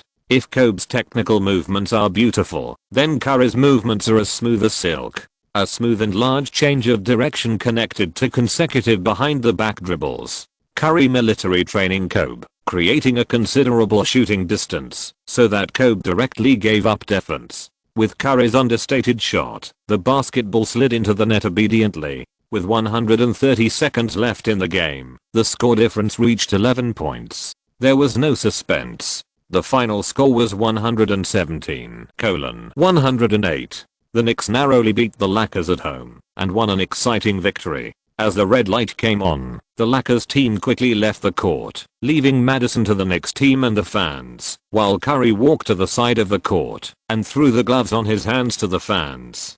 Kellyan also came to the court and accepted the cheers of the fans. For him, this victory is equally important. Being squeezed out of the Lakers by Phil Jackson, Kellyan suppressed the Lakers for most of his Hawks career and even defeated the Lakers head-on in the 2008 finals, which was a powerful counterattack. But there are also Lakers fans who are stubborn and think that it is the overall strength of the Hawks that is unique. Don't believe it? Without Garnett in the 2008-09 season, can the Hawks still beat the Lakers? To this day, the Knicks are weaker than the Lakers in any dimension. This victory is always well deserved, right? Chapter 367. We are classmates. Why are we so anxious to fight each other? Evaluate him. He scored 46 points on me. How do you want me to evaluate him? I can only say that we will win this game when we return to Staples. The Black Mamba said angrily during the post-match interview when the reporter asked Kobe about his evaluation of Curry. Kobe's anger was not directed at Curry, but more at the reporter's question. In a sense, Curry's treatment at the beginning of his career exceeded that of any other star in the league. He was given the title of Messi by a famous coach and joined the Knicks, which has the largest market in the league. He was loved by everyone when he first entered the league. Kylian built a team around him and never hesitated to praise him. Compared to his previous life, when he was underestimated and ignored for a long time, and even after he became famous, he was still looked down upon by old school stars. Curry has the strongest media force to protect him in the Knicks. There is also O'Neal in the team. Although the Big Shark is narrow-minded and vindictive, he is now enjoying the rotation benefits set by Kylian for him and the comfortable space opened by Curry, so he has to speak for Curry. Of course, Curry himself is also doing well. In November, he won the Rookie of the Month and was shortlisted as a candidate for the Best Player of the Month. In December, he helped the Knicks get through Gallinara's injury period and won the Rookie of the Month again. In 2010, Curry is still making progress. His average points per game has slowly increased to 25.4 points, ranking 7th in the league. The ones ahead of him are Durant, James, Anthony, Kobe, Wade and Monta Ellis. At the same time, he ranks 9th in the league with an average of 6.9 assists per game, behind Nash, Deron, Rondo, Paul, Kit, James, Baron Davis and Westbrook.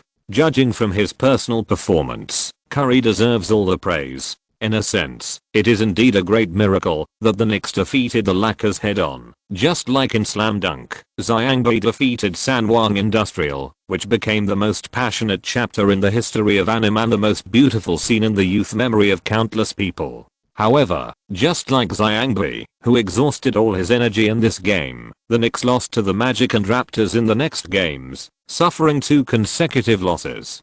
22-16. As the team's winning rate declined during this period, the team was also left behind by 2 wins and losses by the Hawks, and sat firmly in the 4th place in the Eastern Conference. For some overly picky fans, this is of course a bit disappointing, but as a coach, and a head coach with a long-term plan for the Knicks, Kylian pays more attention to the progress made by the young people in the team than the fluctuating results.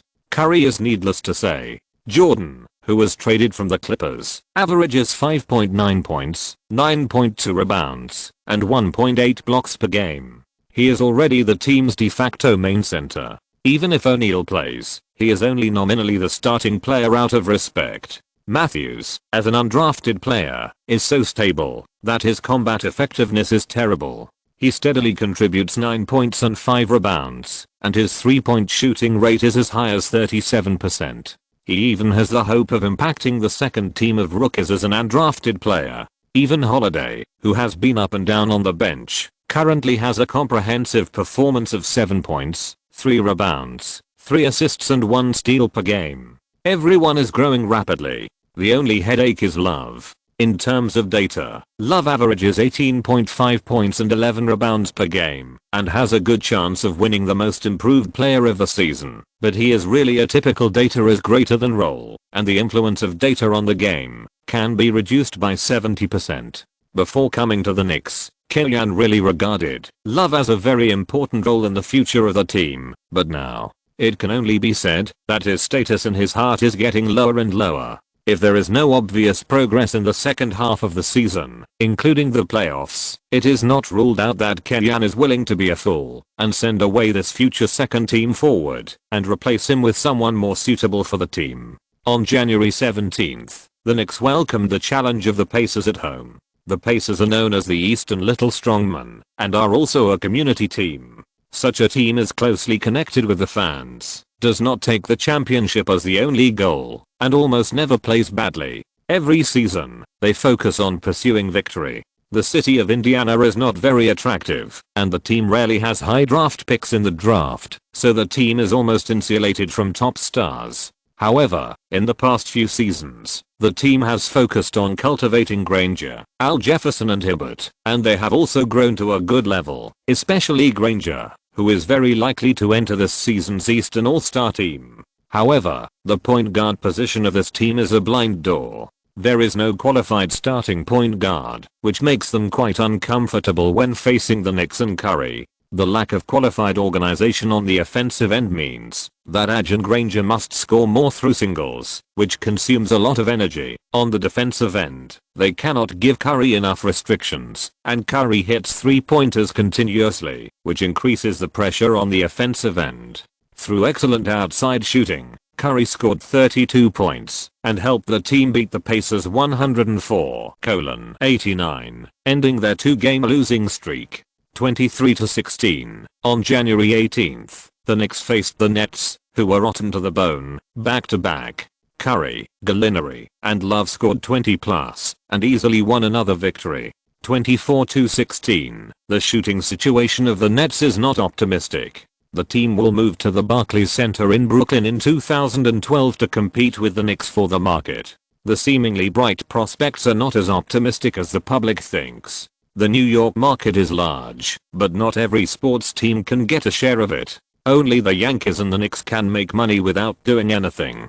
On the other hand, the cost of moving the team to New York is very high, including the cost of the Barclays Center, which is quite expensive. A boss without some strength really can't chew this big bone. In addition, the Nets' current weak lineup makes it normal that no one comes to invest. If nothing unexpected happens, the Nets will eventually fall into the hands of Russian crocodile Prokhorov. For the Russians, the good news is that Angie doesn't have so many chips in his hands. As long as he doesn't have a brain spurt, he will probably not be slaughtered like a pig in his previous life. The bad news is that Kalyan also knows the Russians' mentality of quick success and quick profit, and it is not ruled out that he will take action to save enough chips for his team in the future. Of course, with Kalyan's consistent honest performance in trading operations, he still loses less than trading with Angie. Just when Kalyan was dreaming of slaughtering Beliking in the future, the team suffered a heavy blow in the game between the Knicks and the Bucks on January 20th.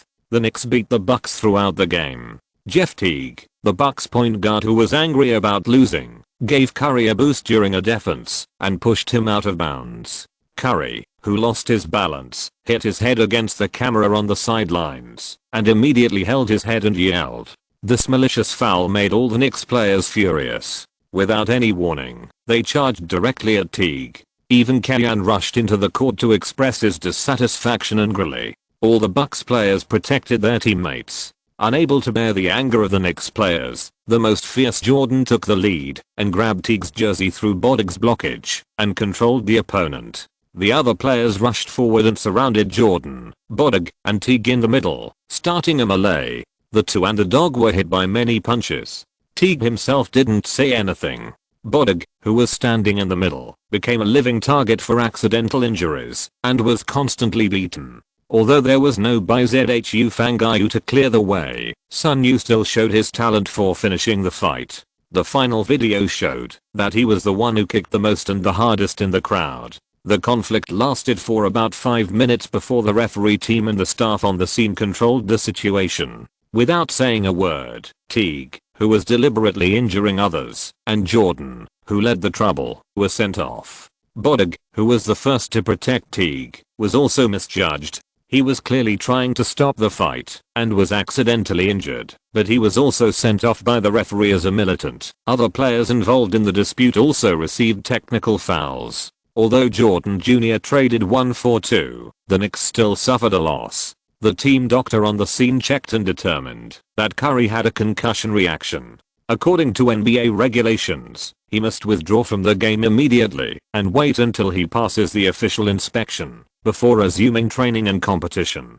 Curry left the court with regret, but his teammates kept the victory of the game with Curry and Jordan Jr. leaving the court.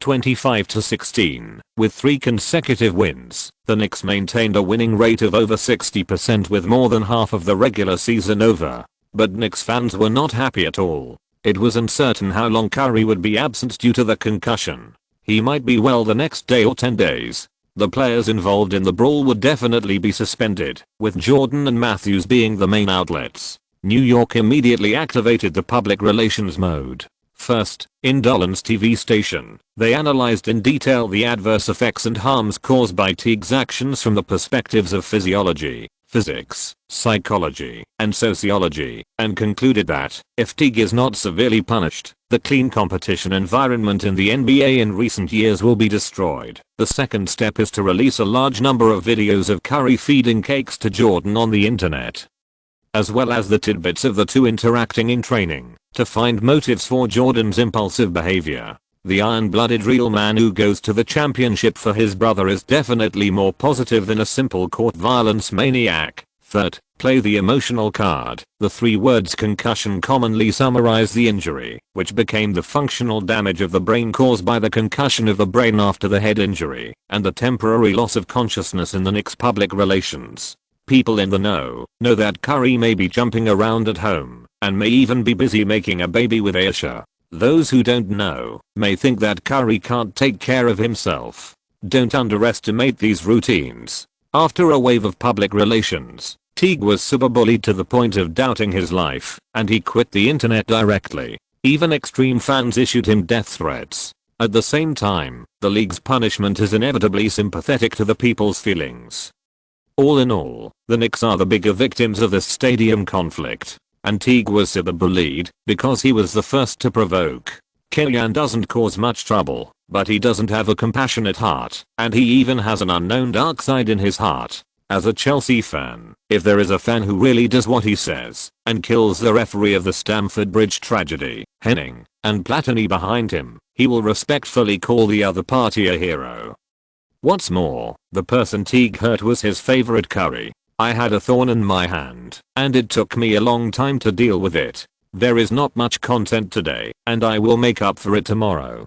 Chapter 368, A Blessing in Disguise, Breaking Through the Rookie Wall. How much use does public relations have in the sports circle? From the selection of important awards to the suspension of players, it is possible to reverse the situation, and call a black cat a white cat. In a La Liga match last April, the Monk Peep suddenly went crazy during the game. He first kicked his opponent to the ground, then kicked him twice crazily, then slapped the opponent, insulted the referee, and did all the evil deeds on the field. He was hailed as probably the worst behavior in football history. At that time, public opinion was that the suspension period might reach 3 years, and the possibility of a lifetime ban was not ruled out. But later, after Real Madrid issued Peep's psychological report, Peep's punishment was only a 10-game suspension. You know, even if all his fouls on the spot were disassembled one by one, it would be enough to suspend him for 19 games, not to mention the extremely bad impact of the incident itself. The same situation was also reflected in the NBA later. The most famous one is Artest's elbow to Harden, because when he was on the Lakers, the punishment was just a 7-game suspension. You know, Artest was suspended for 73 games in the Auburn Hills Palace incident. As a habitual offender who refuses to change, the league should have increased the punishment. But in fact, it was 3 glasses of wine. It would be a pity to say that the Lakers' public relations did not contribute to this. In response to this court conflict, the Knicks also took a multi-pronged approach. On the one hand, they fought a public opinion war and put all the shit pot on Teague. On the other hand, they played the emotional card and emphasized the miserable situation of Curry's suspension and the team's lack of availability. At the same time, Dolan was still communicating with the league's top management. As a luxury taxpayer, he is the league's favorite fat sheep. After several waves of operations, the punishment for the Knicks was only Jordan was suspended for 1 game and fined $15,000. Matthews was fined $5,000. Sun Yu was suspended for 3 games and fined $20,000. Jordan and Matthews, 2 main players, were let off, and Sun Yu, who secretly kicked people, was made a scapegoat. This result is favorable to the Knicks, but it is not fair to Sun Yu. Fortunately, Darlin paid the fines for several players on the spot. Kellyanne also made a special phone call to comfort Sun Yu and dispel some of the players' grievances. How is Curry? After solving this matter, Darlin also paid special attention to Curry's condition. I have also done an MRI, and there are no bleeding spots or other abnormalities. I'm just waiting for the concussion reaction to disappear. Kellyanne said, it's also a good time for him to rest. Well, the All-Star team coach. Thank you for your hard work. Darlin said vaguely. Yao Ming is seriously injured and basically can't play in the NBA. Yi Jianlian and Sun Yu can't carry the banner. The All-Star game inevitably lacks Chinese element. For David Stern, he certainly doesn't want to see any decline in the influence of the NBA in China. Kellyanne's appointment as the head coach of the Eastern All-Star team is theoretically the best explosion point. However, when the league staff called Kellyanne, his first reaction was to refuse. Kellyanne himself doesn't like the All-Star game, which has no desire to win or lose and is a purely entertaining exhibition game. With this time, he would rather take a vacation and go back to China to see his family.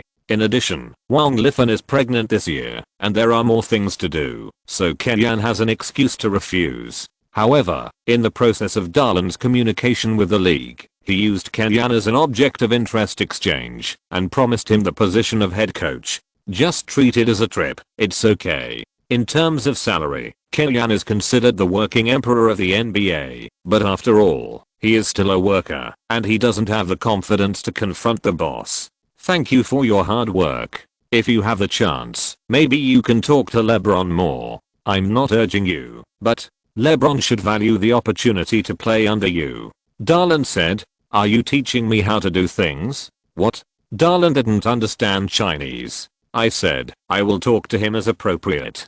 Darlin didn't know that Kellyanne didn't care about recruiting James and was completely lip service. He subconsciously preferred to introduce Stoudemire or Bosch. The former has the top face-to-face singles ability, can play pick and roll with Curry, and can also continue his performance of cooperating with Nash. The latter is not within Kellyanne's consideration, but the act of surrender some time ago gave Kellyanne some ideas. On the one hand, Bosch, who has outstanding shooting and comprehensive skills, has some meaning of version Sun in the small ball system. On the other hand, he can directly dismantle the Heat Big Three, forming a one rises, while the other falls. On January 22nd, the Knicks challenged the Dallas Mavericks away, and Curry, Sun Yu, and Jordan were all on the sidelines. The gap in strength between the two sides is very obvious, and Kellyanne also came with the attitude of training soldiers. However, in the absence of Curry, the other players of the Knicks performed very well.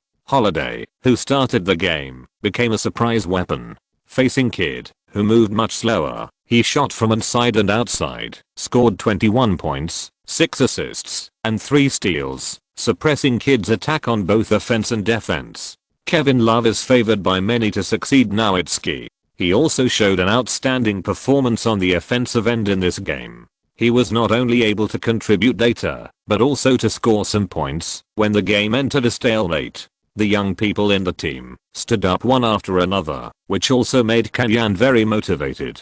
The Knicks kept the score close in the first 46 minutes of the game and did not let the game lose suspense in advance. At the critical moment, the Mavericks were a more mature team. At the last moment, Nowitzki, who was complained as a soft egg, was tougher than anyone else. He first played Love with his back to the basket, turned around and cut in for a layup. Then he played a pick and roll with Kidd, forced the basket, and caused Holiday to foul. Finally, he hit a free throw line jumper with 3.7 seconds left in the game, widening the score difference to 4 points, completely ending the suspense of the game 109:105. The Knicks lost to the Mavericks away, ending their recent winning streak, 25-17. Although they lost the game, Holiday, Love and Gallinari all played well in this game, which made Kellyanne quite happy. Holiday, in particular, played as the main point guard and his performance on the court improved significantly, playing more freely. After the game, in the locker room, Kellyanne also praised Holiday by name. On the 24th, the Knicks played against the Pacers at home again. Holiday played at a high level again, scoring 22 points and 9 assists, a near double-double performance, leading the Knicks to beat the opponent 100-94, 26-17. In this game, the Knicks won on defense. In other words, in the 2 games that Curry was absent, the Knicks did very well on the defensive end, which made Kellyan start to think about the current situation of the team. It's still the same old problem. Judging by the standards of a rookie, Love and Holiday's performances are not bad.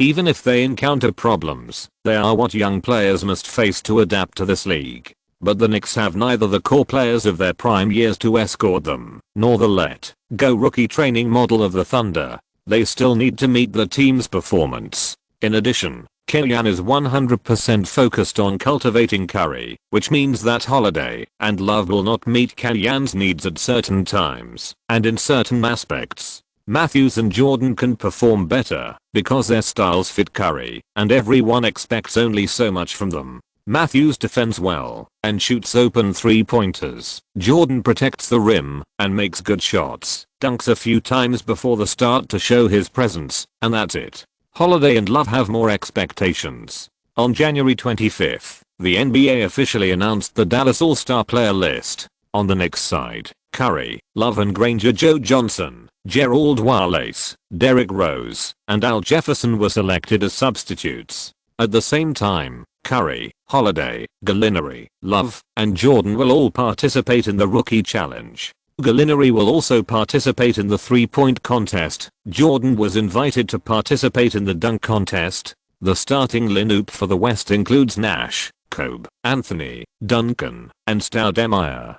Parker, Kit, Deron, Garnett, Durant, Nowitzki, and Gasol were selected as substitutes. In terms of lineup comparison, the West can almost kill the East in seconds. Roy, Randolph, Ginobili, and Bynum, who are not selected in the West, are very likely to enter the All-Stars if they are brought to the East. Influenced by Kellyan, the gap between the Eastern and Western teams this season is more exaggerated than in history. That is, on the 25th, the league staff tested Curry. It proved that Curry's concussion reaction has not been completely eliminated, and he will miss the Knicks home game against the Cavaliers on the 26th. When I was in college, I joined the astronomy club, and I thought the universe was infinite. But after I studied neurosurgery, I found that the human brain is the most mysterious and complex place in the world. The impact of this part cannot be rushed. After returning home, Wang Lifan comforted Kellyan. Kellyan stretched out his hand and rubbed Wang Lifan's hair. "I'm really fine now." After getting the opportunity to start in 2 consecutive games, Holiday's performance was not bad. Kellyan hoped that Holiday could take advantage of Curry's absence to break through the rookie wall in front of him and completely find the feeling of the game. If he can really do it, then this matter can be regarded as a blessing in disguise for the Knicks. "Really?" Wang Lifan glanced at Kellyan and leaned back in his arms. "But I feel that you are still not very happy recently. Wife, you are the pregnant woman, and I should take care of your emotions." Kellyan sighed and stroked Wang Lifan's back. "But I minored in psychology in college. In addition to being a neurosurgeon, I can also be a psychologist." Wang Lifan said, "Is there anything I can't tell the doctor?" It's nothing serious. I just feel that the trust and authority given to me by the team are not as good as described." Kellyan said. Whether it is a passive acceptance of the head coach position of the All-Star team this time, or Darlan's increasingly obsessed attitude towards James, Kellyan feels that, even if he takes on the positions of general manager plus head coach at the same time, he still can't completely control the team. "As for me, I really wanted to come to New York to be a gossip girl before. But after experiencing the life in New York and gaining some experience, I didn't feel really comfortable. So, if you make any decision, there is no need to worry too much." Listening to Wang Lifan's encouragement, Kellyan smiled and unconsciously hugged the mother and daughter tighter. It's not that serious yet.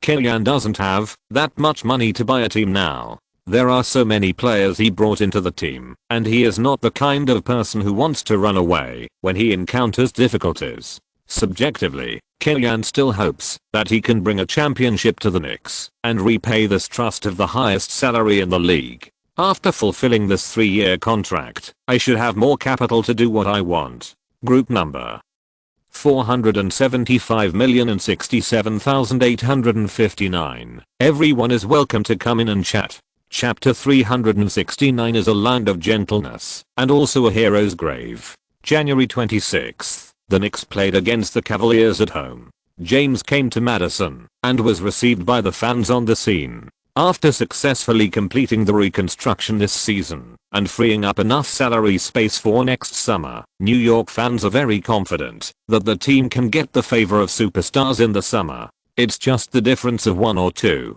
Bosh has almost publicly expressed his interest in the Knicks. If James also joins, the Knicks will instantly rise to the top of the odds list next season.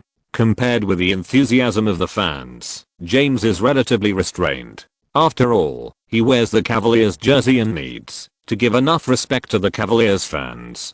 Do your job. Compared with Bosh's unconcealed, Killian agrees with this approach in his heart. He has changed teams twice in his coaching career. Both times he confirmed his departure 2 or 3 months in advance, but both times he officially finalized his next team after leaving. The reason for contacting the Knicks in advance is also because the Knicks themselves do not have a formal head coach, and Isaiah Thomas has always been in charge. Curry still can't play, and the Knicks' focus in this game is still on the defense. In the team's starting lineup, only Love's defense is lower than the average level of the same position. Overall, it can be said that this is a strong defensive team. The tenacious defense also caused James a lot of trouble. But even so, James still delivered 32 points, 6 rebounds and 4 assists. Combined with a hit rate of 12 of 23 shots, it is considered standard for James, but it is enough to lead the strong Cavaliers to beat the Knicks with a score of 102,87. 26-18. Holiday and Love continued to perform well. Holiday scored 16 points, 7 assists and 1 steal, but the efficiency was slightly low. Love steadily delivered a double-double of 19 plus 10, which is definitely worthy of the most improved player in terms of data. In the 3 games that Curry was absent, Holiday played at a good level and should have been the focus of fans and media attention. But after the game, the topic was still more focused on James. In the end, it was Kellyanne who forced to change the topic and praised Holiday. Compared to players from other teams, I'm more willing to talk about the progress of the young people in the team. I think Holiday's recent performance is a new discovery of the team, and I look forward to his continued performance in the next game. On January 27th, the Knicks challenged the Philadelphia 76ers back-to-back away. Before the game, Curry passed the league's test and was allowed to play. Considering the recent teams running in and Holiday's enthusiasm, Kellyanne arranged for Curry to play as a substitute. This arrangement is also very humane, allowing Holiday to understand that his hard work is rewarded. However, the 76ers, who are all spring men, are not an easy opponent for Holiday.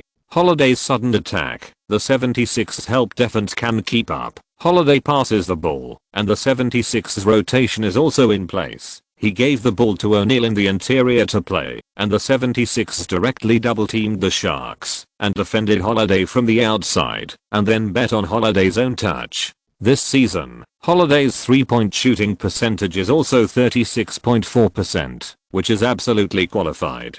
But in fact, even if Curry and Love have tied up a considerable part of the opponent's defensive strength, Holiday only shoots 1.5 3-pointers per game. To put it bluntly, there are too few data samples and the reference value is low. Perhaps it is also because of the pressure brought by Curry on the bench that Holiday's shots are not firm enough and his offensive efficiency is not high. Despite this, Kellyanne still let Holiday adjust on the court by himself and did not replace Curry until the end of the first quarter. It is rare to enjoy the treatment of off-peak travel. Curry faced Felton, who was inexplicably robbed of his main position by Iverson this season and had conflicts with the team. He showed a very good competitive state, or 3-point face shot, and a mid-range hit after a pick and roll easily helped the team narrow the gap to 6 points. In the same adjustment of the starting lineup, Kellyanne is much higher than 76ers head coach Eddie Jordan. From the second quarter, the Knicks entered the state of regular rotation. After 5 days of rest, Curry's physical strength was at maximum, which directly revitalized the Knicks' offense. The team scored an 8:0 climax at the beginning of the second quarter, overtaking the score and forcing the 76ers main players back to the court. In the second half of the second quarter, O'Neal's appearance helped the Knicks further expand their lead. Whether it was inside out or O'Neal using his large body to screen Curry, it gave the 76ers a headache. In the second quarter, the Knicks beat the 76ers 42:23 in a single quarter, overtaking by 13 points in one go. In the first half of the game, Curry scored 17 points and was in amazing form. In the second half, Holiday took advantage of the situation and returned to the starting lineup. If Holiday had any emotions again, it would be more of a psychological problem. The 76ers are good at using flexible defense to fight stalemates, but in the adverse situation, the team has no stable scoring means. The team leader Iguodala has an all-round attribute, but his scoring ability is seriously insufficient, especially when he plays singles with the ball, which is quite bad. Throughout the second half, the 76ers failed to organize an effective counter-attack, and the double-digit score difference lasted until the end. In the end, the Knicks defeated the 76ers 108:95 away from home, and once again pulled the winning rate back to 60%.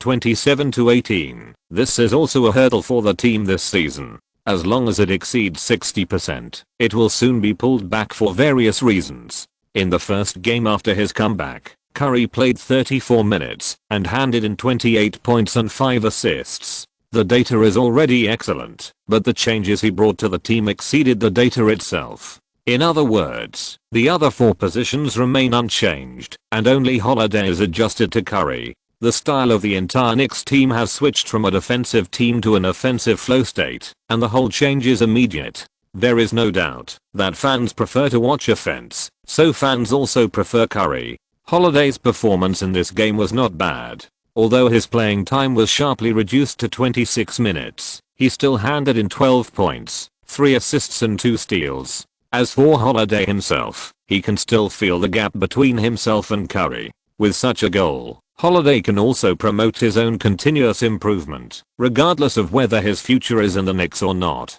On January 28th, the team did not play, but Kenyan is still busy. The scout team gave the latest rookie report. According to Kenyan's request, they focused on Whiteside, Belisha, Stevenson, Jeremy Lin, Fields and other players. Frankly speaking, this should be the most difficult draft Kenyan has ever experienced. First, the team has no first round pick, only 2 second round picks from the Knicks and the Grizzlies, so it is almost insulated from high ranking players. Second, the 10th rookie class is a very embarrassing one. The 2009 class the year before, and the 2011 class the year after were both devalued as weak draft years, but a large number of talents emerged. On the contrary, the 10th class stuck in the middle. Only George and Wall can barely hold the scene, and the quality is obviously not good. The third and most important point is that Kenyan himself has no idea about the team's lineup next season, and he doesn't know which direction to strengthen.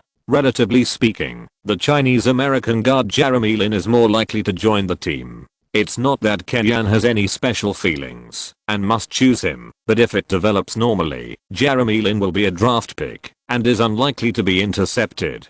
Jeremy Lin himself also learned about Kenyan's attention to him through Huo Kingshu and is also working hard in the direction that Kenyan expects, but this is all later. On January 29th, the Knicks welcomed the Boston Celtics at home and defeated their opponents 108-99. At the beginning of the season, the Celtics sent away Pierce, took Brand's garbage contract from the Clippers, and received 2 first-round picks and a first-round swap, seemingly starting a reconstruction. But the captain's state has improved after joining the Celtics. The average of 15 plus 10 per game has changed his value from a garbage contract to a premium contract, and also allowed the Celtics to play a performance with a winning rate of more than half with the inside pillar, ranking 6th in the Eastern Conference. Rivers is a guy who can't be trusted to lead the team to the championship, but when you give him an unfavorable lineup, he can always bring you some surprises. In this game, he put Tony Allen in the forefront of the lineup rotation and entangled Curry tightly, with obvious results.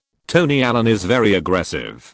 The defense with a very high rate of arrival prevented Curry from shooting 8 of 21 shots and 2 of 9 shots from beyond the 3-point line. He barely raised his data to 24 points by free throws, which is the best game against Curry in recent times. However, although Curry was defended to death, he also tied up a lot of Celtics defensive resources. Gallinari became the biggest beneficiary. Facing veteran Ray Allen, Gallinari had an overall advantage in height, strength and footwork. He shot 9 of 15 and scored 23 points, making up for Curry's inefficiency and becoming the biggest contributor to the team's victory. 28-18. On January 31st, the Knicks lost 93-106 to the rebuilding Pistons on the road, which was a big upset. 28-19. The Pistons' reconstruction this season can be called a failure. The team signed Ben Gordon for 5 years and $60 million, and signed Villanova for 4 years and $36 million. Both of them proved to be unable to appoint core players. The two contracts were extremely cost-effective, and blocked the team's future reinforcement. And Prince G, who Dumas had high hopes for, failed to play in the end, which made the fans feel desperate. But it was such an opponent that defeated the Knicks in this game. Ben Gordon returned to his time with the Bulls and made 5 of 9 3-pointers, helping the Pistons establish an offensive threat from the outside. Rasheed Wallace, who is now old this season, also taught Love and Jordan from mid-range and long range. Roaring Cheyennes made 9 of 17 shots in this game, scored a double-double of 21 points and 12 rebounds, proving that he still has some energy. In addition to returning to his old days on the offensive end, Hamilton and Prince, the old guys, also fought hard with the young Knicks on the defensive end, helping the Pistons to hold on to a victory. Winning a victory cannot cover up the Pistons' operational failure this season, but if they can get excellent young people, perhaps fans can regain confidence in the team's future. So after the game, Dumas contacted Kellyanne and asked Kellyanne about the price of Holiday's trade. In Dumas' view, there are more or less some incompatibility between Holiday and Curry. Curry is Kellyanne's Messi, who will not give up 100% of the time, so Holiday has become a tradable object, and it is nothing more than a matter of trading offer. Junie? After being asked by Dumas, Kellyanne was a little confused. What kind of operation is this? For now, I have no intention of making a trade. Kimmy, I can offer the first round pick of the Pistons this season. It is possible that this draft pick will fall into the lottery zone. I can also add Ronnie Stuckey in the trade. His style of play is more mature than Holiday and can also help you. In order to get Holiday, Joe Dumas was even willing to trade Prince George to the Knicks. Objectively speaking, this offer is very sincere. If Kellyanne was facing this situation in the Hawks, he might really agree to the trade and then use the Pistons' high probability lottery pick to select George. The combination of Curry plus George is definitely worth looking forward to in the future. But Kellyanne is in the Knicks at the moment, and the environment is completely different. The more Dolan trusts Kellyanne, the greater the pressure he actually puts on him. At the same time, it is also known how demanding New York fans are. Kellyanne does not know which direction the Knicks will go in the free agent market in the summer of 2010. Unless it is a deal that benefits the present and the future, he really dare not move the backbone of the team. Time came to February, and the Knicks started another wave of westward expedition. On February 2nd, the team lost to the Suns 106-119, and suffered 2 consecutive losses. In this game, Curry played well. In the second quarter, he made 4 of 5 3-pointers, and scored 19 points. The Knicks once led by 16 points, but were reversed by the opponent in the second half. In the fourth quarter, the Knicks players were like a collective curse, and they were crazy about shooting. In the whole game, Curry made 14 of 26 shots, 6 of 10 3-pointers, and 5 of 6 free throws, scoring 39 points, 8 assists and 2 steals. Gallinari made 6 of 18 shots, 1 of 3 3-pointers, and 2 of 2 free throws, scoring 15 points and 5 assists. Love made 5 of 13 shots, and only got 2 free throws, scoring 12 points and 8 rebounds. The Suns' win was due to the home whistle, with the free throw ratio of the two sides being 33-17, but the Knicks' own failure to live up to expectations was more critical, as some of their offensive choices were too reckless. On February 3rd, the Knicks lost back-to-back to the Lakers, 95-108, and suffered a 3-game losing streak, 28-21. In the first round of the two teams' encounter, Curry and Kobe's duel was impressive. But in this game, the Knicks, who were playing back-to-back, were at a physical disadvantage, and this schedule was basically a gift to the Lakers. Curry made 8 of 20 shots, 3 of 8 3-pointers, and 2 of 2 free throws, scoring 21 points, 5 assists, and 3 rebounds, with a very low hit rate. This wave of 3 consecutive losses was a bit depressing. Kellyan counted on his fingers and thought that he might have to give the Knicks the first season in his coaching career that failed to win 50 games. It is indeed a Big Apple city, where many famous coaches have failed. It is really not easy to work. It is a gentle place, but also a tomb for heroes. Chapter 370. Half of the team plays All-Stars. Kellyan, who has always been confident, even showed a self-deprecation, which shows how deep and turbid the water in New York is. However, in the next few games, the young people of the Knicks dispelled Kellyan's self-doubt with their performance. In the 5 games after the 3-game losing streak, the team defeated the Clippers, Heat, Pistons, and Hornets, and only lost in the game against the Magic.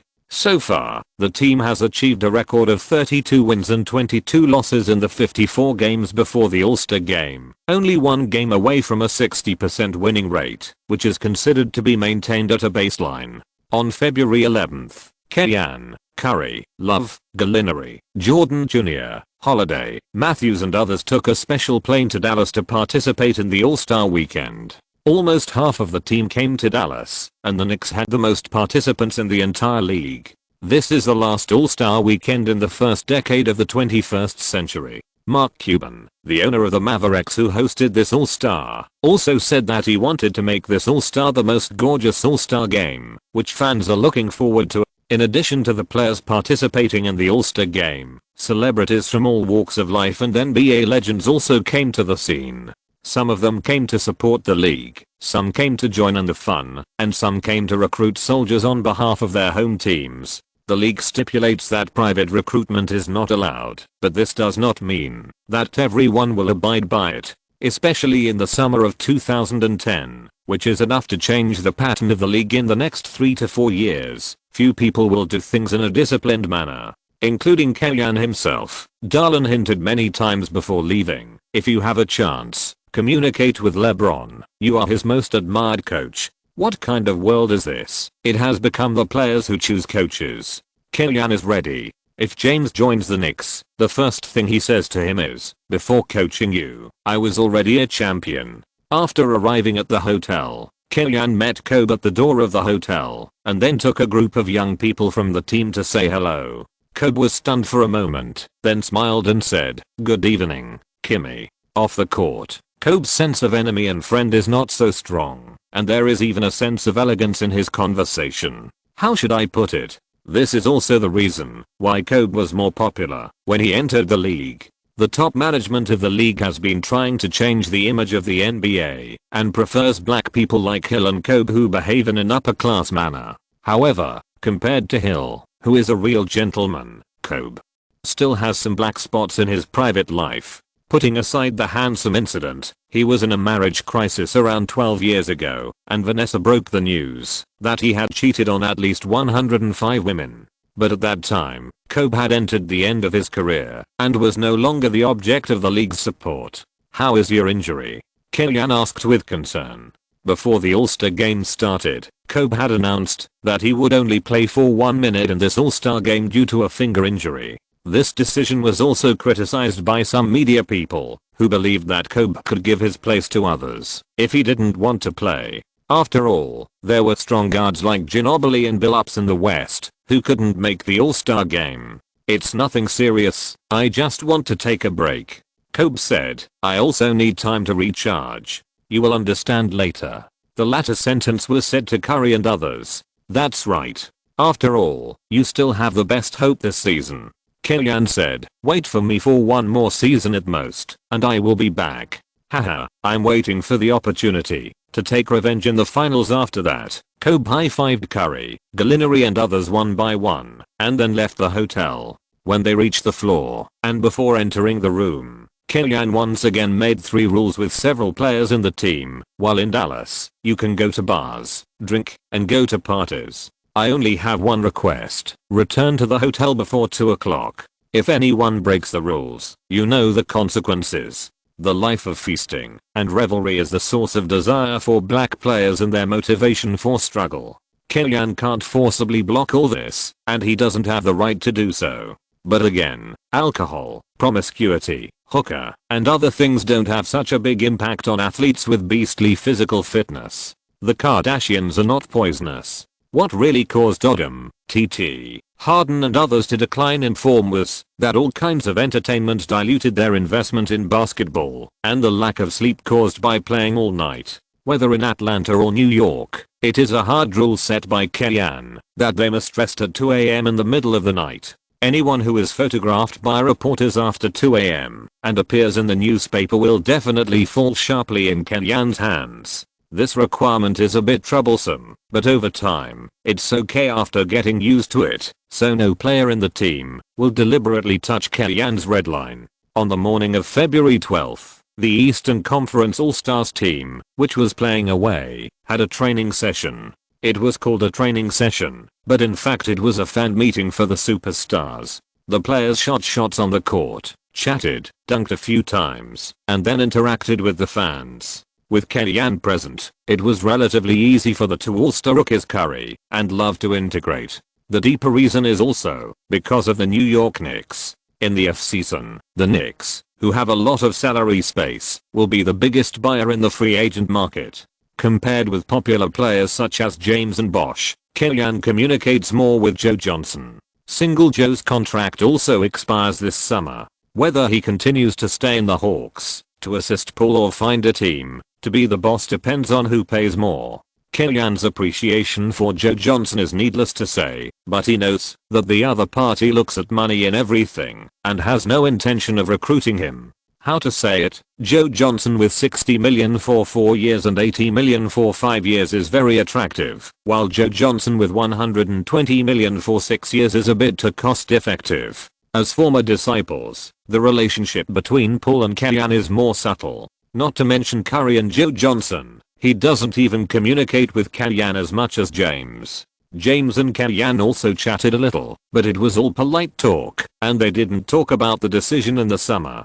James didn't mention it, and Kellyanne didn't ask. At 8 o'clock that night, it was a rookie challenge. This year's rookie game is very eye-catching. In the sophomore team, Rose, Westbrook, Love, Mayo and Gasol are all good players, and the explosive style of Rose and Westbrook is particularly attractive. And in the freshman team, Curry is the biggest star. He is also the only all-star player in the freshman team. The performances of Evans, Jennings and DeRozan are also expected. In the past, the excitement of the rookie challenge was much worse than that of the main game. The big stars will control the rhythm while performing, try to keep the score difference in the first 3 quarters, and then fight hard in the 4th quarter, but in the rookie challenge, the new stars of the league are obviously much worse.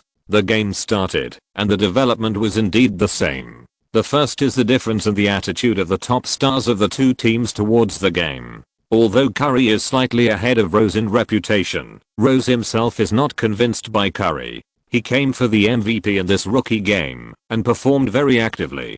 Curry played more of a role as a spot shooter for his teammates in this game and did not have the idea of soloing with Rose, which made the fans at the scene a little regretful. However, Curry's failure to shoot does not mean that no one is competing with Rose. In the 2nd quarter, Westbrook stood up and continuously attacked the basket and hit it. He felt that his hand was hot. Westbrook tried several mid-range and long-range shots, which were also very efficient. After the feeling came, Westbrook saw the hope of competing with Rose, so he got excited. But don't forget that Rose and Westbrook are on the same team. Rose came for the MVP, and Westbrook was also a ruthless person who said my life is determined by me, not by God. Teammates on the same team competed on the court and even refused to pass the ball to each other. Later, Westbrook directly turned on the 1v9 mode and even had some quarrels with Hansbrough when grabbing the front court rebounds. Kellyanne was speechless that conflicts could arise even in a rookie game. It was after this quarrel that Curry began to exert his strength. Although he and Hansbrough were only teammates in this game, Curry would definitely respond if someone bullied his teammate. At the same time, on the defensive end, the freshman team also exerted their strength, frequently double-teaming Westbrook, causing the opponent to make mistakes and counterattack. In the whole game, Westbrook made 16 of 28 shots and scored 37 points, but also contributed 8 turnovers. These 8 turnovers were all converted into counterattack points for the freshman team. Curry, who focused on organizing the offense in the first half, turned on his personal offense mode in the second half. He made 11 of 15 shots, scored 26 points and 11 assists, a big double-double performance, and led the freshman team to defeat the sophomore team 135-128 and win the Rookie Challenge. Curry also won the MVP of the Rookie Challenge with his outstanding performance. Although Evans and Jennings scored 31 points and 24 points respectively, Curry activated the team's offense in the first half and stood out in the second half to lead the team to counterattack. His impression score was full and his data was more comprehensive. There was no dispute about his MVP. Rose and Westbrook were fighting each other, and Curry reaped the benefits. Instead, he contributed to a very interesting Rookie Challenge in recent years. On February 13th, the All-Star Weekend came to the competition of individual events. At the same time, this day was also the traditional Chinese New Year's Eve. Kellyanne pulled Curry to greet the people of the country through the CCTV camera and Huo Qingshu's camera. Happy Chinese New Year. Curry imitated Huo Qingshu and bowed. Happy together. The competition of individual events was also a relatively boring moment of the All-Star Weekend. The 3-point contest and the skills contest have received less and less attention, and the dunk contest, which should have been exciting, has also disappointed people because there have been no creative dunks for a long time. Hollywood wearing a Superman cape and dunking is exciting to watch in person, but it doesn't feel good to watch it on TV. Nate Robinson won the dunk championship for the first year with his height as a gimmick, but he has won the height bonus twice in a row, and each time he dunked over people without any novelty. The sad thing is that he still participated in this year. In 2005, Kellyanne developed the sitting dunk in advance, helping Josh Smith win the dunk championship and become the third monument of the dunk contest after Jordan and Carter. In this dunk contest, he also designed a move for Jordan, hoping to snipe Jordan. The first to start was the skills challenge. The contestants included Nash, Westbrook, Rose and Aaron Williams. In the preliminary round, Westbrook was the first to appear. He was very fast, but his dribbling and passing were obviously not up to standard. He made mistakes at 2 passing points and took a full 44 seconds to complete all the items. This result would have eliminated him in any year. That is to say, there is no 3-pointer in the skills competition now. Otherwise, Kellyanne is optimistic that Westbrook will take more than 1 minute. Rose, who has become Westbrook's lifelong enemy since yesterday's skills competition, was the second to appear. In terms of dribbling and controlling skills, Rose is much smoother than Westbrook, but he is fast, and the overall rhythm is average. He also made mistakes in passing, and finally took 37 seconds. Nash and Aaron appeared next. Both of them have won the skills competition championship. Compared with the two young people, their duel is the highlight. Compared with Rose and Westbrook, Darren looks more like a point guard. The dribbling technique is solid, and the movements are simplified without any drag. The same is true for Nash. In terms of ball control, Nash has few rivals in the NBA. Apart from other things, Nash's ability to frequently walk around the opponent's restricted area without losing the ball is something that no younger point guard can do. In the end, Nash was still one step ahead, defeating Darren in both the preliminaries and the finals, and took away his second trophy of the skills competition. In the skills competition, no next players participated in it. In the following 3-point contest and dunk contest, Gallinari and Jordan participated in them respectively. Kellyanne, who accompanied Huo Qingshu to do the game broadcast, also had a clear tendency. Why didn't you let Curry participate in the 3-point contest? Huo Qingshu asked. If Curry participates, the only suspense of the game will be whether he can break the record. Kellyanne decisively boasted for Curry. As he was talking, the game had already begun. Clippers veteran Pierce was the first to play. He only scored 3 goals in the first 2 points and had no hope of advancing. However, from the third shooting point, Pierce found his feeling and hit 11 goals in a row, accumulating 18 points, which is a relatively safe score. The second to appear was Billups. His shooting state was opposite to Pierce. He made 4 of 5 shots in the first point, but unfortunately he lacked stamina. Fortunately, he also hit 4 flower balls and scored 17 points. Gallinari came on the court. The Italian cannon's shooting was stable and his hits were relatively balanced. The disadvantage was that his shooting speed was a little slow. When he finished shooting at the top of the arc, the time was less than 30%. In the last 2 points, Gallinari accelerated and threw the ball out and finally got 17 points. Maybe the preliminaries will have to go into overtime. Kellyanne felt a little sorry for Gallinari. The Italian had already scored 13 points in the first 3 points, and the rhythm was completely disrupted by time. It would be better to let nature take its course and shoot the 4th point. The last point is up to fate. Chapter 371. The trading deadline is coming.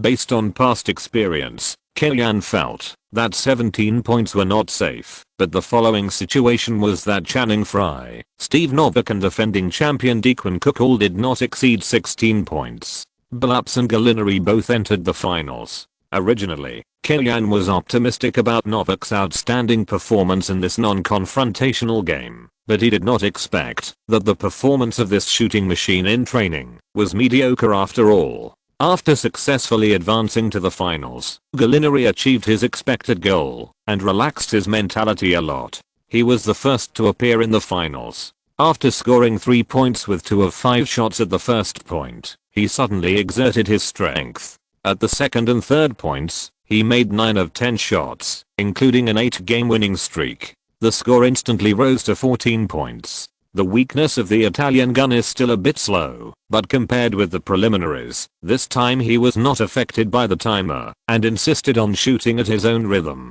At the 4th point, he hit 3 more balls, including a flower ball, and the score reached 18 points. Running to the right corner, with only 10 seconds left, Gallinari still followed his own rhythm and did not deliberately pursue throwing all the balls. When the red light came on, there was still a flower ball in the basket that had not been thrown out, but 2 of the 4 balls thrown out hit.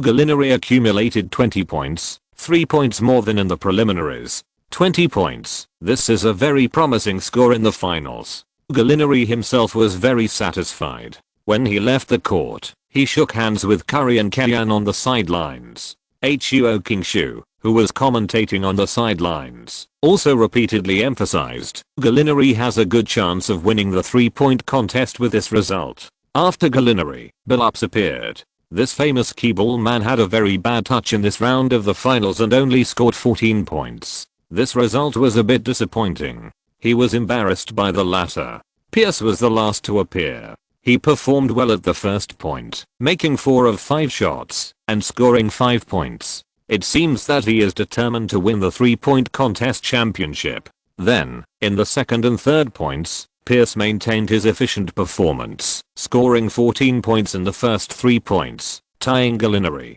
This also put pressure on Gallinari on the sidelines. But in the 4th point, Pierce's touch fluctuated, and he hit 3 irons in a row. Although the 4th ball hit steadily, he missed the key flower ball again, which completely tilted the balance of victory to Gallinari. In the 5th point, Pierce needed to score at least 5 points to drag the game into overtime, but as he missed the first ball, Pierce himself gave up hope and turned to entertain the public, starting to shoot the remaining balls with one hand. On the sidelines, Kellyanne and the Knicks players stood up one by one to congratulate Gallinari, followed by Billups, Novak and others. In the end, Pierce ended the game with 15 points, and Gallinari lifted the 3-point king trophy as he wished. This is also the second individual honor the Knicks have won in this All-Star game. After Gallinari won the 3-point contest, he didn't have time to celebrate for too long before the dunk contest.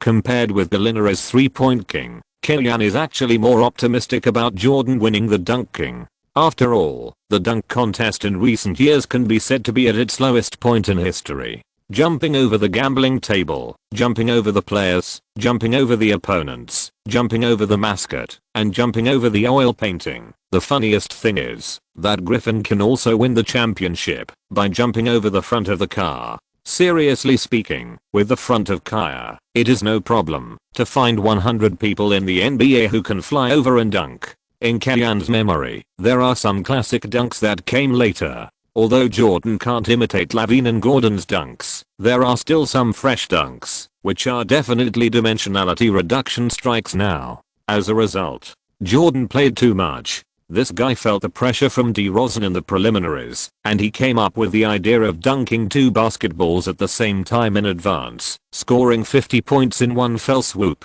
while advancing to the finals with Nate Robinson. He also raised the audience's appetite. As a result, he couldn't come up with a better move in the finals. Nate Robinson, the slam dunk contest nail house, won his 3rd slam dunk king, and thought he was successful and famous. At the very least, he could carve his name after Jordan, Carter, and Josh Smith, and become a person on the presidential hill of the slam dunk contest. However, the actual situation is that the fans don't buy his account at all. Not everything is based on how many championships you have won. Looking at the history of the slam dunk contest, Jordan's free throw line jump, Carter's windmill, and Josh Smith's sitting dunk have all brought the slam dunk contest to a new height. Nate Robinson is nothing. His first championship was controversial, and many fans still feel sorry for Iguodala. The second slam dunk contest is still the old drama of slam dunking over people, and then the gimmick of the shortest slam dunk king is played again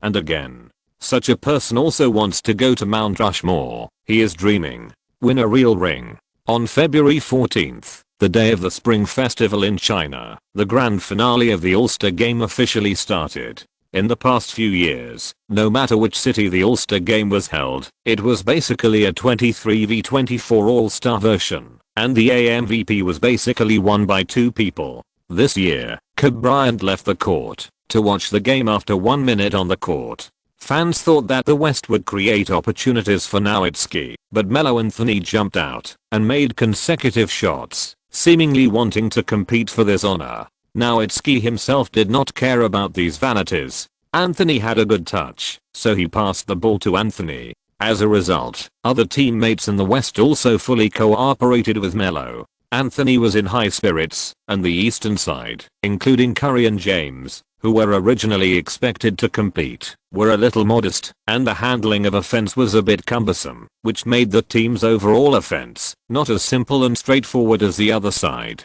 In the first quarter, the score difference was more than 20 points, which made Kellyanne a little more serious during the timeout. Melo is ruthless. If you don't want to lose too badly, you should try harder. After Kellyanne spoke, Curry started to exert his strength and scored 5 points in a row to help the team narrow the gap. Then, Wade also started to exert his strength. If no one else played, he would fight for it himself. The Dallas All-Star Game gradually became a battle between Anthony and Wade for the second man in 2003. Wade has magical balls, championships, and FMVPs, while Anthony has a more stable output on the court and is slightly better in personal data.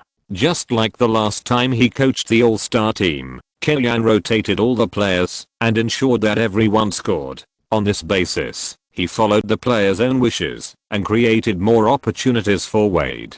Curry, Rose, James, and Harwood served as auxiliary attack points. In the case of a clear disadvantage in the lineup, the Eastern All-Star team caught up with the score. After 3 quarters, the score difference was narrowed to only 7 points, and the two sides left the suspense to the real guns and bullets in the fourth quarter. Kim's control of the rhythm of the All-Star Game is really good. In the stands, Adam Silver also recognized Kellyanne's performance. It not only gave big-name stars room to play freely, but also ensured that the game could return to the rhythm of the game in the final stage. This is a real coach. Stern approved. After Yao Ming, the NBA's development of the Chinese market will largely rely on him. A coach has a much longer shelf life than a star. However, the environment in New York may not be suitable for him. He really doesn't understand Darlin. Silver expressed his opinion. Who can resist New York? Stern shook his head. It's not that he doesn't understand, Darlin, but young people are blindly confident and always think they can change the world. In the second half of the fourth quarter, both sides created opportunities for Anthony and Wade respectively, and the defensive intensity of both sides also reached a higher level. In this situation, Wade showed that he had stronger psychological quality and better tactical quality than Anthony. He could not only complete a layup against Deron's defense, but also pass the ball to Curry on the outside to hit a three-pointer after being double-teamed. On the other hand, Anthony was too selfish in handling the ball. Even though James' defense was in place, he still chose to force the ball and then watched the score being overtaken, the victory being taken away, and the AMVP trophy being lifted by Wade. Wade lifted the AMVP trophy in Dallas, which really brought back some bad memories for the fans at the scene. There were even some discord and boos at home, which also brought the post-game celebration to a hasty end. At this point, Kellyan's all-star mission ended, and the task of finding out James's mind given to him by Darlin was directly thrown out of his mind by him. That night, the Knicks returned to New York together and had to fly to Miami the next day to challenge the Miami Heat away. Before the All-Star game, the two teams had just played against each other. The Knicks easily defeated the Heat 107-92 at home. In this game, the Heat aimed for revenge. However, Wade, who had just won the AMVP, was still immersed in the atmosphere of the All-Star weekend and had not come out. The other players of the Heat were also somewhat uninterested because they might be traded by Pat Riley at any time to make room, and the whole team was not in good shape. This season, many teams have similar situations to the Heat. Most of the team's thoughts are on the 10-year free agent market, but they will ignore the emotions and ideas of the players in the team. The contracts represented by James Jones and Eddie Curry will not expire until the next few years, but they are inexplicably abandoned. The players themselves must be unhappy. This is also one of the reasons why Kellyan did not even use the middle class exception and simply promoted young people. At least their ideas are very clear: work hard to win, and then perform to Kellyan's expectations. The more space a team has, the more it should make good use of the rookie bonus, right? Curry, Jordan, Love, Gallinari, plus Holiday, who stuck to Wade on the defensive end. The Knicks' young players who went to Dallas all played well and helped the team beat the Heat 112-97. In the first game after the All-Star game, the winning rate was brought back to 60%. 33-22. This is the nth time the Knicks have reached this winning rate this season. On February 16th, the NBA broke the first trade after the All-Star game. The Rockets traded Landry plus Larry Hughes for Kevin Martin of the Kings. In terms of strength improvement, the Rockets obviously made a profit. Although Martin is poor at defense, he does not need too much ball possession and can still efficiently score 20 plus, which can improve the team's outside firepower. Landry is, after all, an inside player with no height and relies on athleticism to play, and his upper limit is average. But the Kings were rated higher in this deal. They sent away Martin, who didn't get along well with Tyreke Evans, supplemented the inside line, and obtained Larry, whose expiring contract, which can get a lot of salary space in the offseason. In fact, many times, the team uniforms that are scolded by fans as mentally retarded are not as stupid as the fans say. Take the Kings deal for example. It is almost impeccable from an operational perspective. The problem is that Evans, who was trained by the football rights, did not play well later, and the freed up salary space was not well utilized. But these cannot deny that the team's thinking in this deal is correct. Whether it is a profit or a loss, the Rockets deal can be regarded as a complete opening of the trading market. Next, each team began to adjust its lineup and move towards its own season goals. The Cavaliers continued to make the last effort to keep James. They used Big Z plus 10-year first-round pick to trade for Antoine Jamison of the Wizards. This deal can be called robbery. Big Z's situation can be described in one sentence as a decline. Except for his height and slow mid-range shooting, his other skills are almost gone. Jamison can average 20 plus 6 per game this season, and is a strong inside player with strong shooting and face-to-face singles ability. The Wizards agreed to let him compete for the championship because they respected the team's legend and did not want to embarrass him. Later, the Wizards also wanted to use another star in the team, Caron Butler, to trade for the young Knicks. But Kalyan is not interested in the championship this season, and he does not want a singles player like Butler, so he decisively rejected the deal. The Bobcats also had their eyes on the Knicks. Boss Joe saw the opportunity to compete for the playoffs this season and wanted to strengthen the team's point guard position. After all, Andre Miller is not young anymore. His playing time is limited, and no one knows when he will retire, so the Bobcats hope to strengthen this position.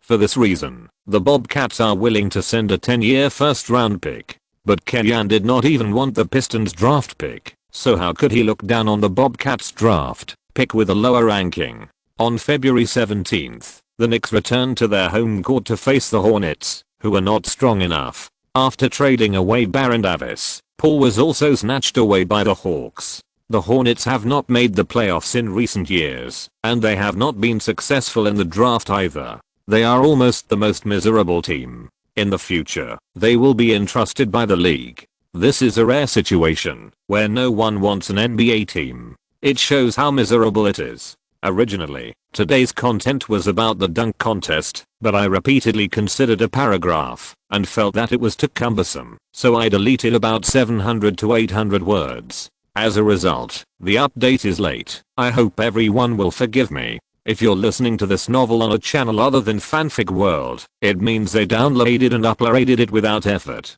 We cordially invite you to visit our channel, Mundo Fanfic Novelos. There you'll find the original version of this story and you can explore many other novels of various genres. We're waiting for you to immerse yourself in a world of incredible novels. Chapter 372. Kalyan starts the fire. Darlin puts it out.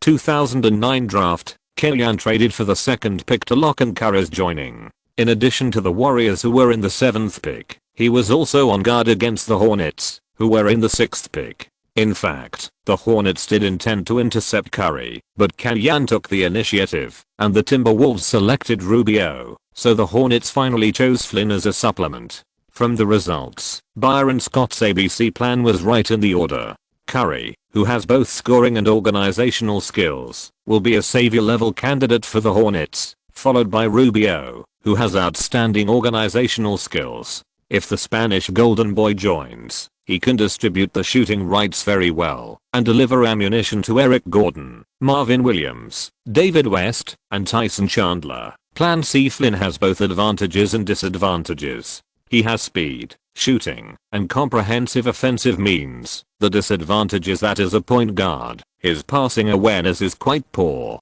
In simple terms, he is a lone ranger. He can score, but the Hornets have no shortage of scorers. He can't pass the ball, so the Hornets can't combine their strength in other positions on the field. Fighting alone, the Hornets are no match for the Knicks. After 3 quarters, the Knicks established a 17-point lead. In the 4th quarter, Holiday performed well and didn't even give Curry a chance to continue playing, and he led the team to destroy the Hive. In the end, the Knicks defeated the Hornets 110-97, winning both games after the All-Star game. 34-22. After the All-Star game, the trade deadline soon arrived, and various trade proposals appeared on Kalyan's desk. In combination with the team's current situation, Kalyan made minor adjustments to the team's lineup.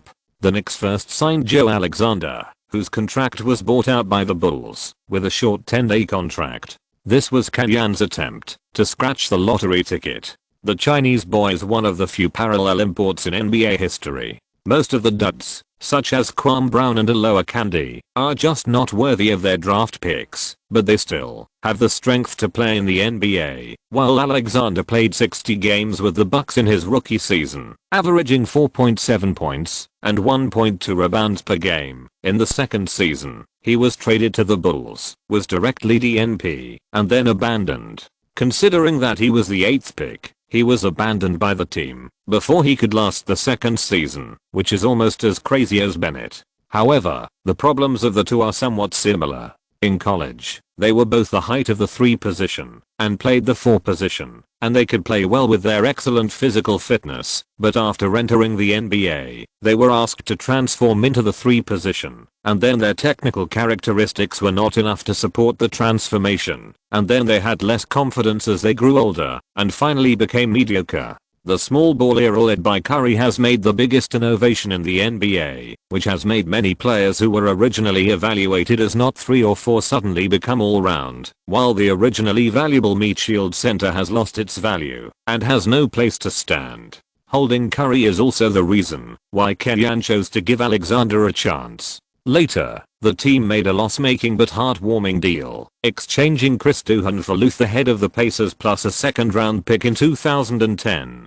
Duhon played as a substitute for the Knicks this season, and his performance in limited playing time was quite good. There is no problem staying as a substitute. But with Holiday breaking through the rookie wall during Curry's injury and being able to take on more playing time, and Sun Yu also being able to play as a point guard, Duhon's playing time may continue to be compressed, which is not very friendly to him in his contract year. The team sent him to the Pacers, who lacked a point guard, and it was also a chance for him to fight for more opportunities. Chinese fans know the level of former Rockets player Head very well. He is a typical double incompetent guard. He fails to dribble and has zero organizational ability when playing as a point guard. He is tall and cannot compete when playing as a shooting guard. He has no breakthrough ability, no ball handling ability, and even no mid-range shooting ability. He only has a 3-pointer that is above average, but he is unreliable in the playoffs. Fortunately, the reason why Hyde was favored by Jeff Van Gundy was his character. He was a typical college player, diligent in training, and conscientious on the court. He was still useful in the regular season. On February 19th, the Knicks visited Portland and challenged the Trail Blazers. Alden suffered a season-ending injury again. He was injured for 2.5 years in the first 3 seasons of his career. Roy also suffered a knee injury. The Trail Blazers young guards, who were highly expected, lost 2 of their core players under the misfortune of the veterinary team, leaving only Aldridge to support. But in adversity, the small basic skills also showed their ability to withstand pressure. Facing Kevin Love, who is younger than himself, but has become an all-star, Aldridge played high and high. Whether it was a low post back to the basket strong attack or a high post straight arm jump shot, he had considerable guarantees. When he was excited, he even used a fake move to light up Love, then quickly broke into the basket and completed a dunk against Jordan. Kellyanne was envious of Aldridge's performance, but the young talents in his hands made McMillan even more excited. Compared with Webster, Matthews is a better 3D player, and as a European player who also came to the United States to work hard, Gallinari is more adapted to the NBA than Rudy Fernandez. Let's not mention Curry. Although Roy is also good enough, and is already the top 3 shooting guard in the league when healthy, his ability to lead the game is still not comparable to Curry. Aldridge's outbreak alone failed to bring victory to the team. The Trail Blazers lost to the Knicks 99-112 at home, and watched the Knicks win 3 consecutive games, 35-22. In this game, Curry found a balance between personal offense and organizing the team. He made 9 of 19 shots and 4 of 9 3-pointers in the game, scoring 25 points and 8 assists, which is considered an average performance in the season. The 2 new players Alexander and Hyde also ushered in playing time. Except for Alexander protecting 2 backcourt rebounds, there was not much performance. Of course, it was a personnel adjustment for the last substitute, and the media did not pay attention to the performance of the 2 people in the press conference after the game. Everyone was more concerned about how Kellyanne evaluated the matchup between Aldridge and Love. LaMarcus and Kevin are both relatively outstanding players in the new generation of inside players. In this game, Aldridge performed better in the matchup, but we must consider that LaMarcus has played 2 more years than Kevin and is much more mature. I believe Kevin will continue to improve. On the surface, Kellyanne was a little hard-mouthed, but between the lines, he was praising Aldridge. If Love was replaced by Aldridge, it would be a buzzer beater. Unfortunately, it couldn't be replaced. On February 20th, the Knicks finally lost back-to-back games, losing 101-110 away to the Denver Nuggets, and were defeated by their opponents twice this season, 35-23. The key to the Nuggets' victory is Melo Anthony. Since he entered the league, he has always been a trouble for Kellyanne. He has been able to score high points against Kellyanne's team for many years, and this game is no exception. In this life, due to the butterfly effect, Anthony did not experience the AI double gold double gun period.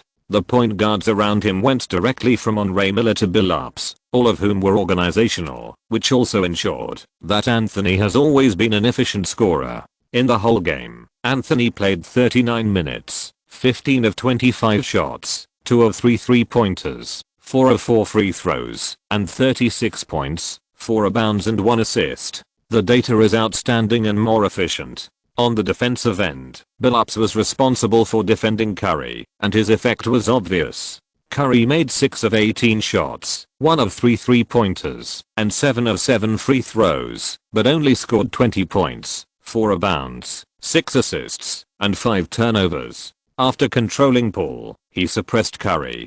Billups is an absolute rookie point guard killer.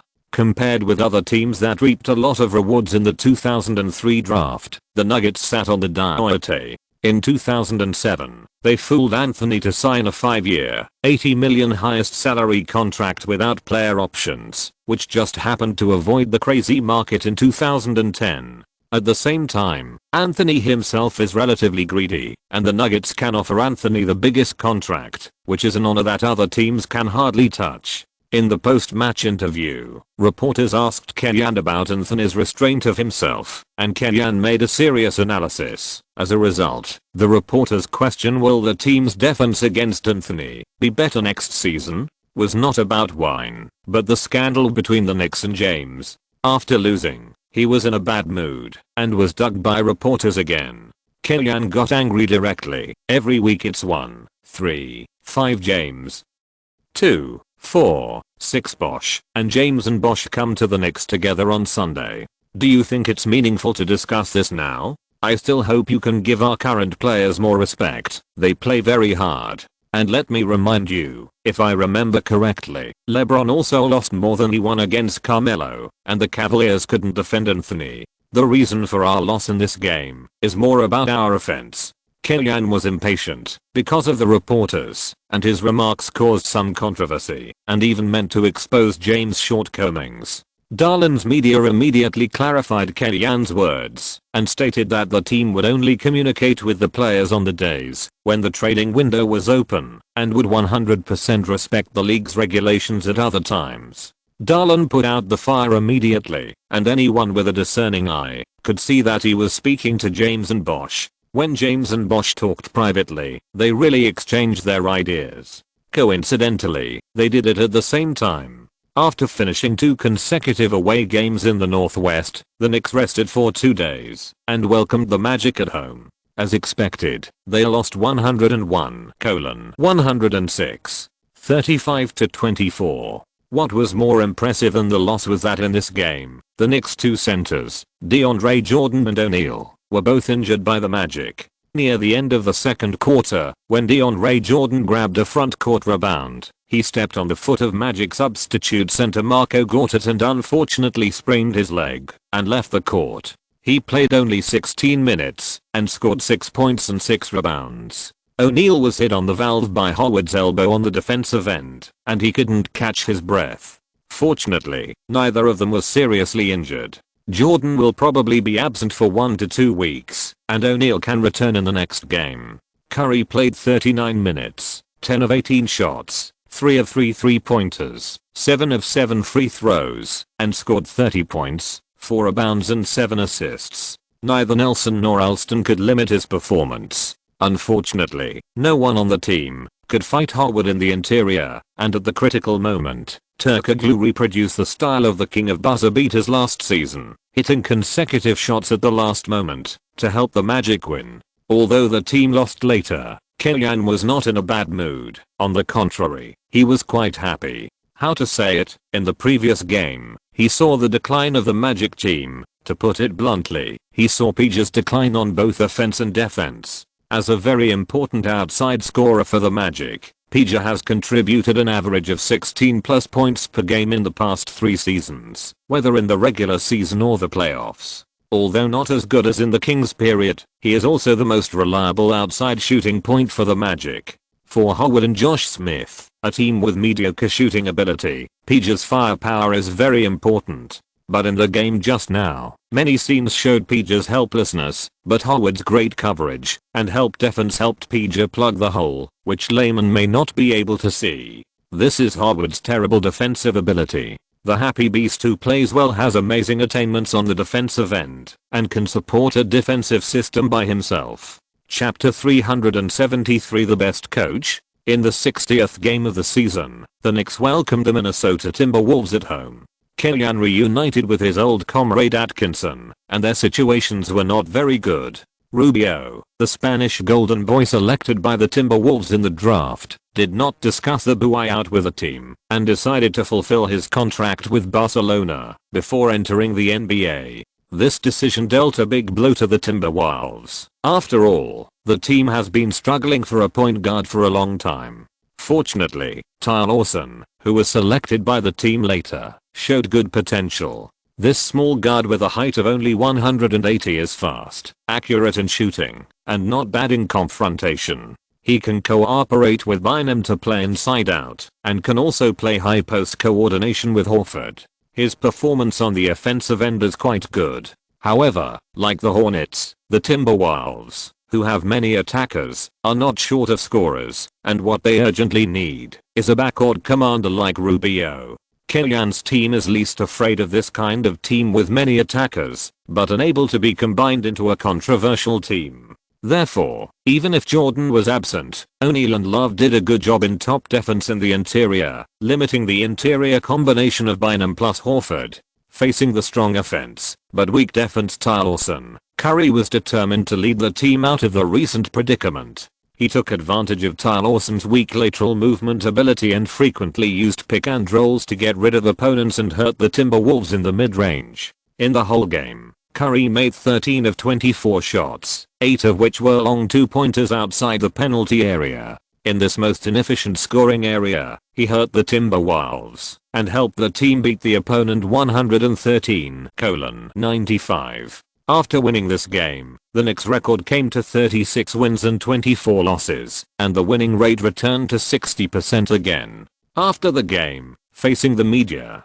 Kellyan directly ridiculed himself. Why don't the Knicks play the next game, just count it as 49 wins and 33 losses, and let us advance directly to the playoffs? This will be your first season without reaching 50 wins. The reporter reminded. If my lower limit is 49 wins, then my achievements are already high enough. Even Popovich and Auerbach had seasons with poor results.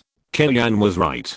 In fact, Popovich and Auerbach had the worst coaching careers in the same year, the 96-97 season, when the Spurs and Celtics chose to play badly in order to get Duncan. Among the coaches who have coached in the NBA for more than 5 seasons, Phil Jackson should be the one with the highest lower limit, except for Kellyan. Although Kellyan hates him, and fans often complain that he can't play without superstars, he has indeed experienced some Waterloo in his career. After the game, the Knicks coaching staff had a midnight snack with Atkinson. The 5 men came to a Chinese restaurant introduced by Kellyan to drink beer and eat Beijing roast duck. Congratulations, Kimmy. You will be a dad soon. Atkins said, how does it feel? I'm looking forward to it.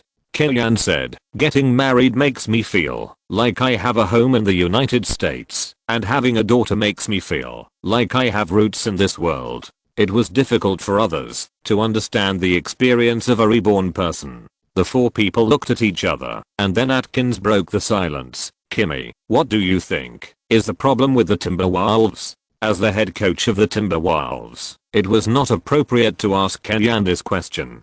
But the fact is that after another failed season, Atkins will also step down after the season. The team's next task is to play badly and strive for a high draft pick. At this point, Atkins also saw it. He began to look at his merits and demerits in the past 3 years of working for the Timberwolves from a more macro perspective. This is an important experience for his future comeback. What do you think? Kellyan threw the question to Snyder and Hornacek. Sooner or later, these 2 people will leave Kellyan's coaching staff and become the head coach of a team. I think you didn't do a good enough job in matching players. Hornacek thought for a while and said, you established Bynum as the offensive core of the team, but you didn't equip him with the corresponding loop. There is no point guard who prioritizes passing. and there is no good shooter. It is difficult for him to launch an attack every time. Hornacek thought for a while and said, I think Bynum's basketball IQ is not high. Almost every ball, he will be in the breakthrough line of the outside players. Playing with such an inside player, I would be speechless if I were an outside player. Snyder immediately added, the Knicks coaching staff did not deliberately pay attention to the Timberwolves games. Just through their daily impressions, and combined with today's game, they raised two key issues. The lineup is not coordinated and the players have low basketball IQ. What is the solution? Hornacek and Snyder didn't think of it. But Kenyan knew it clearly. Just replace Bynum. Horford is a center with the height of a power forward and the body of a center. In fact, his mobility is relatively slow and he needs a partner with fast feet.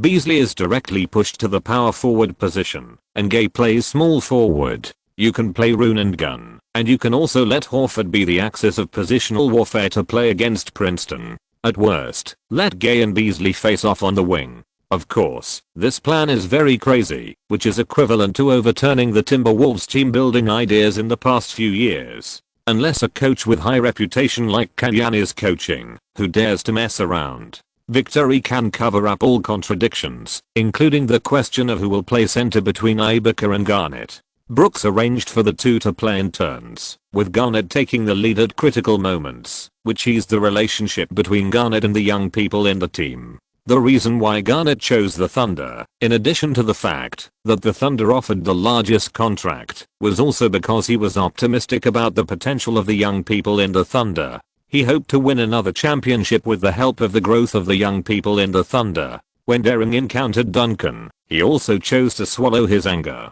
In this game Curry's condition was still excellent. Facing Westbrook's defense, he frequently used off-ball running to get rid of his opponents. His skills in playing small against big after pick and roll were also quite impressive. There was even a wonderful goal in military training to tease Durant. Throughout the game, Curry made breakthroughs and outside shots, and scored 41 points. This data is not bad, but the Knicks do not have an advantage in other matchups. Love was almost completely locked by Garnett. Although Gallinari scored 16 points, he was shot down by Durant on the opposite side with 35 points. He was completely defeated on both offense and defense. Sometimes, Kenyan used Gallinari as Durant. But no matter what, pirated products are not as good as genuine ones. From Kenyan's self-deprecating 60% winning rate, it can be seen that, although the Knicks are now ranked 4th in the East, their real strength is only 7-9 on the edge in the West. Against the Thunder, a team that has basically completed its reconstruction and has introduced Garnett to teach and guide, the chances of winning are really not great. 113:122. The Knicks lost at home.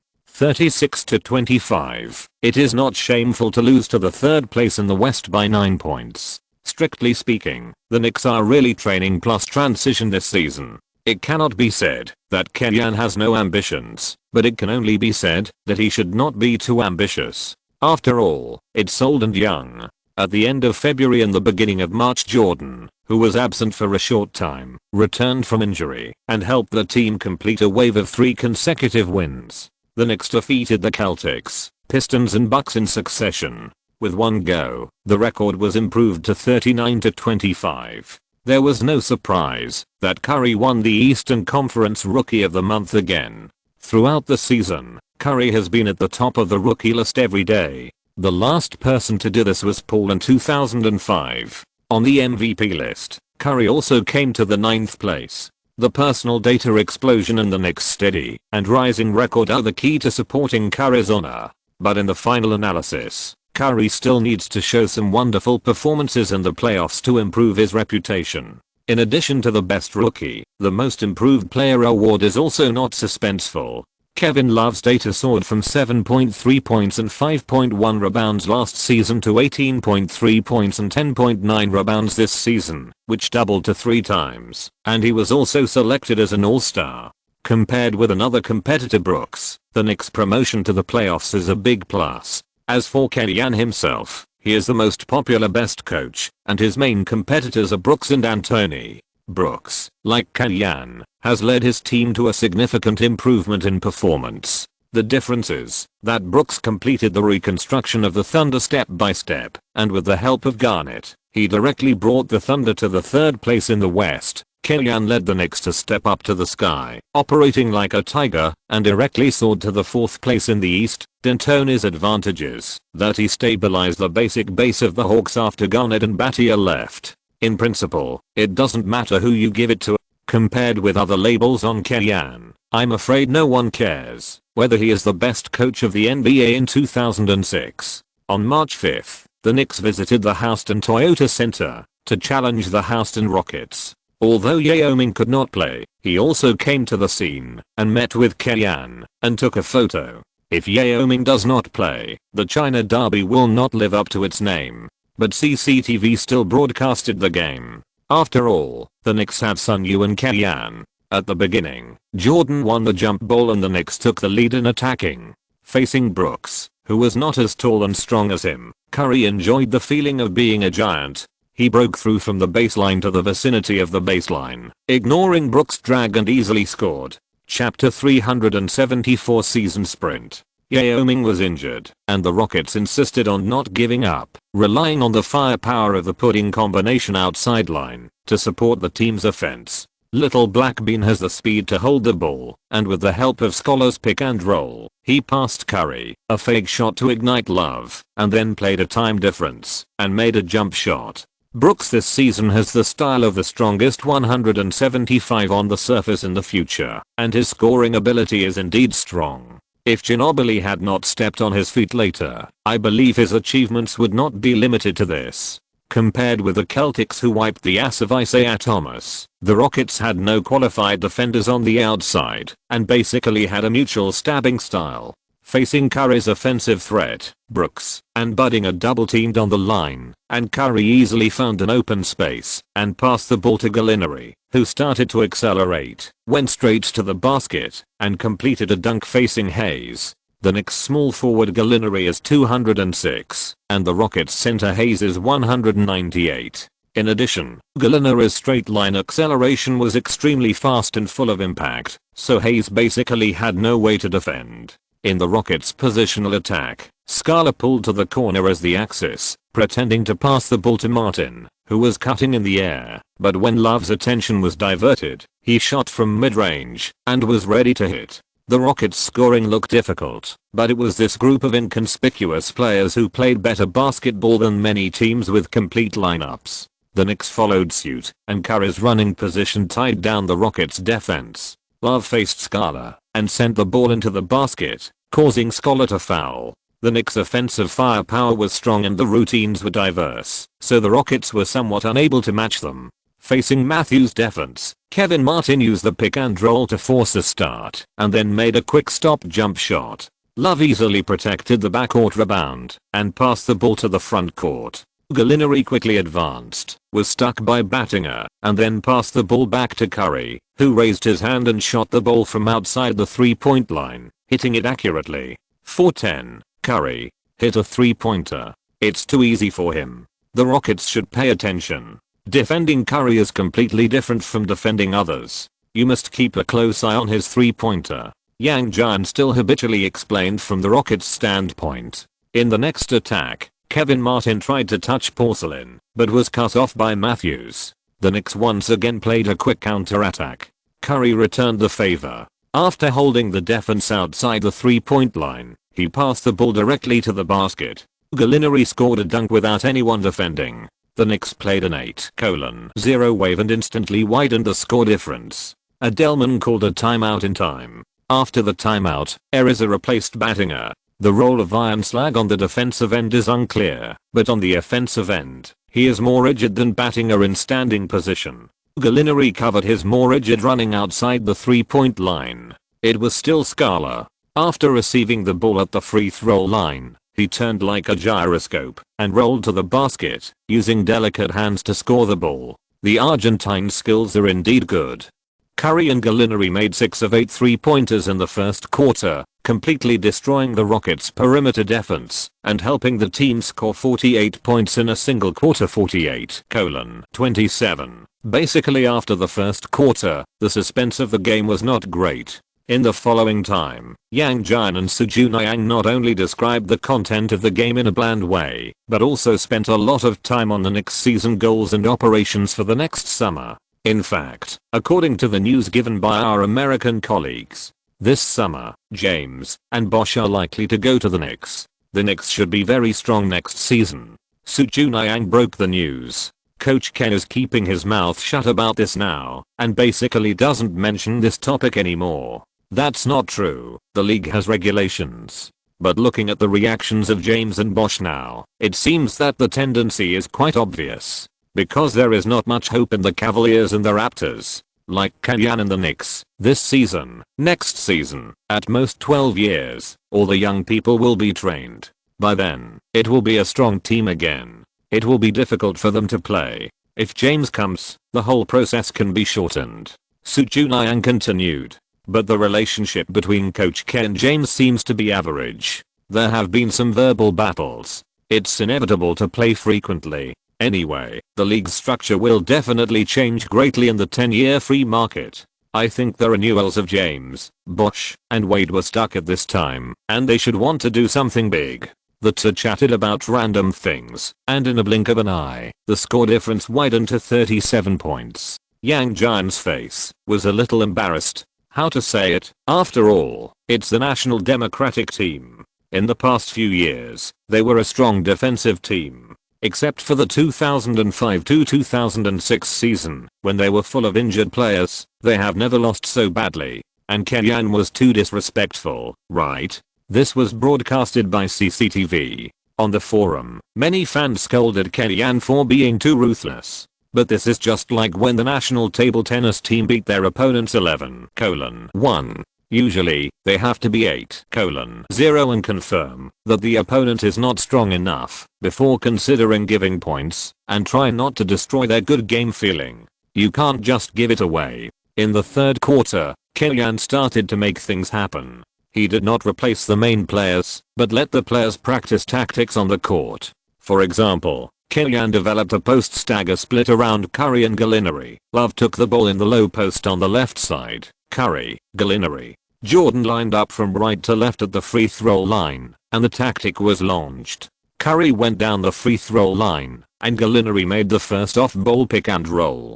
Curry moved to the center to block Ariza. After Gallinari finished the pick and roll, he ran 45 degrees to the left. Jordan moved sideways to help Gallinari block Brooks. Gallinari received the ball and shot quickly. Well, if Love was replaced by Draymond Green and Gallinari was replaced by Klay Thompson, it would be a buzzer beater, but it was a pity that they couldn't be replaced. The Knicks practiced tactics openly on the court, and the Rockets used them as sandbags, but the score difference was still widening. The Italian gunner's touch exploded, not as terrifying as the Buddha's light, but it was scary enough. The score difference steadily reached 40 plus. Kenyan replaced all the main players in the second half of the third quarter and arranged Sun Yu, McGrady, and Hyde to play. One Chinese player, two former Rockets players. In the final quarter, McGrady was concerned about his old club and made 4 turnovers in a single quarter. He did not return to defense after the turnovers.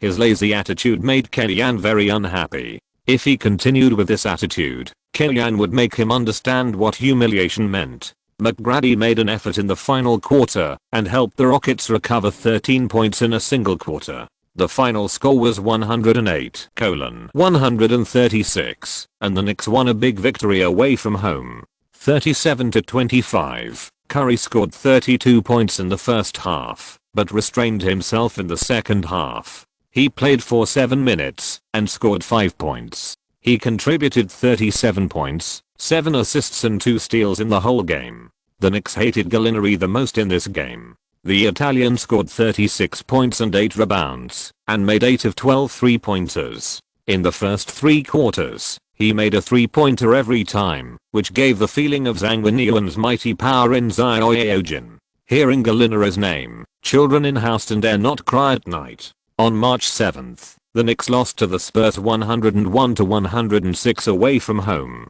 37-26. The Spurs have always been wary of players with strong shooting ability, and when the opponent has a pair of outside players with strong shooting ability, they will be more restrained. In this game, Curry and Gallinari did not repeat the miracle of scoring 73 points against the Rockets, but Curry scored 27 points and Gallinari scored 23 points, which were not bad. But the overall strength of the Knicks is too far behind the Spurs. Although Duncan was affected by plantar fasciitis, there are only 2 words to describe his performance against the Knicks: shrimp soldiers and crab generals. That is, control. The Spurs have a single offensive point, and only 3 people scored in double digits, but Parker, Duncan, and Ginobili all scored 20 plus, helping the team to double kill the Knicks this season. This is also the first time that Popovich has swept the regular season against Kellyan. Strictly speaking, this season coaching the Knicks is really the time when Kellyan is the weakest.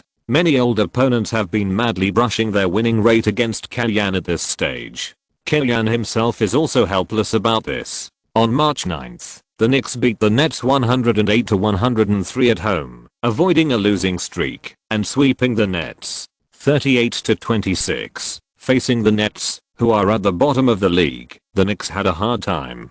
The rotten to the core Nets had no psychological burden, just trying their best on the court, and played to their strengths, and they scored, no matter how they shot. The Knicks' state was up and down.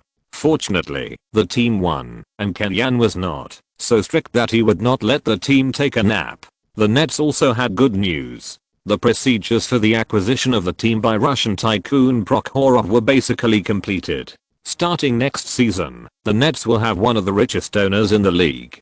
Kellyan and Ainge were sharpening their knives to kill pigs and sheep. On March 10th, the Knicks played against the Pacers at home. Love showed his strength, making 14 of 26 shots, 0 of 2 3-pointers, and 8 of 8 free throws, scoring 36 points, 10 rebounds and 2 assists, leading the team to victory, 39-26. This was Love's best performance this season, and it was also the game in which his beautiful statistics had the greatest impact on the team. The Pacers' Al Jefferson plus Roy Hibbert's inside combination had a disadvantage in footwork and movement, and they were completely unable to defend him. Love scored high points, and he also had to thank Curry. In this game, Curry scored 21 points and 12 assists, of which 7 assists were given to Love. When his teammates are in good form, Curry is never stingy about passing the ball to his teammates. It is precisely because of this that after a season, Curry has conquered his teammates and become the real boss of the Knicks. On March 12th, the Knicks challenged the Hawks away, and Kellyan returned to Atlanta again, but the treatment was not as good as the last time. It's not that Atlanta fans are unkind, but the 2 teams are ranked 3rd and 4th in the Eastern Conference, and they are only 1 win away from each other, which is a direct competitive relationship. Facing the league's top point guard, Curry once again put on a superb offensive performance, with 35 points, 5 rebounds, 5 assists, and a hit rate of more than 50%, 11 of 22 shots, 3 of 6 3-pointers, and 10 of 11 free throws. But Curry's wonderful performance failed to bring a victory to the team, and Paul and Joe Johnson also played outstandingly. But it was not the players who decided the outcome of the game, but the referee. With 4.8 seconds left in the game and the Knicks trailing by 2 points, Kellyan designed a tactic for Curry to catch the ball and shoot a 3-pointer in the bottom corner through an oval screen run, successfully helping Curry catch the ball. But when Curry jumped up and shot, Paul's arm rushed over and hit Curry's hips heavily, which directly deformed Curry's entire shooting action. The shot was naturally off target. However, in the face of this extremely obvious foul, the referee chose to turn a blind eye and rejected the Knicks player's appeal. If this happened in other stadiums, Kellyan would also be furious. But the Hawks were at home, and they had to give some face to the home fans. Kellyan was restrained and calmly comforted the players, and then opened fire at the post-match press conference. You can wake up a sleeping person, but you can't wake up a person pretending to sleep. It's obvious that the referee didn't want us to take the victory today. If the words were more serious, it would involve accusations or even frame up, and Kellyan really controlled his attack range as much as possible because of past feelings, and did not make sarcastic remarks about the Hawks and Paul. Kellyan's attack on the referee earned him a $25,000 fine, but there was no suspension penalty. It can only be said that the league itself is also guilty. Although it is said that let the players end the game themselves, this only means that the whistle will not be blown, which does not mean that you can act recklessly. Chapter 375 Offside Disturbance. The game with the Hawks was a battle for the third place. If the Hawks lose this game, they will be 2 games behind the opponent. In addition to the 0-4 head-to-head wins in the regular season, even if they catch up with these 2 games, the Knicks will be ranked behind the opponent because of the backward win-loss relationship. In other words, unless the Knicks can win 3 more games than the Hawks in the following games, they can only rank 4th. With 16 games left in the season, this gap is not easy to catch up. Although it is just a little bit short, the situation is stronger than people. Kellyan can only accept this result and pursue something more practical for the team. For example, Curry's best rookie is stable, but in addition to the best rookie, Curry should also be able to compete for a place in the best team. Kobe, Wade, Nash, and Paul can occupy 4 places in the first and second teams without any accidents.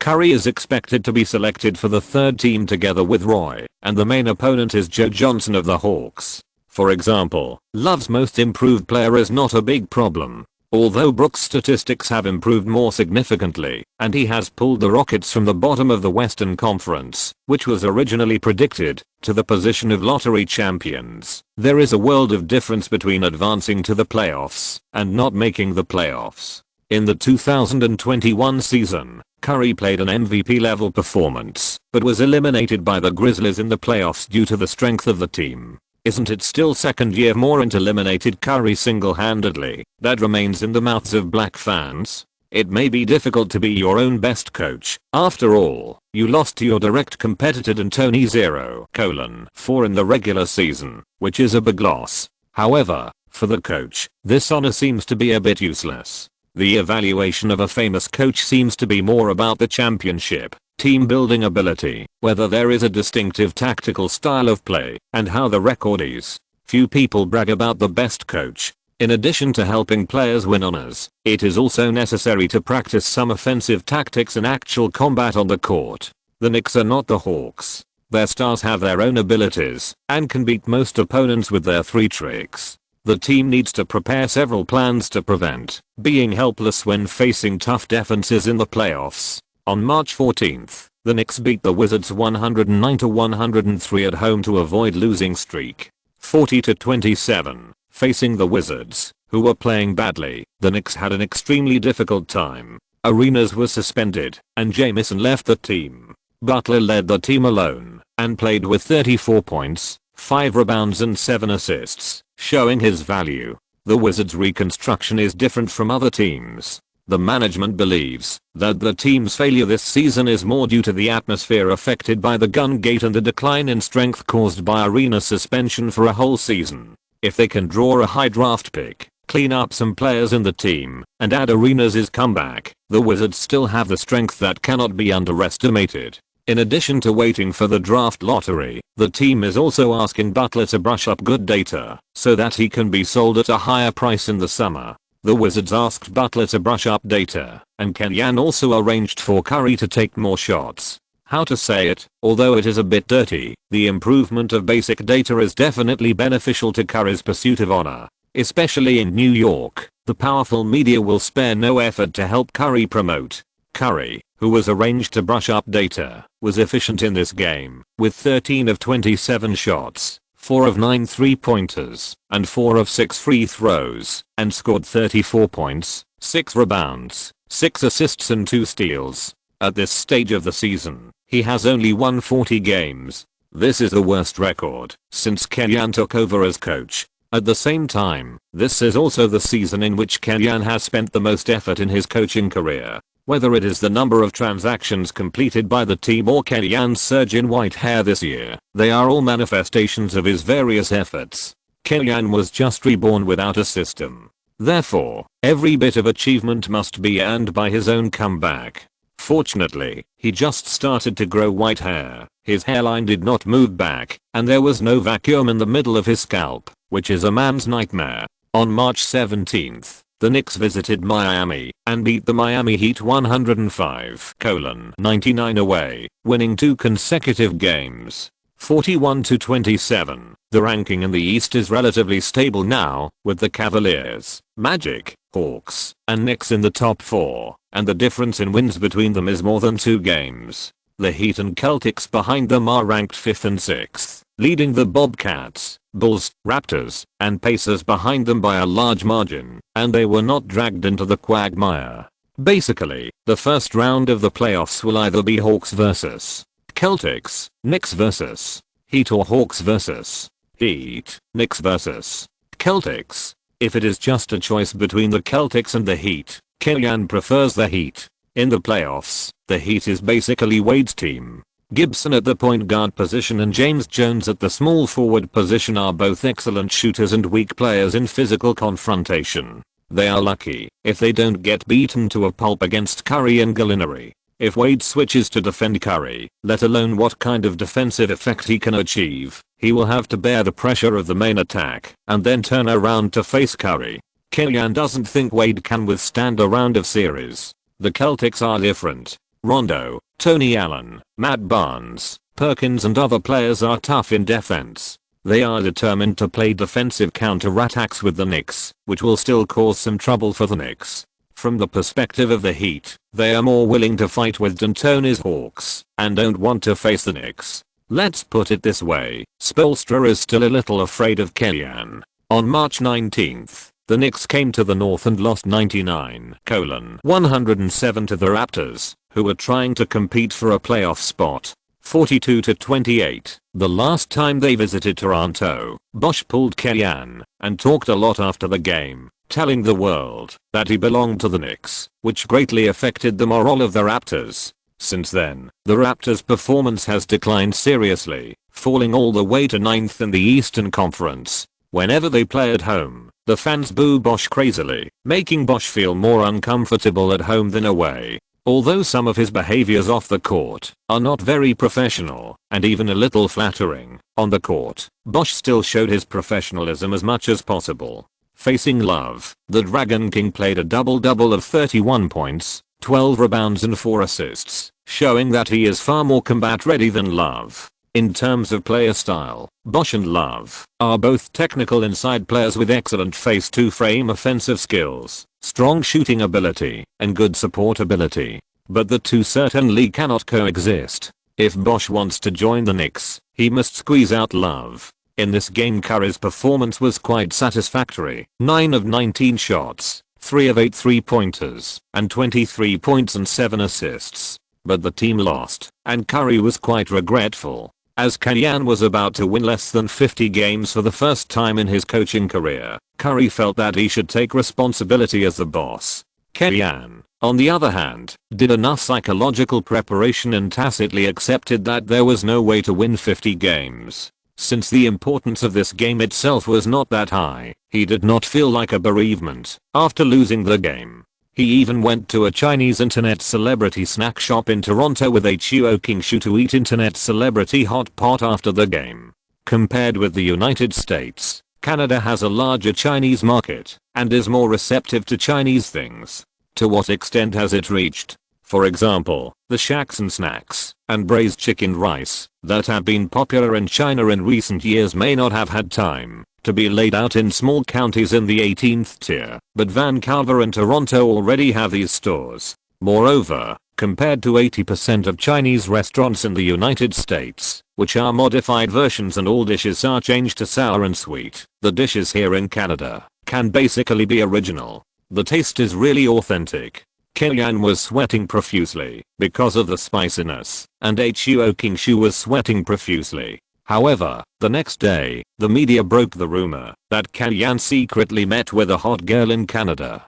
Don't get me wrong, whether a giant lolly like Huo Qingshu is considered a beauty is a matter of opinion, but the word hot girl is incompatible with her. The girl who broke the news with Kellyan was a girl who took a photo with him in the restaurant that day. The girl is of Chinese descent, named Grace Chan, and her Chinese name is Chen Kailin. She is tall, beautiful, with very three-dimensional facial features, and a bit of a mixed race feeling.